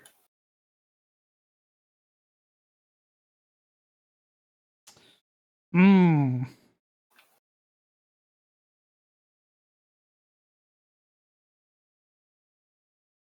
I'm on the spur of the moment decision. Hard. Would you want Um, to be more corporate or more street? I look at my chain of characters. I look at Sizzle. Corpo. Yeah, it's true. I pick Corpo every time. I've played like 7 games of like fucking Cyberpunk. Usually because my mod's break and I have to start over. And like 9 times out of 10, it's Corpo. I think I've done Nomad and Street game. Was it Street? Like once. I'm a Corpo man. I can't resist the suits, you know. Sizzle sees some ironed lapels and gives in. Yeah, man. I'm sorry, Oh. man. Oh, Pop that we collar, you know what I'm could saying? reuse a story beat that we never really got to explore. You son of a bitch. Go What is it? on.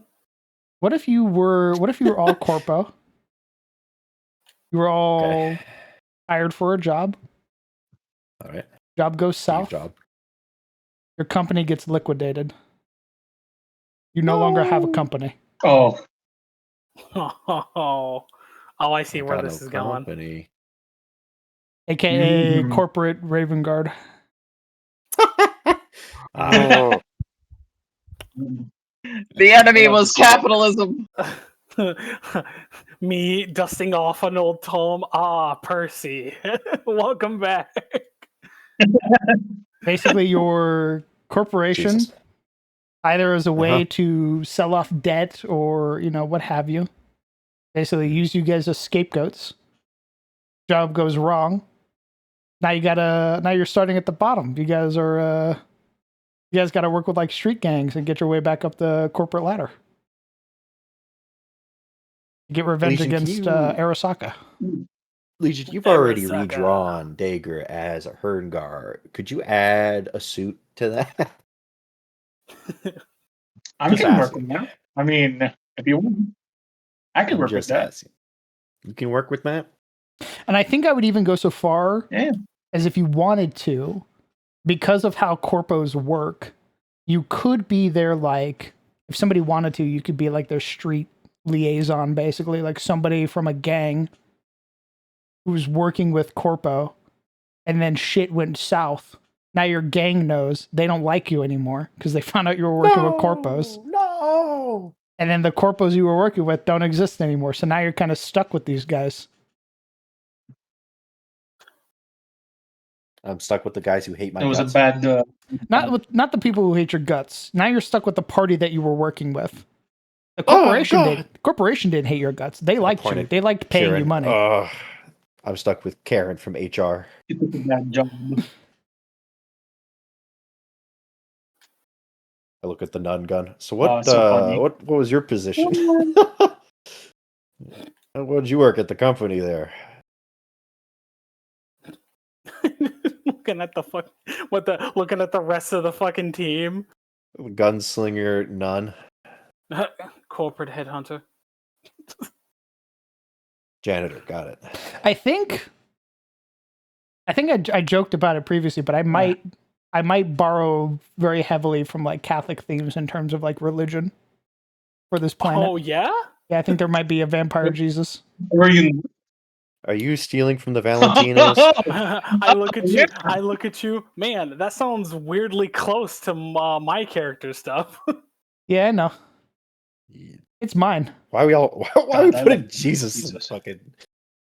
Okay, look, it was me first, okay, but I wasn't gonna say it was like Me first. Chris J.O. stuff. All right, I was just like, Okay. oh man, backwater religion town. I don't Oh, mean like man. actual Jesus, but something I mean, similar to yeah. the structure of the story of Christ. Yeah. To me, So there's one that's all that person. matters. One person. I don't know how much matters. I am going to take a wild bet and say that Momo is not going to be interested in playing a corpo. That's fine. Even That's an why I brought up ex-corpo. the gang aspect. Gotcha. So you can basically choose if you want to be gang or corpo or nomad. On. We can figure out a way to hook in nomad. It sounds like no matter what, it's X. I of feel whatever. like if anything, Now I it's could homeless. probably Correct. figure out Shit. I could probably figure out how to work with like a corpo or nomad. I could probably figure that out. Nomad just Go on. I was gonna say nomad. Oh, I'm a nomad from planet from my backstory. I'm here, and corpo is I'm hired, and they're sending lots of money back home to my quaint little vampire church because I'm doing jobs for them. Littles in parentheses, by the way.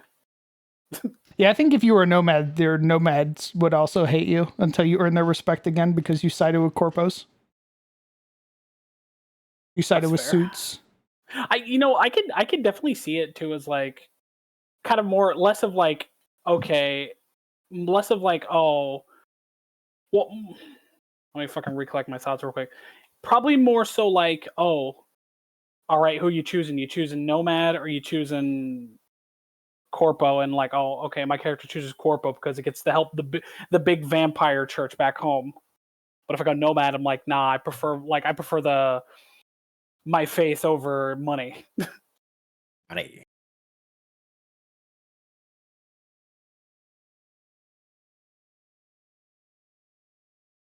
Hmm.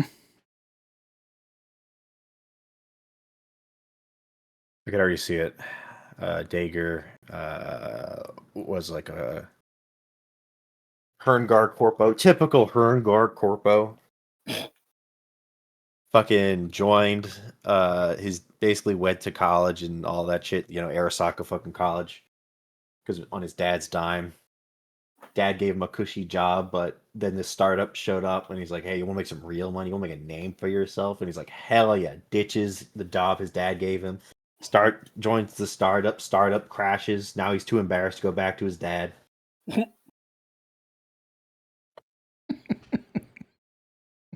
Dad's like, You got, "Fuck you you." got poached by a different corporation, huh? Yeah, I got poached Nice. because I was bored. I was like Patrick Bateman sitting in his office, like watching TV, pretending he's a bigwig. And Need but to inside, repay I'm Daddy that small, loan of 1 Yeah. million credits.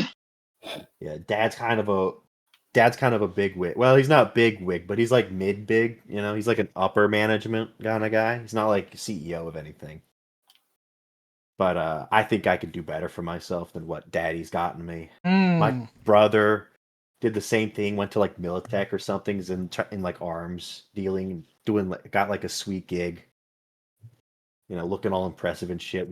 Doing big deals. You know, and I'm stuck here doing like accounting or some shit. So I'm like, fuck it. I'm gonna join this startup. I'm gonna fucking I don't know. How big is the company that we I'm work gonna for? make money. Or is it like a small startup? That's a great question. That would be the real question. Hold on, I'm looking up some stuff real quick. And is it the whole company or just like the branch we work for, right?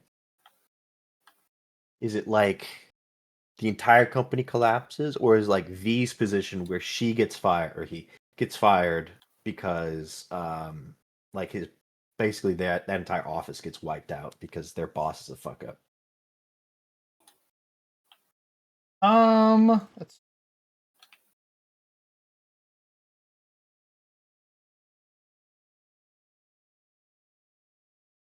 imagine imagine you're part of Arasaka, but you are part of a subsidiary of Arasaka. So you're Subsidiary of Arasaka. Okay. Yeah.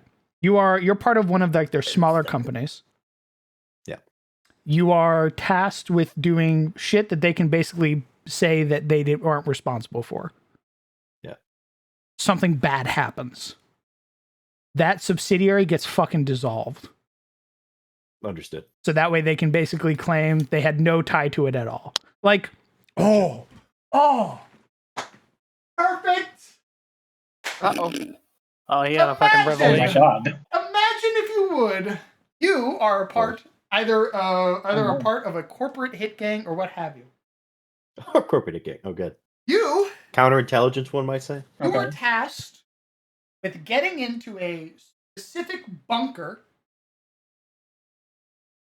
to stop another company from activating what Arasaka believes to be is a satellite. They do not want that satellite in orbit. You roll in, deal with these other corporate mooks, you fucking wipe them out, you get there, find out it's not a satellite, it's a nuclear bomb. Oh no! Oh. It's a nuclear bomb. And they've launched it. They launched the nuclear bomb. Huh? Hell of a jump. Game over then. No, because it's not going for Night City. It's going for one of the other cities.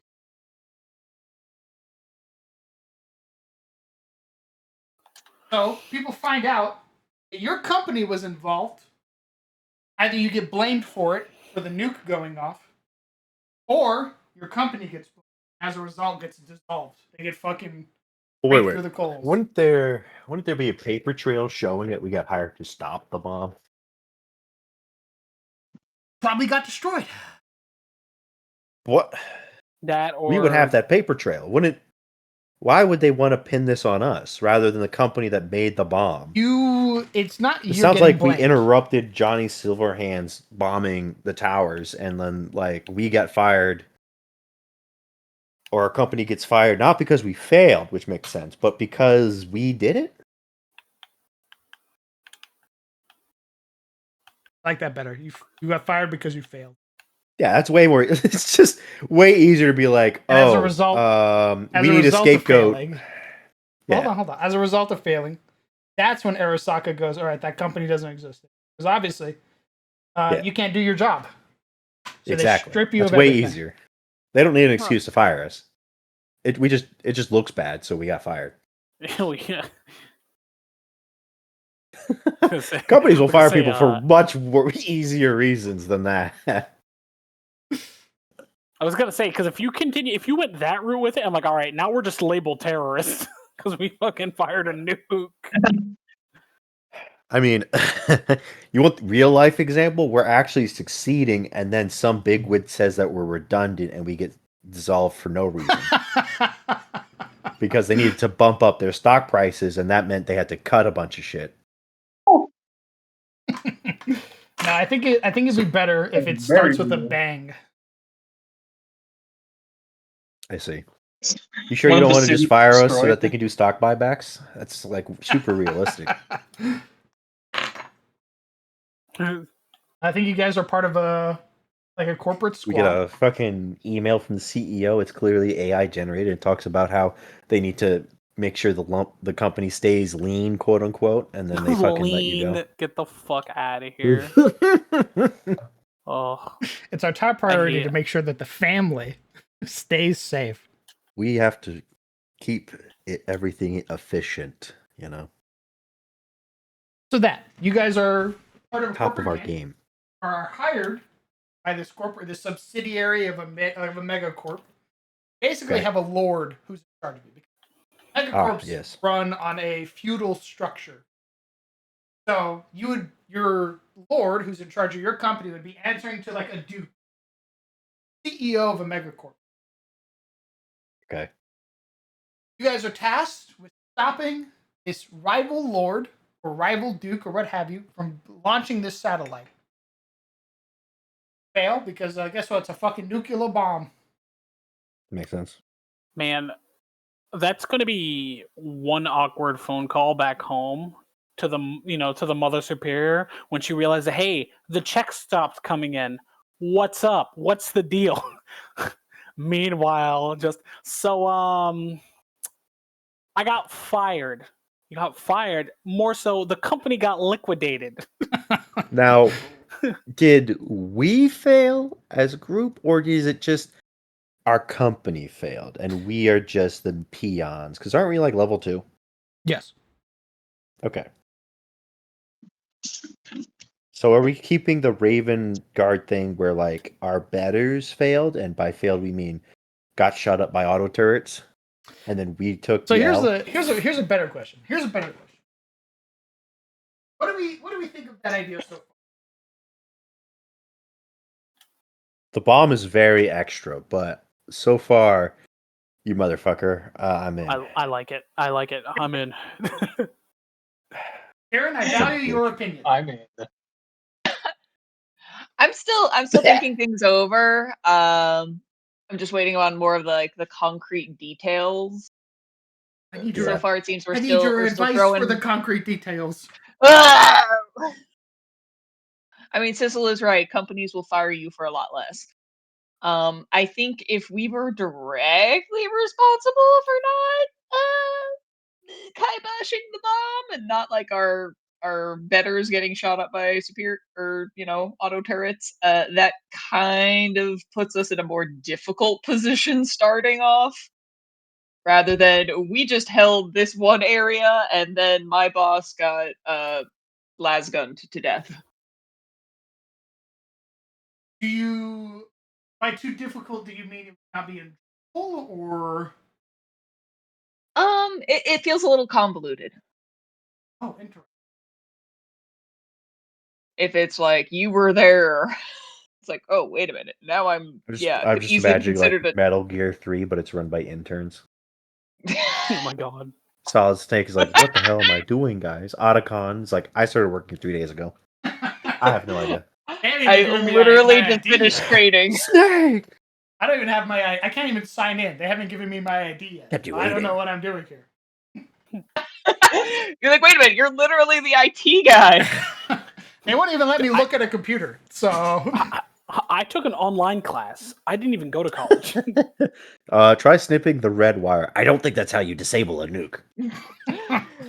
Listen, I just finished my e-learning courses. I don't actually know how any of this works in person.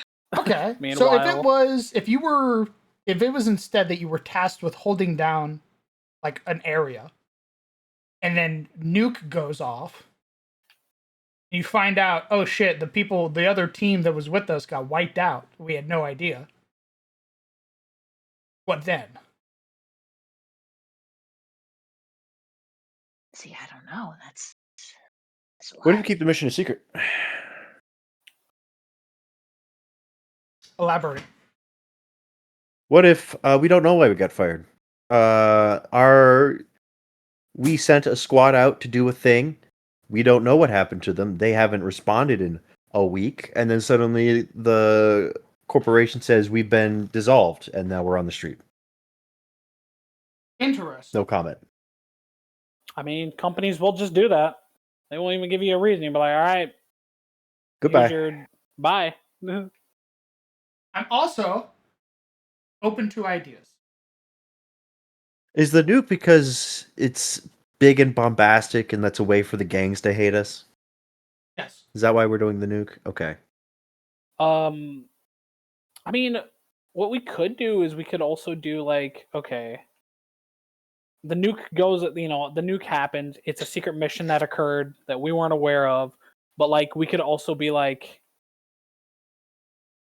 hey, we were supposed to be like involved in like, oh, hey, okay, you're supposed to be holding down this area. Something happened, mama say, mama saw, oh, that was just a distraction. And because we're being distracted, the nuke shit happened because our lack of insight or shit like that. What instead of a nuke? Oh, that's a funny thing to say, Nerd Lord. What if the bomb turns the other city into basically Stratholme? Oh, Interesting. A Necrotech bomb. Oh no. That is the other side of it. We did say this was Vampire Night City. Where's the vampires come into this? Curiosity. What if That is true. what if it's not a nuke? What if it's some sort of plague? It makes all the blood go A bad. dirty bomb. A dirty bomb. Before we would be get good. into the bombs, Hold on. Yeah, let's. I was back. promised Vampire Night City. Okay, where's the fucking vampires? Vampires are everywhere, baby. Okay, hear me out. Okay, Vampires are the ones in charge of like the megacorps and stuff. That's why they have the feudal system rankings. Oh, I see. Okay. So it's just CEOs are vampires. No, We're vampires are vampires are in the world too. Like a lot of the technology and a lot of the kind of infrastructure and everything like that is built with kind of vampires in mind. Like blood magic. Blood magic. I'm Like imagining. is Arasaka red because all the neon tubes are glowing blood? Well, the idea being that like stuff like blood banks exist, kind of like wealthier clubs and stuff are very like blade coated. I see. What were you thinking of? Because I had something in mind for vampires, but I'm curious what you were thinking for vampires. Because it seems like you had something in mind that I'm not touching on. I was just wondering how vampires were integrated, whether they were their own society, whether they were embedded into this society of Night City, right? Is it Night City versus vampires? Is it Night City ruled by vampires? Is it? It was something that we were talking about earlier that I hadn't really touched upon, mostly because I was writing up all the other stuff. But we were trying to figure out if it was like Innistrad, meaning that there are just normal people, and then it's like high society is vampires. Gotcha. Or vampires are everywhere. Right. Like they make up a bulk of the population. How does vampirism and undeath? Because cyberpunk is all about the cyberware, right, and tech, and same with Starfighter. So how does the vampirism, the magic vampirism, sort of blend with tech? Right? Is it tech Yes, and magic blood sort of punk. separated? So high society is using magic while low society is using gadgets and gizmos? Is it the vampires own all the tech so they get everything? Like what's the spread here? Is magic forbidden except for vampires? Let's take a step back then. Let's take a step back. Okay. How, on a scale of like 1 to 5, with 5 being like utopian and 1 being full What? dystopian. The 5 Okay. is full utopia. Everybody gets along, no discrimination. One. Our discrimination is that we fight the night monsters.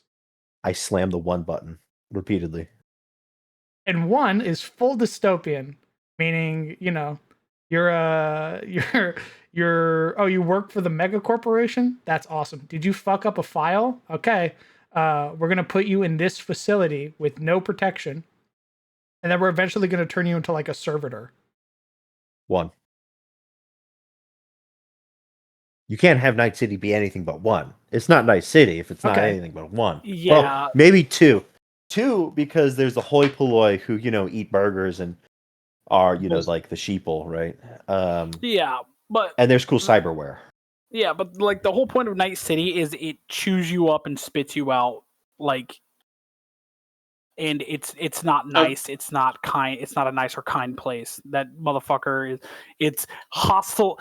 Night City is hostile to human life because of the nature of Night City. Quick question: do you guys know the movie Daybreakers? No. I want to say I've heard of it. It's basically a setting. It's corpo, right? Worlds ruled by vampires, etc., etc. People are herded in like cattle. The thing is, they're running out of people, so they're now rationing the blood. Essentially, they're Oh, keeping I know them. that movie. I know that movie. Yeah. They're basically making a giant these pillars of people who are just like regular people who are just plugged in there so that they can siphon off their blood. And like there's a great majority of like a vampire populace as well. However, if they can't get their blood, they slowly degrade and devolve into like a much more feral vampire, right? So I can, yeah, if we were going off of the whole, your people, right, your characters are from a, let's say, small subsidiary company of like again, the main head vampire dealio, right? I mean, it doesn't have to be a nuke. It could be again targeting the blood banks type deal. Like you lost Mecha them a good vampires. amount. Well, Mecha. see, what I was gonna suggest if we're doing the whole bomb thing, instead of it being like just like a nuclear bomb, Hold on, if it was like hold on. okay, Let's put a pause on the. We need to figure out what the structure is like first before we do bombs. well, okay, fair. We need to figure out if it's Mecha. only vampires that live here, or if there's a split of like other species.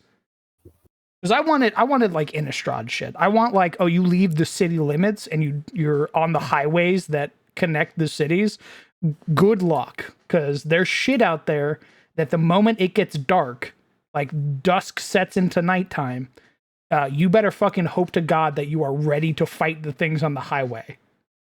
Mecha Yeah. vampirism. I'm okay. Just to add in a little bit more on the Daybreakers thing. I mean, it could have it be that the vampires in the big mega cities are quote unquote offering protection. You just gotta give a bit of a blood type deal. If you fuck Mecha up, they vampirism. okay. Please elaborate. What is that, babe? Vampirism induced by technology. Think Atom Smasher, right? Think cyber psychosis. So basically, the reason Are machines powered by blood? blood machines Fucking that hold like fucking- your head, your brain and your heart and like the vital organs you need to survive. The reason you steal other people's blood is because basically you still need blood to pump through those Yeah, major you can't organs produce that keep you anymore. around, but eventually the blood goes bad, so you need to, as well as replacing parts of machines, you need to inject yourself with a consistent amount of blood, preferably Yeah, of the because you same can like produce. blood type. Hmm. I still think it works on the whole Daybreakers thing, wherein you need to herd cattle, ration out blood, have them more reliant on the corporations that have the means to, harvest and store the blood. Because you can't just keep blood on a regular This is freezer. fuel. Blood is Deal. fuel. Thank you, Yoshi. My man over here was like, man, what No if I was problem the there. Strogg from Quake? Correct.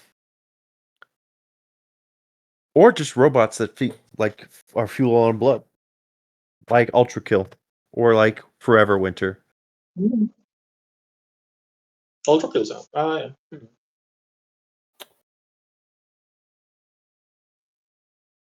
Actual vampires that still exist are like, what the fuck is this? Wait, That's isn't the robot guys in Helldivers, aren't they filled with blood? Okay. So, society is broken down into two parts. You are part of a corporation. You get access to real blood. Harvested, genuine blood. You are not part of a corporation, and or you work for a corporation but are not like upper management or what have you, or part of a street, what have you. You're looking at synthetic blood. True blood.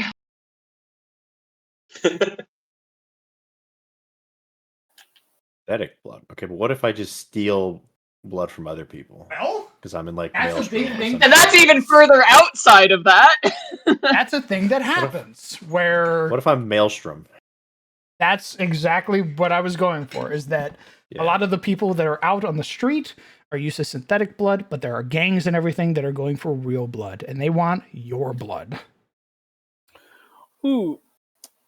What if I'm just going to So- say, if that's the kind of vibes that we're going for, yeah, street level play would be interesting. Sorry, that's just my 2 cents. what if in like, okay, so people steal blood from other people, but the blood that like you have like naturally, or I guess while being a resident of this godforsaken world, because of the food and like water and other stuff, maybe, or other stuff, it's not high quality. It's low. It's basically just like, this will keep you alive, but it sucks. And Yeah. like actual genuine high quality like blood is for the rich people. Yeah, So yeah, you that's could what I'm take saying. blood from other you could take blood from other people, but it's basically just like, all right, here, enjoy your Soylent Green blood. You know what I mean? No. When I'm saying taking blood from other people, I mean killing you and taking your blood. Like I harvest you for your blood. Well, yeah, but what I mean is like, because I at think that point, DM is saying that there's not like grades of stock of people. It's just real versus not. well, then wouldn't that then at that point, because I'm imagining there's going to be fuck off tons of people. What's to stop? Like, all right, let's just snatch up people on the street. Law and And just order, have- hopefully, but yeah, that's a problem. That's why I was asking for like what tier of dystopia do we want? Because if we're I was going gonna say, if we're going with one, yeah, dude, you're walking home from working at Blood McDonald's, and you get picked up by Maelstrom in the middle of the fucking night because you weren't quick enough to get home, and then they just hook you up to some machine, and now you're being harvested for your blood. Okay, if you're lucky, they'll deposit you on the street to die when you're mostly drained. If you're not, okay. Then where does, like, if you're not being snatched up by Maelstrom to have your blood stolen, where and it's synthetic blood. All right. So if someone steals your is stealing your blood, is your the blood of your average person just higher quality than the synthetic? It's real blood, so yes. Okay. Then Real is always better. So okay, because I'm thinking about the issue of okay, I'm imagining there's a fuck ton of people in Vampire Night City. And obviously it's dystopian. There's gonna be corruption, shit like that. But what is stopping just okay, everyone's got fucking blood and it's good blood, it's not synthetic.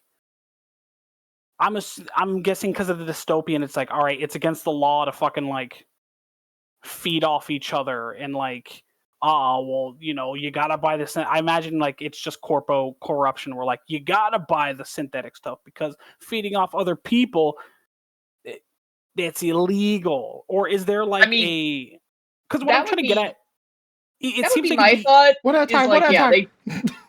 I'm sorry. Go ahead, Karen. Okay, that would be kind of my thought. You don't want everyone to just start devolving into chaos and eating each other. Yeah. I say, looking at the Camarilla. Yeah. But what so there are rules. Yeah, but what I'm trying to get at is okay, what's stopping because if everyone's got fucking tasty, delicious blood, what is stopping people from just cooperating and be hey, here, have some blood, here, does the overarching government just crack down on the ability to be a bit socialist about it and be hey, no, you can't donate blood to each other, you got to buy synthetic blood? Because what I'm thinking of is the corpos kind of sabotage the plebeian, the unwasp mashes a bit by I think it could be there could be some corporate sabotage going on, kind of like how when prohibition was a thing and they would poison the illegal hooch. Yeah, but that's layers upon layers of we're still trying to figure out how shit works in the first place. Yeah, maybe I'm kind of getting too deep into it, but because I'm just thinking, I'm okay, well, if there is this layer of oh, there's corpos ruling over everything and they get the high quality real blood, they must be doing something to sabotage the every person's blood where it's not as good as the rich people high quality blood that they can afford. I just imagine not everyone is a vampire, so not everyone has that need. Yeah, that's fair. That's fair. I guess okay, what's the ratio of vampires to non-vampires? That's what we're trying to figure out. Okay. We're trying to figure out if the whole world is afflicted with vampirism, if it's a percentage. I think, okay, so the way I was going to do my world is that actual true vampirism is extraordinarily rare and basically relegated to a few people, but there's dampiers everywhere. That would also be kind of the how true elves are rare, but there's a whole bunch of Ivarin around. Right. I'm stealing that. Thank you. You're welcome. And most of the vampires are basically government approved. If you're a vampire, you have to basically, I don't know exactly what the government is, but it's almost, I would say, treat it like a board of directors where the board has to approve your vampirism. Otherwise, stake. I say, but looking there at are the conditions, the accounting. Yes. Correct. Yes. But there are undocumented vampires either underground or as nomads out in the wilds, Illegal embraces. Vampires Correct. are regulated. Is this all by VTM? Probably. corpse. My man, we're just playing VTM at this point. You want Vampire Night City, man? Yeah. Vampirism does lend itself super well to the corporate structure too. So if you're doing corporate mixed with feudal, you've got your actual vampire lord at the top. And then anyone that they decide to elevate to a true vampire is probably on the board. And then everyone below them is lesser and lesser the further down the chain you go. until eventually you get to the desk jockeys who are probably just thralls. You don't have to call me that. That's fucked up. I really was overlooking it, huh? I say holding up the 6 traditions. Yes. And to throw my hat in the ring on answering Razi's question, maybe, you probably do have something of like an underground blood trade where people are like going back and forth, looking for like, non-vampires to feed on. I also don't know if vampires can feed on other vampires. That's They can, probably, most. again, borrowing from Future. It's probably considered very taboo. And it's also like, you don't admit that in public. And to If you borrow do. from Cyberpunk a little bit, if they've got very heavy-handed law enforcement, you could probably take a little bit of the cyber psycho angle, where anyone who's caught feeding on somebody, it's probably televised, they're probably gunned down with extreme prejudice, and they probably label it as like some type of feralism or rabies, where they're like, watch out for the feral vampire. Oh yeah, you could have cyberpsychosis be like when Dampiers try to bootleg vampirism, and they just go nuts. Oh my They god. try to amp themselves up to be real vampires. Yeah, So either we through have tech or like blood harvest or whatever. we have true vampirism is real or rare, which is probably what I'm gonna do the same thing where it's like actual vampires are probably the ones who are in charge of the megacorps. That's where you're gonna get your dukes, where you're gonna have your like the dude in charge of the planet of Ethanox is an actual like the true OG vampire, and then everything underneath, all of their like subordinates and other like middle management and everything like that, all the way down the list, is Dampiers. And then you have the other species that live alongside them. So that's where you get your humans, your dwarves, your elves, your Vesks, all that stuff. Unsanctioned vampires, so people who have basically not been approved to be vampires, are hunted by the megacorps. That's their big thing. They don't want everybody to become a vampire. It's kind of a commodity for them, especially because they don't want to share blood. So if you are found by a megacorp, you're probably diablerized. You're probably just fucking put through a mulch machine. Unless you're really powerful, then they probably keep you in a prison. And just kind of keep you like hooked up and sedated.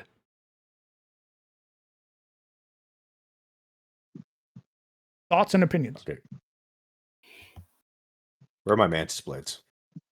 Where are my mantis blades? We're jumping the gun. Thoughts and opinions of what I've written so far. I mean, that seems to be pretty much what we shot at the wall here. Yeah. Anything else that I should explain? Question, if I can ask. Go for it. Is this still is this Atis vampires or space vampirism? I don't think it's Aegis vampires. I think we're It's gonna not have Aegis new rules vampirism. for. I think we're gonna have new rules for vampirism. Because I like when vampires can eat food. Me too. Okay, now I'm just sorry. I mean, you can just say that they can eat food in your world. It's true. Is drinking for them is drinking vampire blood or Dampier blood beneficial to them, or does it give them something, or is it like poison to them because it's like a blood of my kin? You can't double dip on something you already have. Kill you. I imagine it would be again. I say putting the VTM players core underneath my desk away. I imagine the older the blood, the richer it is. So yeah, there's the big temptation there, which is why it's illegal. They don't want anyone leveling up. Wait, what's illegal? Eating other vampires or Dampier. Oh, how do we feel about cloning for blood? Ooh. You make a clone. I think that's how we get our synthetic blood, probably. Is cloning. Blood. It's clone blood, which is why it's inferior, because the more you reproduce it, the worse it gets. I think so. Less blood cells are like in the blood. Yeah, it's like a thinner They're, blood. they're all anemic. I forgot the term for it, but it's just clone degradation. The more you make, the worse Okay. they are. I think it's like it's like the degradation of telomeres and shit like that. Well, another thing. What are the ingredients you're using in making the clones? Is it like, magical plastic material clone? That's why the blood's like, quote unquote, not pure. That's why it's again synthetic, because it's not, made from real people. I It's don't still even think. a I think bunch. now, if the society has been around for so long, I don't even think they make people anymore. I think you're just a fucking chicken nugget in a vat that they drain of blood. Like that's what they're cloning. They're not cloning you as a person. They're cloning you in a fucking meat cube that they're draining. The company's it's called efficient. Tyson. I fucking point at the Strogg from Quake again. You just want them. Yeah, I don't think they clone people. I think they did at the start, but that's not efficient. So now they just print blood cubes. Now that it's more convenient, they're like, oh, well, that wasn't really ethical, so We decided to stop. They print out like a captain's blood. It's either that, cloned meat sacks. it's either that or we meat get sack. the fucking Dead Space where they're printing babies on the Ishimura. Nice. I like the fresh ones. Guys, That's why it look, also baby tastes back bad, ribs. because it's maybe that's another reason why the blood from those aren't good, because again, it's just contained. It's not like circulating. It's just free floating in like a little meat packet. So it's not like, doesn't have that extra oxygenated sauce. You play Helldivers too, right, boss man? Mhm. You know how on the bot worlds they sometimes have the organic compression machines where it's just a blender full of blood? I just said that. Yeah. Yeah. Just that. Nice. Gross. For some reason, I'm What if- imagining like a monster can, but instead of the M, it's made to look like vampire fangs, and I'm like, I'd get that from the vending machine. I'd buy that for $1. Yes, that's like one of their things. If you drink too much blood from the synthetic meat cubes, you can die. You can get poison from too much of this. It would be more akin to how they do it in the actual TTRPG, which is you probably have synthetic food allergy, which is a really unfortunate thing that happens. Which means you can't eat synthetic food, which is like 90% of the food in Cyberpunk. You would need to eat organic food, like actual food, and that shit's expensive as fuck. Yeah. Yes. They also need to put so much preservatives in those meat cubes so that they don't spoil. That's right, Hale. They don't need Strogg. nothing like that. But they're gonna print you out, drain you, and then fucking deconstruct you again. Feed you through the industrial grade shredder. Well, I thought it's like meat cubes now. It's not like people. They're not printing out people anymore. Nobody said anything about meat cubes. They just said like chicken nuggets or just like like a headless, armless creature torso that pumps out blood until it's fucking not able to anymore, and then I did like the other idea that I saw. I forget who said it, but I really like the idea of it was Nerdlord. There is another source of blood, but it's very dangerous to get, and that's hunting the monsters outside of the cities. blood. Would that be bad blood or like It's probably very luxury high blood? quality blood. But again, you're fighting things that are like genuinely fucking terrifying. That might be what the nomads do. They're monster hunters that go out and harvest blood. Ooh. They're all of the really old vampires gone to whites. They have lost their minds and their humanity. Because I love the idea of you guys being sent on a mission, being sent on a job out into the countryside. And you're like, all right, guys, you guys have 30 minutes to do this job before night settles and dusk is gone, which is the only thing keeping these creatures at bay. And then guess what? There's like a problem or something. And now you have to deal with the fucking terrors of the night and making your way back to the city limits. Do you know the movie Priest, Boss Man? Doesn't sound familiar, no. Okay, it's another vampire movie with very insane looking vampires. One sec. Yeah, there's also probably feral vampires out there in the darkness, which is another thing you need to watch out for. Fuck, you probably have to watch out for it in the city. Yeah.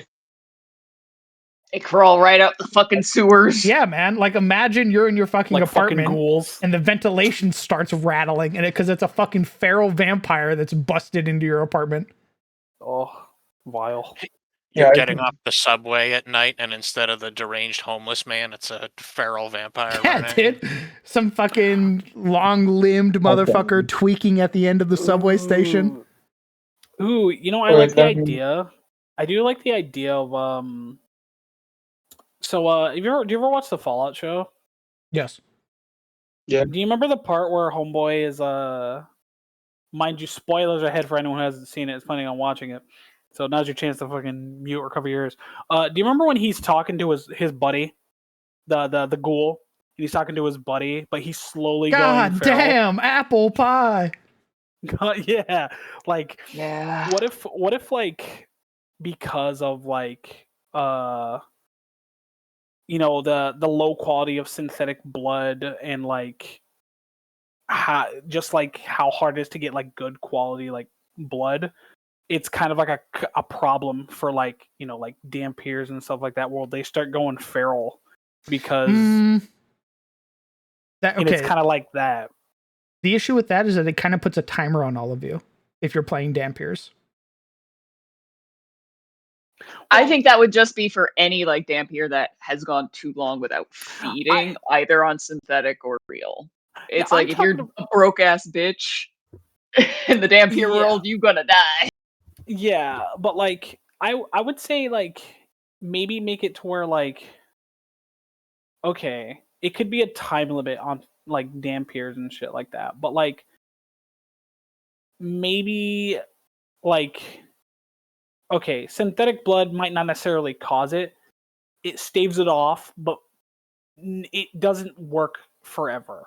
Eventually, like a normal living being is going to need actual quality nutrition. And like say like a Dampier whose their whole life is nothing but like the synthetic blood. Eventually, like it's not uncommon for them to just like they just start going feral because I would rather that be like like a byproduct of the Dampier's choice.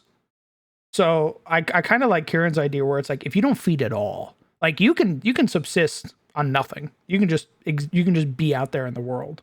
But if you don't even drink, like, and I imagine it's way quicker. I think there comes a limit where there's like a number of days where you need to even just drink synthetic blood. And if you don't, that's when your body starts to break down, and that's when you become a ghoul. You have like again, a week. oof. If you don't eat I would within like a to week, point to you're the- fucking dead. I think it would also kind of enhance the Dampier being pretty much tied to a lot of the upper echelons for their daily bread, as it were. I beg, please, Daybreakers, please give it a look. Like literally. Bro, The Good movie. guys, I think we should take the blood in the water.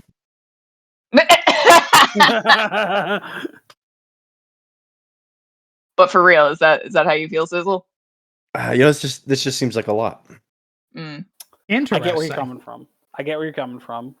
Because Yeah. at this point, we are just kind of like, all right, before like Blood in the Waters even happened, like, hey guys, let's build up a second campaign already. Yeah. I get where Sizzle's coming from. I like This is going to discussing require a this. lot more world building, which is going to require more Mhm. time.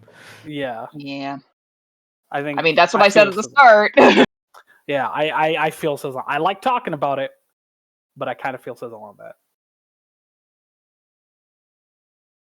But I already know that two people's minds are decided, so we'll be doing this anyway. Which two people? Crowned and Momo. Not if you guys don't like it.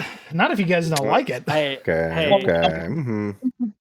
I mean, Momo's gonna be the one that, if I tell her we're playing Blood in the Water, she'll probably kick her feet. But if you guys aren't vibing with this right now, then I'm gonna stop working on this entirely. I'm vibing with it. I just you don't know what you as we want. get You deeper don't know and what you deeper want. into this whole hole, I'm like, oh boy, this is gonna take a lot of time, isn't it? I mean, yeah, Sizzle's have a point. It's gonna take more time, I'm imagining. Another month. Yeah. Another month without that Sizzle game. doesn't seem Another like he month. could last another month. Another month of world building, huh? I don't think so. I think if we're working on this as a collective, it won't be that way. It's a month when I'm working on it by myself because I'm doing other things too. That's fair. But if Inferno runs. it's us working together, then because I want to make this enjoyable for everybody. If this is something that people aren't vibing with, then I'm just gonna scrap the whole fucking thing and we'll just go back. We'll go back to Kaldor. Well, I think Don't scrap it. I think what one thing probably is like, all right, I look at my fellow players in your heart of hearts. What do you want to do more? Do you want to do vampire stuff, or do you want to do late Suicide Squad fighting cultist stuff? My heart is adaptable, and therefore will do either equally. You are You motherfucker, dude. I Man, told you, I know. I'm indecisive. God damn. I know, I am too as well, but Like, what do you want You're from like me, my man? fucking former roommates. Jesus Christ. I'm thinking I'm trying very hard. I know, and God. It's not your fault. I'm undecisive too.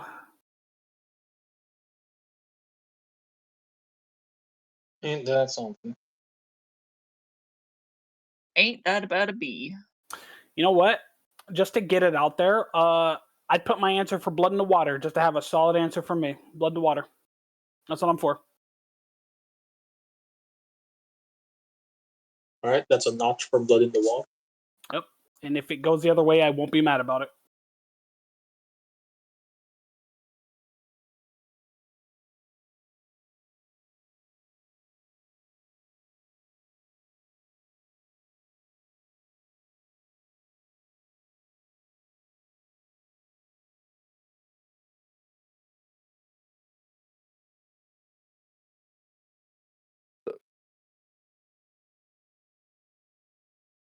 My gosh.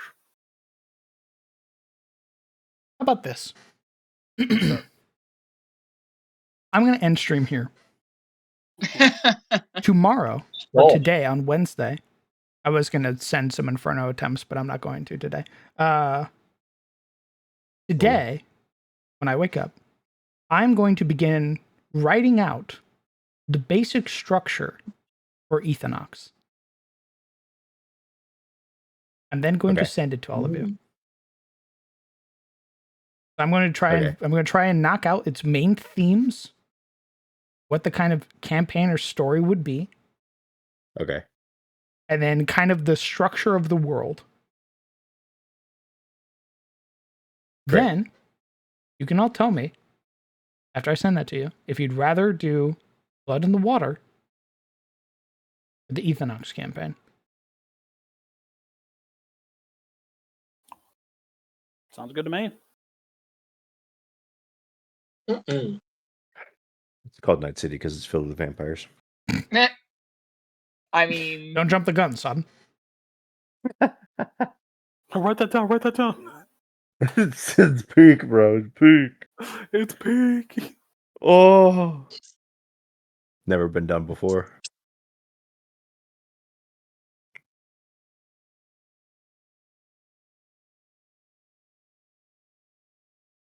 Welcome to the city of sin, trademarked. Night City, trademarked.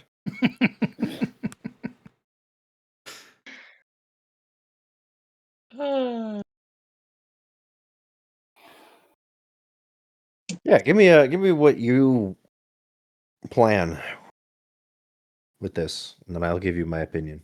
Okay. Potentially. Yeah, sounds a good way to go about it. I'll even create like 3 like starters. Because it didn't seem like everybody vibed with like the corporate starter. So I'll write up some other ones in case those are more appealing.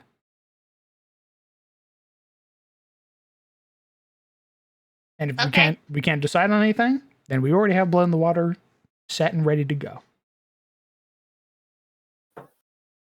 Even though it'll probably be like pulling teeth to get Momo to be interested, especially unless she knows this is her. So, but that's fine Cool. because I've talked about running with just like whoever's available, who's made their character. And then if people want to join, they send me a character, then we figure out a way to slot them in. Nice.